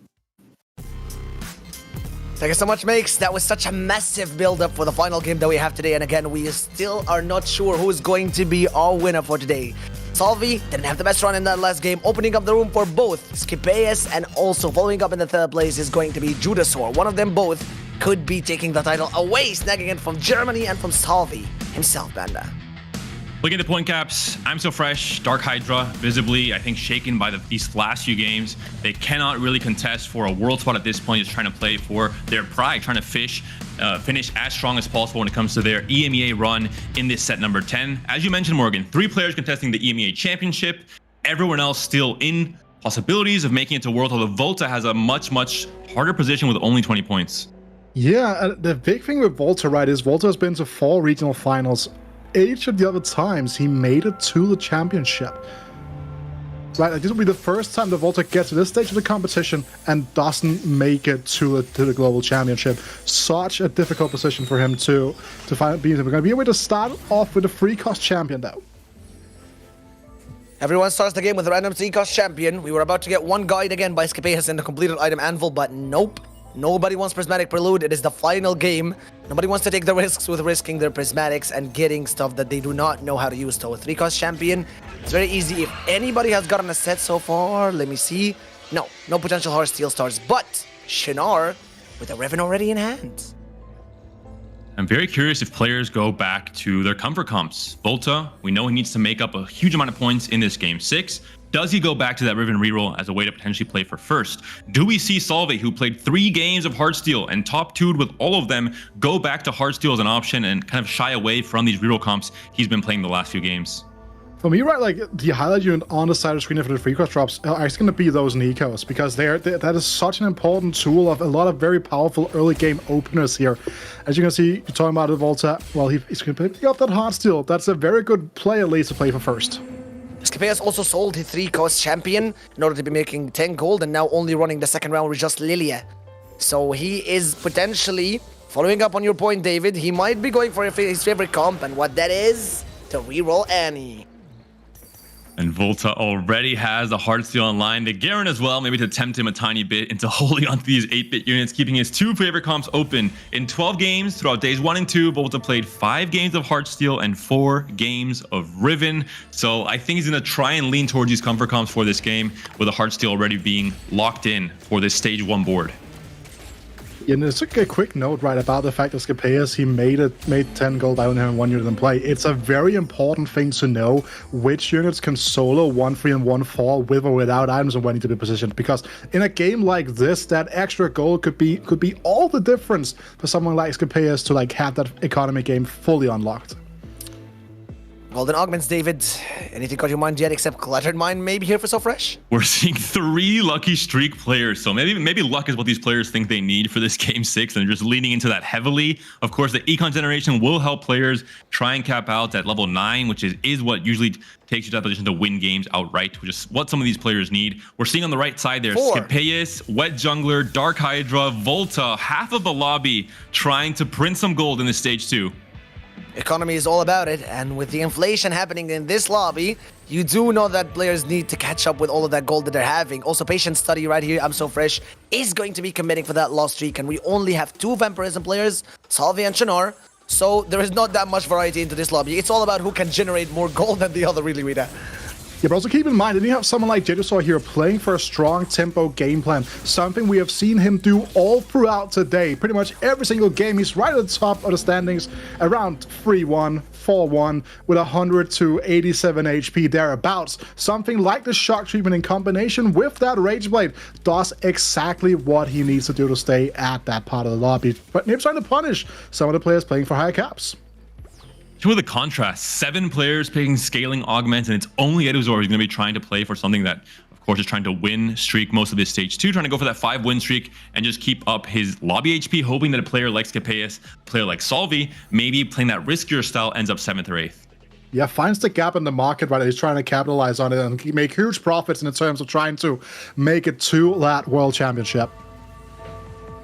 Judging by the pole positioning that he has now, Scapeus, I don't think generated any gold coming in from that lucky streak, but he needs just 1 here. 1. So even if he loses, he can still sell that Cassante and still be extremely rich going into stage 3 now. Putting it on an Evelyn, and following up on Wiener's point when he said you need to know which units can solo stage 1 and 2 and 1-3 and 1-4. You also need to know which units have a lot of attack speed. That includes Jinx, it includes Evelyn because of the attack speed buff that she receives. Didn't get any gold from the lucky streak, but he won. He sells the Cassante and is still able to hit the 20 gold mark. Yeah, and it's also worth noting that you looked at the Chinar's bench here, David. Already 2 copies of Riven and a pair of Corkis. He's already primed to kind of do what he did in game number 1, find that very early Riven 2 and just play Riven 3 even and play from there. And Chinar's a player that played a lot of different in-houses and scrims throughout the last few weeks, prior to GSC2 and prior now to the EMEA finals. And he's a player that has played a lot of Riven reroll. I think he's a player that identified it's very good for playing for first. And it's a line that sometimes in tournaments you have to whip out in spots like these where he is going to be contesting Wet Jungler for that maybe 4th place position in terms of who ends up going to Worlds. So we'll see if this gamble pays off. We've seen the success that Volta has shown us, maybe with some high roll mixed in. We'll see if Chinar can find that same high roll here. It's also worth noting that when you look at what's kind of going on as well, is that like you talk about Shinar, right, being someone that played a lot of scrims. They played international scrims this time around against like the Kiyun, K3 Soju kind of crew.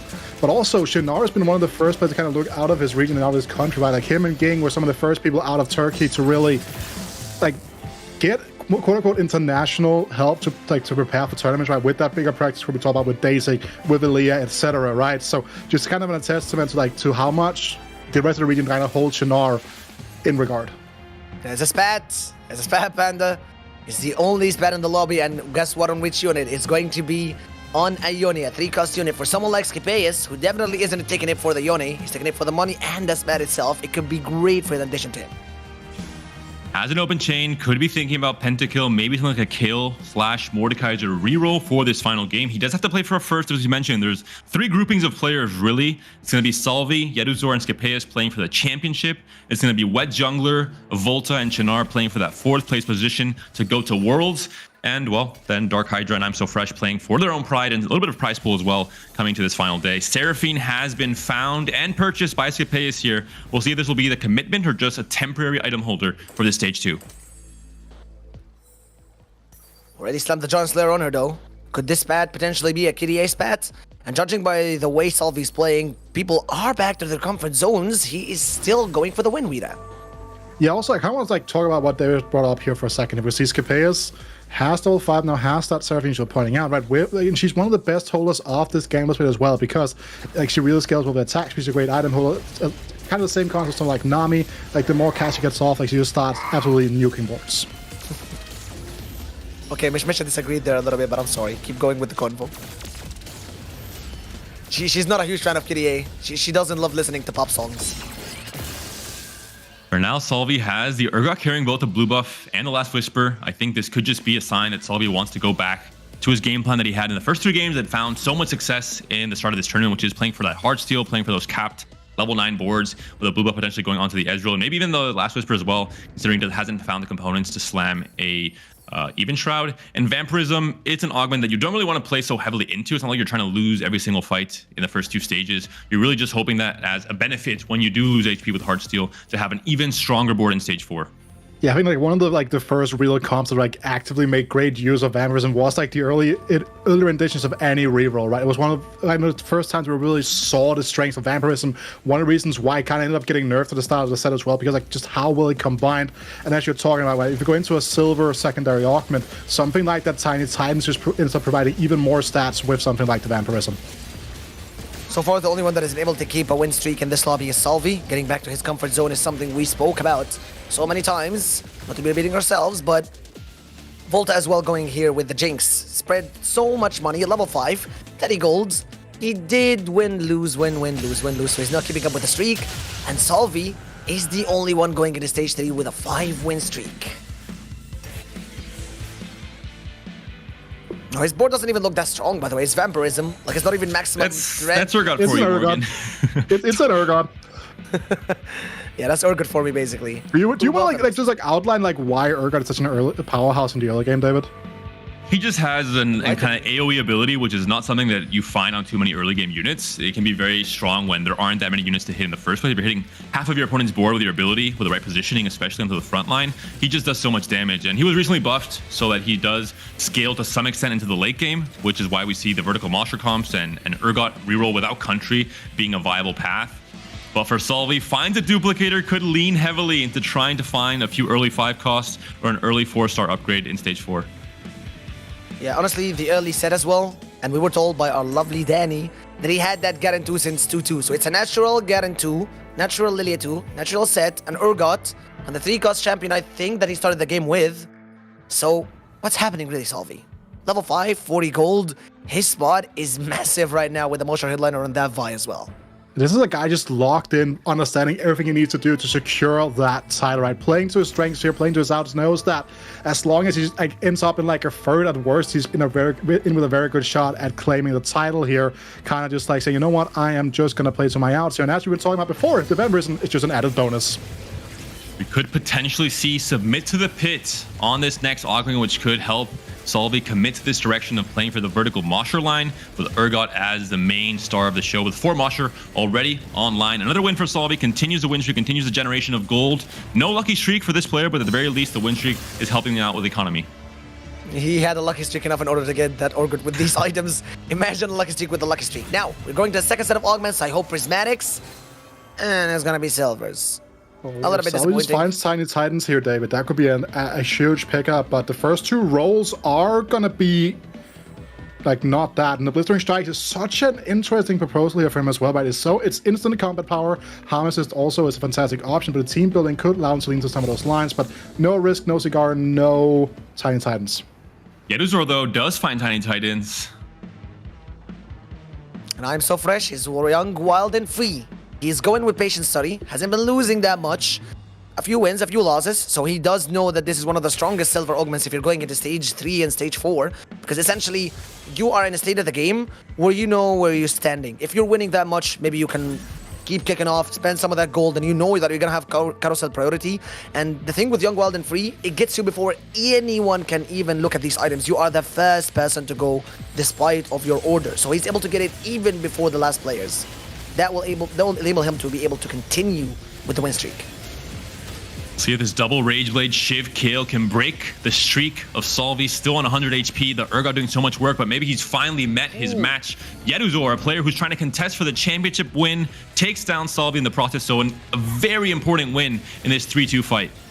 And like, he has a lot of HP. He has the important headline he wants to play around, already select. Yeah, just goes, dashes to Rage Blade, just starts firing away. But alas, it is going to be a loss for I Am So Fresh here, potentially neglecting some of the value from that Young Wild and Free augment. I thought for a second that this Jinx had a Gambler's Blade, and I was, oh my god, that is genius. Nashor's Tooth, Rage Blade for her to be a money printer. I was a little bit disappointed. I mean, he does have a lot of gold, but imagine that he had these items when he had a Gambler's Blade, and that Jinx would have generated like, what, 20 gold per round or something? It's a very early... But Jungler also moving into the same space that Jedusor was in. Salvyyy maybe saying, thank you very much, my fellow German, for making the French player's life a tiny bit more difficult. And we're seeing 6 kills already found for What Jungler. Yeah, he also did roll heavily, right? He has the rolling for days augments here, and so does Shinar. I don't think Shinar's committed his rolls just yet, however. And we kind of see the face-off here. The issue for both players right now, but Wet Jungler's board just seems to be that much stronger. Early Mordekaiser to an early Viego. He has everything he needs to at least get to level 7, then stabilize. Yeah, you can say he's a little bit shocked. You get it? No? Okay. Gambler's Blade and Rage Blade now being our main talking points for the rest of the game, but Infinity Edge on that very early Ezreal coming in from Volta, not able to win against the true Giga Chad, the Jinx. Young, Wild and Free on Fresh, fishing for any spatula, but he does find an open... What is he going for? It's going to be a glove then. There's an Ezreal on the carousel. Could be very interesting for our players who are trying to go for the 5 Heartsteel somewhere in Stage 3. Volta already has 5 Heartsteel. He's 3 points behind White Jungler and Shinar to try and fight for that 4th place to go to Worlds. Maybe this is what he needs, a big cash out, and hopefully one of these games where you can get 1st place playing this Heartsteel line. For Shinar and White Jungler, both players picked up Rolling for Days. They have the same game plan, it seems like, playing for some of the strongest rerolls in the current meta. For Shinar, Riven, reroll. We see already a Riven 2 on the board here. No headliner just yet. He is going 7. He could be rolling for the Riven right now. If he finds 8-bit Riven in a few rolls, he could be in a very good spot to top 4. He's sending it, Weeda. He's sending it, spending every single penny in the bank now. Not able to find the headliner Riven. 1 off plus the headliner. 1 off on the headliner, exactly. But not finding it just yet. Doesn't want to go below the 20 gold mark. But actually, never mind, he does. But he has to stick now with the Mordekaiser to not lose and bleed. And look at his spot. 6 gold, only sitting on 37 HP. His position is not so good at the point. The thing is that it could be worse. Another important thing to note here as well is he has 2 kills on the bench, right? A prime unit in this lobby right now. And one of the more important units that, again, if he gets through this round without being too scathed by it, can just kind of optimize his board for a little bit, play this Mordekaiser headline and move for like the rest of Stage 4, even depending on how things pan out. Wow. Is that Gosu? Is that Uzi? He just guided that Riven away like 3 or 4 times. Killing her. Econ loss for Shinar, who's on a 9-loss streak. May want to lose this next fight as well, but I wonder if he's just going to hold on to the Mordekaiser headliner for this next round and then have a second all-in roll down at 4-1. It looks like that will be the case for now, holding on to the Mordekaiser, staying above 20 gold. As we mentioned, 4 copies away from the Ribbon right now. Oh wait, we were just told as well that Volta decided to raise the stacks. And that is very crucial for his positioning.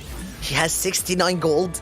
He's sitting on about 20 XP if I'm not mistaken. However, he already has an Infinity Edge slammed on that Ezreal, so he needs to make sure he doesn't accidentally win any round. Like this one. But I'm not considering the fact that he might be going now over that Mordekaiser with the even Shroud. The Riven didn't even bat an eye at that Ezreal cutting her, but he doesn't have enough damage. I thought that Infinity Edge might allow him to deal more and more damage, generating just 1 gold this fight. Apparently not enough, and Voltarex is very happy with this loss. Generating some gold, staying above 50 and able to hit level 7 with almost more than 50 in the next round is massive for Volta. If he can pass through with raising these stacks correctly, he's going to be having a massive power spike. 288 hearts already, so close to reach that 500 mark when he does catch out. Yeah, and also it's kind of worth noting here as well for Shinar. This spot is kind of looking like it's going to be very reminiscent of his first game, right? He has a little bit of setup here for that, and also going back to Volta's board, David, he's able to go for triple damage item on this Ezreal. Does not have to go for the red buff, does not have to go for a Morello, for example, due to the blistering strikes. Volta He'll making as much money as he can. We have to go back to very happy Chinar's with that. board. The roll down's coming through for Chinar. He sold the Mordekaiser. He's trying to find specifically the 8-bit ribbon. Sending He it. doesn't want a 4th. He wants a 1st place to finish his qualification to Worlds, to beat out Wet Jungler potentially for that 4th place position. The roll down's coming through. He's not finding the ribbons he needs. Just the headliner off now. Just the headliner off. Hasn't even got the option. There it Yes, is. he And comes. it's 8-bit. In the final roll down with exactly 9 gold, he gets his prayers answered. And look at this Can as he well. potentially find a spatula on this next carousel? Maybe even this augment that's coming up now could help him find the 6 8-bit to continue capping out this board. Yeah, and he has the Viego already, right? So he has to damage the Gexing from the pentakill across the entirety of the board. So this is such a huge round for Shinar, and this ribbon free. This time around, he has the QSS, he has the Giant Slayer. He's not stuck in poor item no man's land like he was in game number 1. Okay, gets it exactly at the final point. And now the next set of augments is exactly what's going to be his saving grace. We got gold and silvers. And the next one, is it going to be a decrescendo? Is it going to be another golden augment? So nothing too special here. I'm so fresh looking through his options. Level 8 going to roll down for a headliner to try and stabilize him. But Jedusor is a player we need to be looking at. Both players contesting for the championship are currently 1st and 2nd in the standings. They played a tempo-heavy game plan, preserving as much HP as possible in stages 2 and 3. Wet Jungler, meanwhile, who is playing for the Kayle reroll, has hit Live for Danger as final augment, Wida. Yeah, and also that is a huge power spike as well for Wet Jungler, right? Just getting extra power onto this Kayle. But also keep in mind, Jedusor has Tiny Titans. That entire HP gap between him and Salvyyy that he got from that augment is almost vanished. If he doesn't scale probably into this game here from this spot on, Salvyyy is going to be in a very good spot. I'm more curious about the Volta cash now. I don't know if he hit it yet, or is he just waiting one more round for it? Because it's about to be a massive power spike for him, alongside the fact that he went for little buddies, so his 5 and 4 cost units with the Heart Seal is going to be massive. Salvyyy now broke the bank, kinda. Still has a duplicate sitting on that bench, looking for one more Ezreal to reach his final spot with Blizzarding Strikes. He does have a lot of anti-healing reaching that kill pretty easily. It won't be a hard fight for him if he could kill the kill, but no! She gets to survive thanks to healing orbs and obliterating his front line with shock treatment. Yeah, big I win just for Jedusor realized he has no gold, Wida. Jedusor has rolled down. He's level 7, 0 gold, and does not have anywhere close to a Kayle 3 if that is his main game plan. Volta cash out does come through here, though. Ezreal, Lucian already found with a Rage Blade slammed onto him. Level 8, and we need to find a viable 4-cost headliner to propel us to the Fast 9. Yeah, and I was wondering whether or not Salvyy's going to be rolling here, because he needs to match Volta in this specific spot to ensure that he finds that Ezreal 2 with his duplicator before Volta gets in there and dips the pool even further. But Volta going to stabilize around this Poppy, a very, very common play on this line. Yeah, I think the Garen does fit here yet. Possibly could have put in the Jhin, but he was in a rush of time, or perhaps maybe put in, I don't know, any other unit that can allow him to get 5 Heart Steel, but so far, this Garen is doing him absolutely nothing on that board. At least the Poppy's gonna buy a lot of time, all thanks to the Masha headliner that she got on the items being slammed on her. Now Volta's finally able to get his first win, but that roll down and a cash out, I don't think was what he was asking for, David. Looking at the HP totals, we're seeing the just massive gaps here from Chinar and Volta to the rest of the players. They've lost so much HP in the early game. We saw Chinar had a 9-loss streak. Volta, of course, raised the stakes, but they do have first pick on the carousel because of it, alongside I'm So Fresh, moving freely. Doesn't go for the Alawi, though. Volta gets it in the end. Needs to rod for something, it seems like, here in terms of his itemization options. He wants that Ionic Spark for the front line to really just power up that little buddies for the Ahri here. So big round here as well for them. Also keep in mind, Wet Jungler on a full-on win streak. Shinar slowly but surely building towards something greater with that ribbon, but it is that important fight between him and Wet Jungler for that final spot, most likely. He's able to get that Lulu 3 alongside a Zig sitting in the shop. He does slam it now, having 3 Hyper Pops with the Hyper Pop Lulu, and he has so many items to slam now, David. That board looks nice. And Skepeus, alongside Jedusor and Salvyyy, is attempting to play for the EMEA Championship. He wants to become the victor after this Game 6, playing a comp which is, I would say, his comfort comp. Across all the games in the first 2 days, he only repeated a comp 1 time, and that was Lulu reroll. So Skepeus may be in a good spot from a mental area to play this Game 6. Going out into a fight against a board that is unlikely he could win against because of that Ezreal and his blue buff clumping against these units now. He did hit a very good mark, and that Mortal Dominican is going to be keeping the Ezreal away, but he also has the same exact augment. Blistering Strikes is going to be applying the anti-heal. Never mind. His comp is way too strong for Salvyy's Ezreal to be able to burst him just in time, and that's a Vampirism loss. It doesn't matter for him. You kind of see the dynamic of how some of these melee carry units kind of just end up struggling into something like the Ahri and Lulu boards. The set is like when the second the set gets targeted down, even by an Ahri 1, it's just game over. The damage implication is too high, and the Lulu again, set will always be in her target range. So really needs that Ezreal 2, and Salvyyy still hasn't found it. For Chinar, he's trying to rack up some gold. Gonna go level 8 potentially and fit in Jazz alongside the very early Lucian he found on level 7 to accompany that Caitlyn in the backline, helping out the Riven close out some of these fights. But looking at Salvyyy, as you mentioned, 3 loss streak now for our #1 player in the standings, facing off against Chinar's Riven. The Zed versus Riven matchup here, I think, will be in Riven's favor unless she can be bursted down in time by the Ezreal, by the MF, by the Zed. It looks like it's not gonna be the case. The Gunblade healing her so much here. Not just the Gunblade, but also the Vampirism, keeping that Riven extremely tanky and the Omnivamp coming from it. And no CC is going to make any difference. She was able to end up the fight with a full HP, also countering Salvyy's board with the Blistering Strikes. It may be a great augment, but it's too strong to counter the Vampirisms on his board.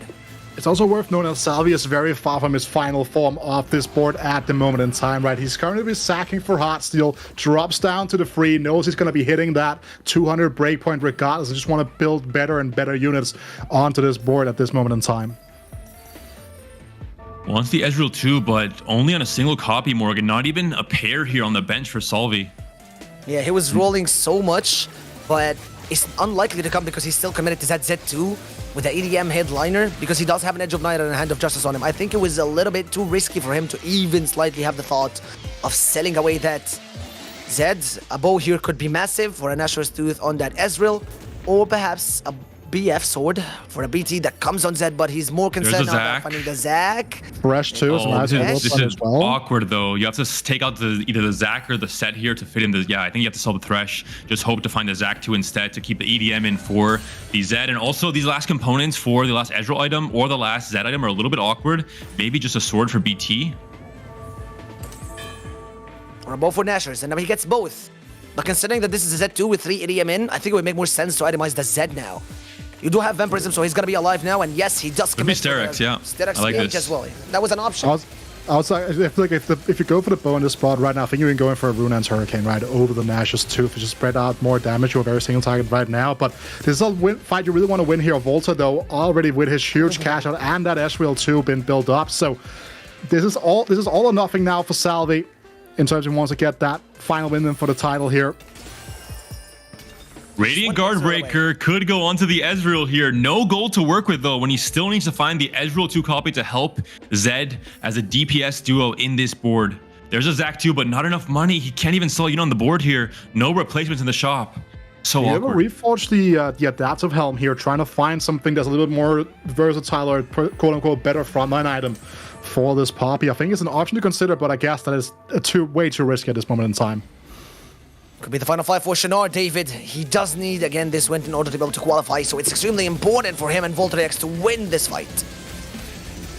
We'll see the Riven does not move to the left side. They're not going onto the Lucian right away. The Lucian going to slowly stack the Rage Blade, untouched in the corner, but Ezreal brings the aggro from the Riven onto that left side. Can the Lucian take on the Riven in time? The answer is no. And Volta, who looked so strong, is now down to 4 HP.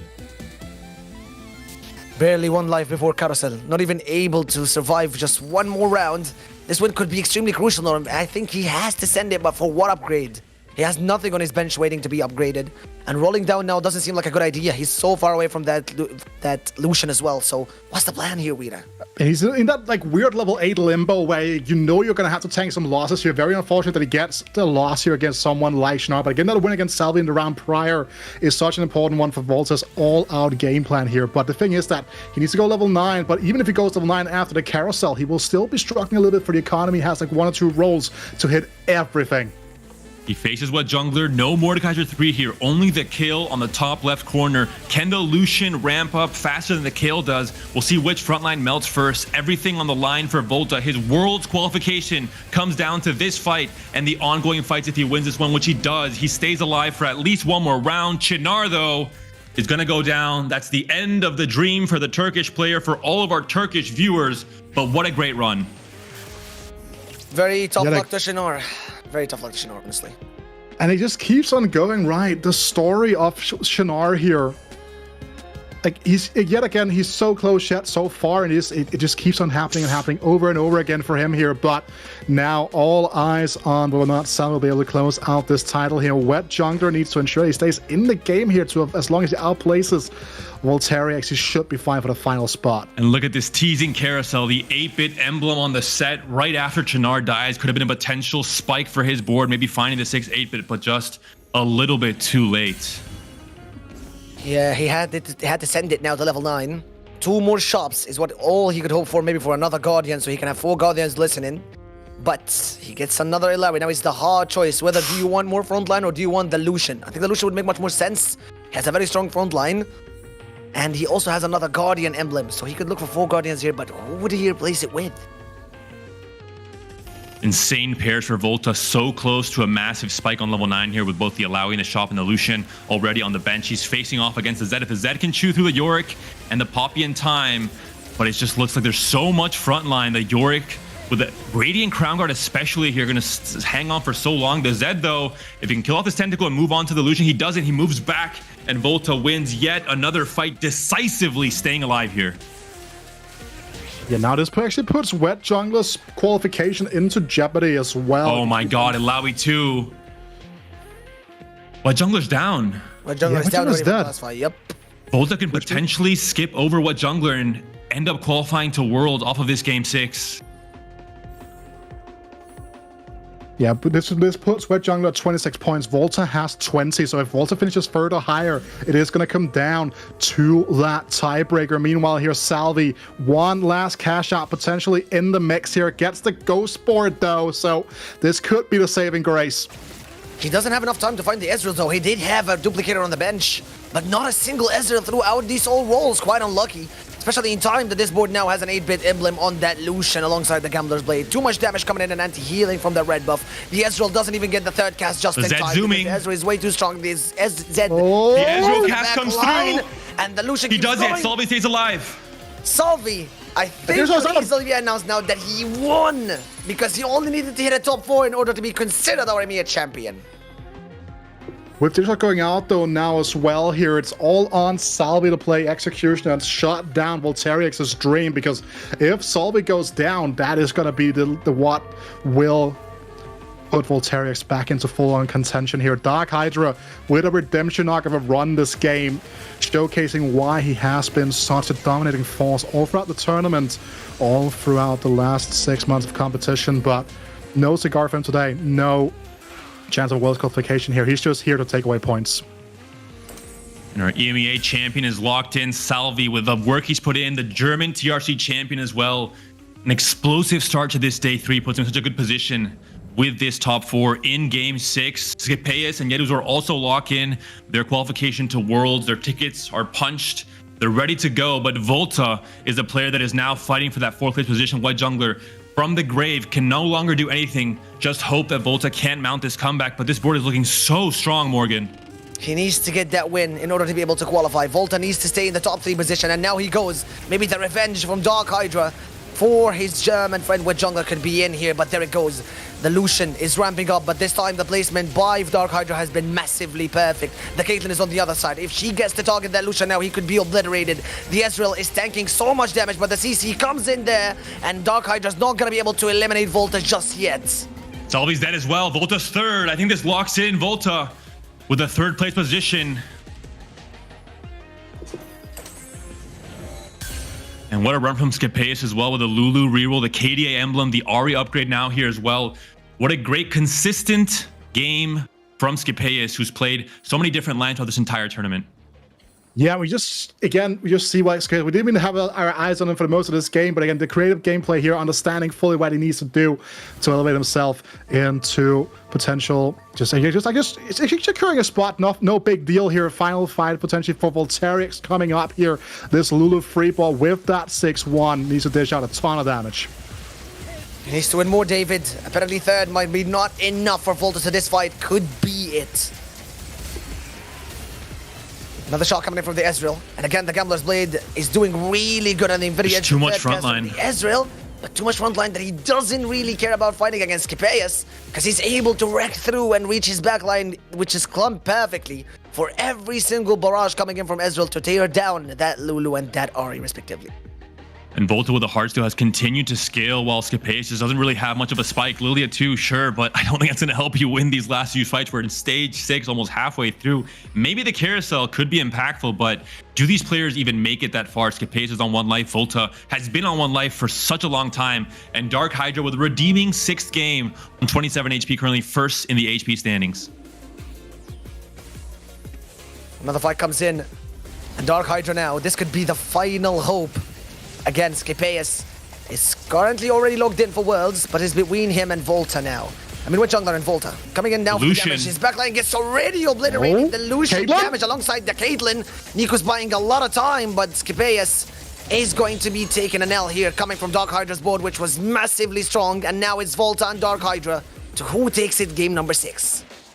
And Volterix yet again playing that 1st or 8th playstyle. Losing so much HP in the early stages of the game. It's not Ribbon this time, it's Heartsteel, but what a way to come back into the game. Finds the Yorick, finds the True Damage Emblem, finishes 2nd place, and this now guarantees he's locked in for yet another World Championship appearance, the 4th, tying Double 61 as the most represented EMEA player in the international stage. And also the 2nd time that he makes it in a row here as well. Absolutely magnificent showcasing from Volterix. Again, he got that early Cassandre headliner, understood what he needed to do, understood the objective, got the assignment, and executed to perfection. And whether or not he's going to be able to take it home in style with a win is now the only question left in the EMEA Rising Legends Finals of Remix Rumble. And Dark Hydra finally with a decisive, a convincing game 6 to erase what happened in all the games prior on this day 3. 8-bit Lucian tearing through frontlines throughout the last 2 stages of the game, but is Volta's board too much to handle? The Caitlyn cast comes through, does not kill the Ezreal. Decisive win here from Volta, who wants to finish off in style with a 1st place. He's not going to be giving up a little bit way too early. In fact, Volta is massively wrecking through Dark Hydra's backline. You thought that this Lucian could be destructive enough, but with 0 value coming in from the Gambler's Blade, because Hydra had to keep making his maximum attempts to make that board stronger against Volterix, which gets an easy backline access. On the contrary of Dark Hydra, that Caitlyn and that Lucian shots are being blocked by his massive front line. Another final fight coming in right now, and Volta just 1 more step. No upgrades for either player, no Yorick or Ziggs too for Hydra to try and maybe win this last fight. We'll see what the Lucian can do. We'll see what the Caitlyn can do, especially with her shots. Once she gets her ability off, Volta continue to ramp up the Rage Blade on the Lucian. He's cross-firing right into the opponent's Lucian, but Lucian is down. It's all down to Ezreal now. He cleans up with a massive cast, though. It's only the Poppy left alive. Should be an easy win for Volta, who finishes off in style, guarantees World qualification, but also a big win in Game 6. Yeah, I think that as the French would say, mon Dieu, like what a game coming out from Volta, and chapeau to him. What an absolutely amazing clutch moment from, I mean, one of the greatest that EMEA has ever seen. I don't think there's any doubts in anyone's mind about that now. Yeah, the way this lobby started, you would think that it's kind of locked in. We were already sure with Salvyyy in game number 4, and we had a lot of stuff happening in game number 4 and number 5, so we did get a lot of surprises, but it is of no surprise that Salvyyy is now our winner and already logged in. Panda and Rita, I was lucky enough to be here casting with you again in Rising Legends EMEA Finals in the last 2 games, so I would love to ask if you have any kind words before we send it to break and to our desk. I want to give a big congrats to the OG. Salvyyy and Volta have been around for so long. They've never stopped tirelessly putting in effort every single moment of the set on ladder in tournaments to make it to this moment, the conclusion they wanted. Volta with his 4th Worlds appearance is just insane to even say out loud. Rita? Yeah, I'm just going to echo what David said here. The fact that Volta now eclipses everyone else 4 qualifications is an absolutely insane stat. Glückwunsch to you, Salvyyy, and congrats for the massive win. And please, Germany, make us proud in Worlds. Congrats to our winners. And now we're going to be off to a very short break, and we're going to be going with our analyst desk and maybe an interview with someone. Do we expect who it is? Let's see who it is after the break. A very small break, and we're going to be going off with our desk.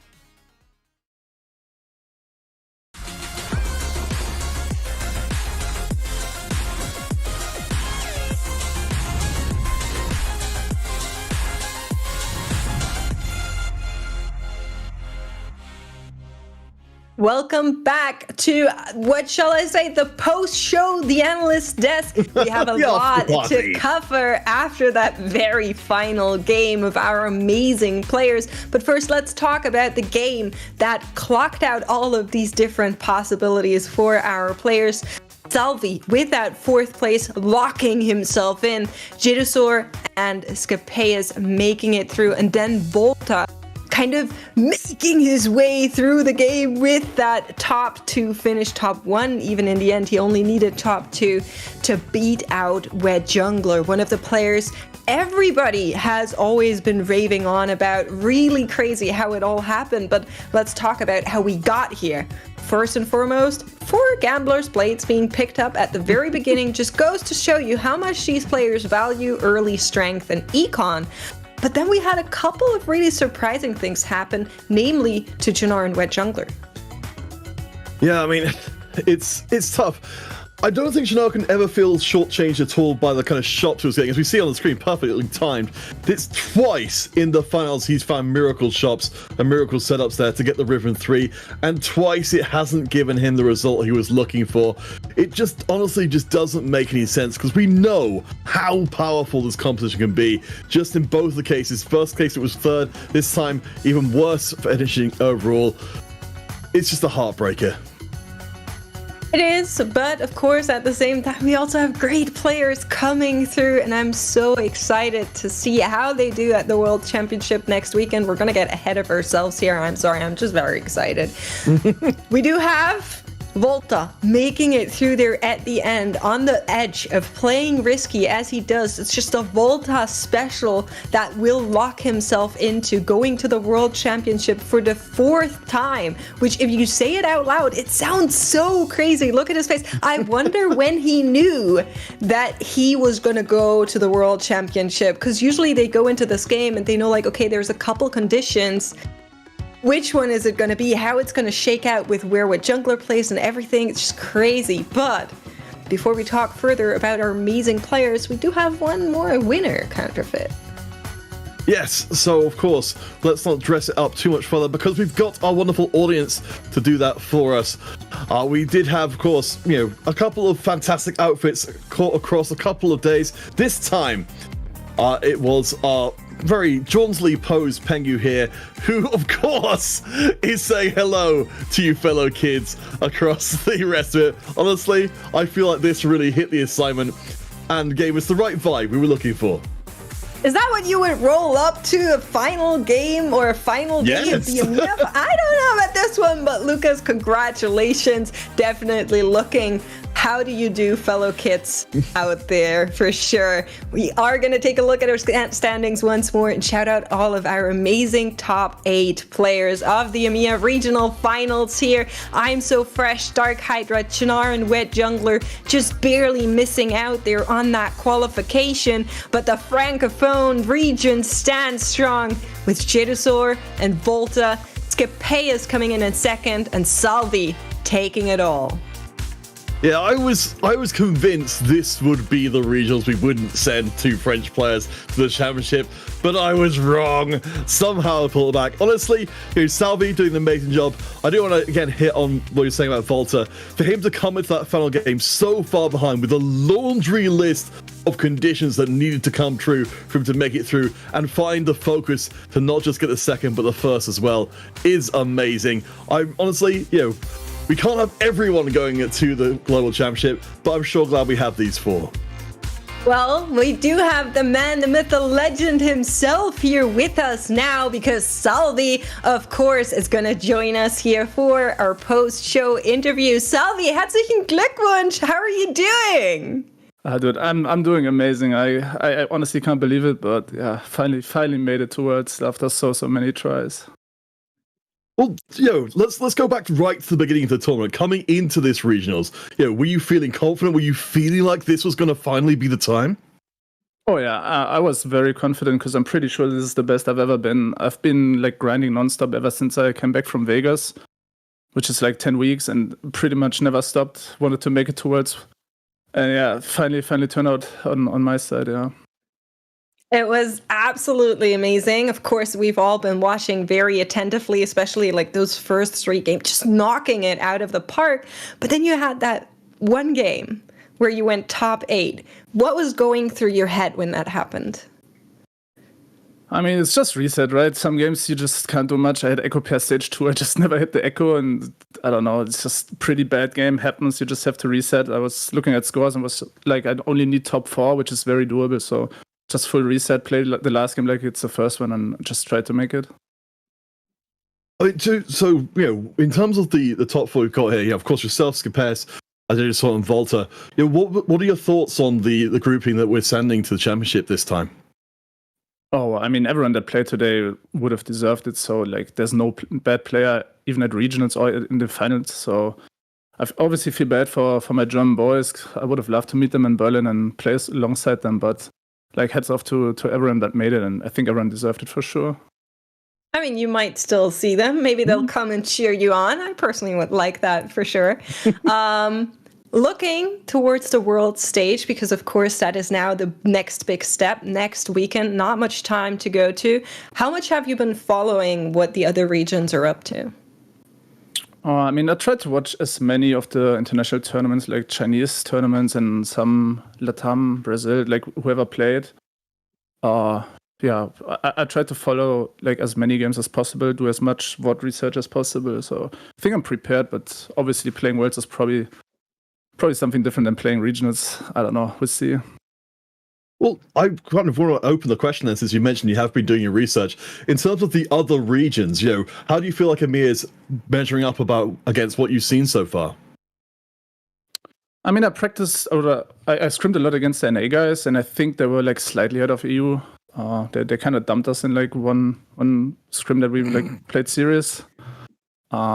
Besides that, I think China is probably really strong against this set from what I've seen. Okay. But I don't know. It's TFT. It's not like you can't beat anyone. Like I'm obviously playing for the win at Worlds. Yeah. That's what we want to hear. Now, Salvyyy, of course, we want to let you celebrate that win accurately. Anybody you want to shout out before we let you off to go? First, shout out to my girlfriend, who has been nothing but supportive in the last few weeks. Like I've been grinding pretty much, not like neglecting her, but like taking my time for myself.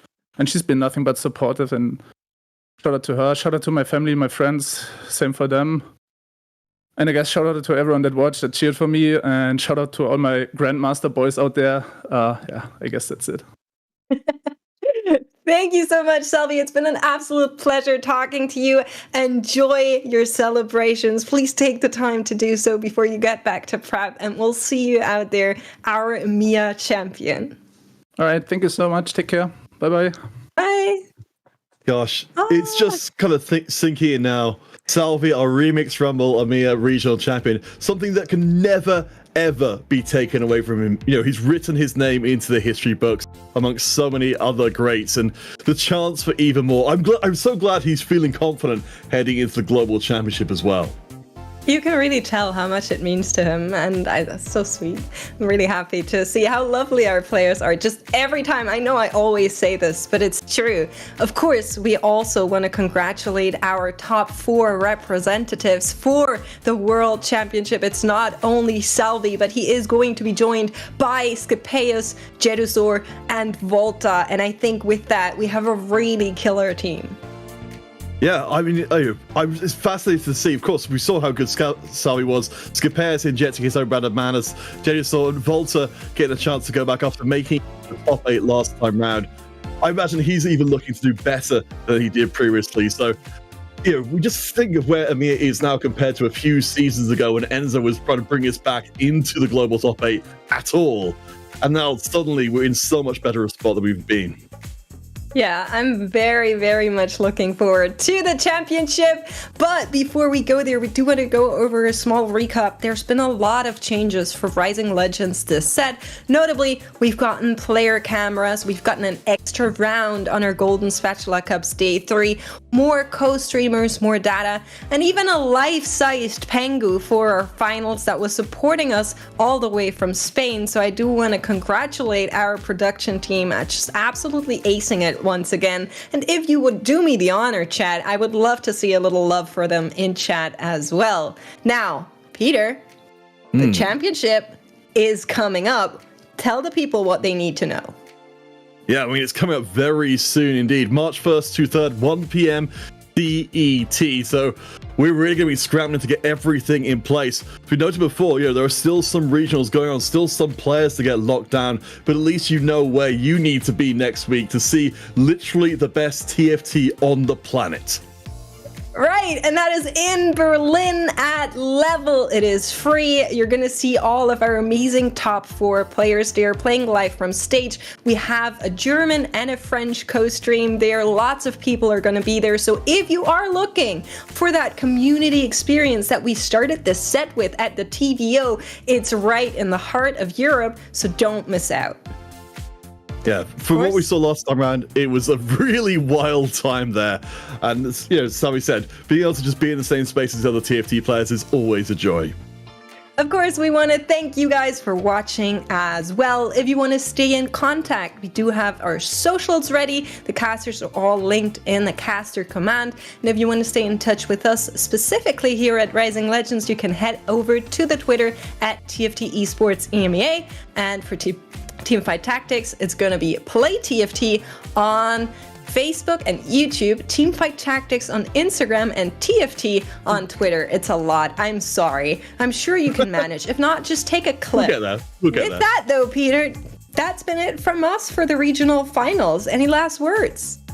Oh, I just think that we're going to have a hell of a time at the Global Championship. I think we've got really great players. I think EMEA is pushing further than it ever has before. And I just can't wait to see how far we can go. Me too. I'm so happy to see our amazing players. I'm so happy to see that we have this community event going on once again. I really hope you guys check it out. And it's been our absolute pleasure to bring you through this weekend. Thank you so much for watching, and we'll see you hopefully at the next one.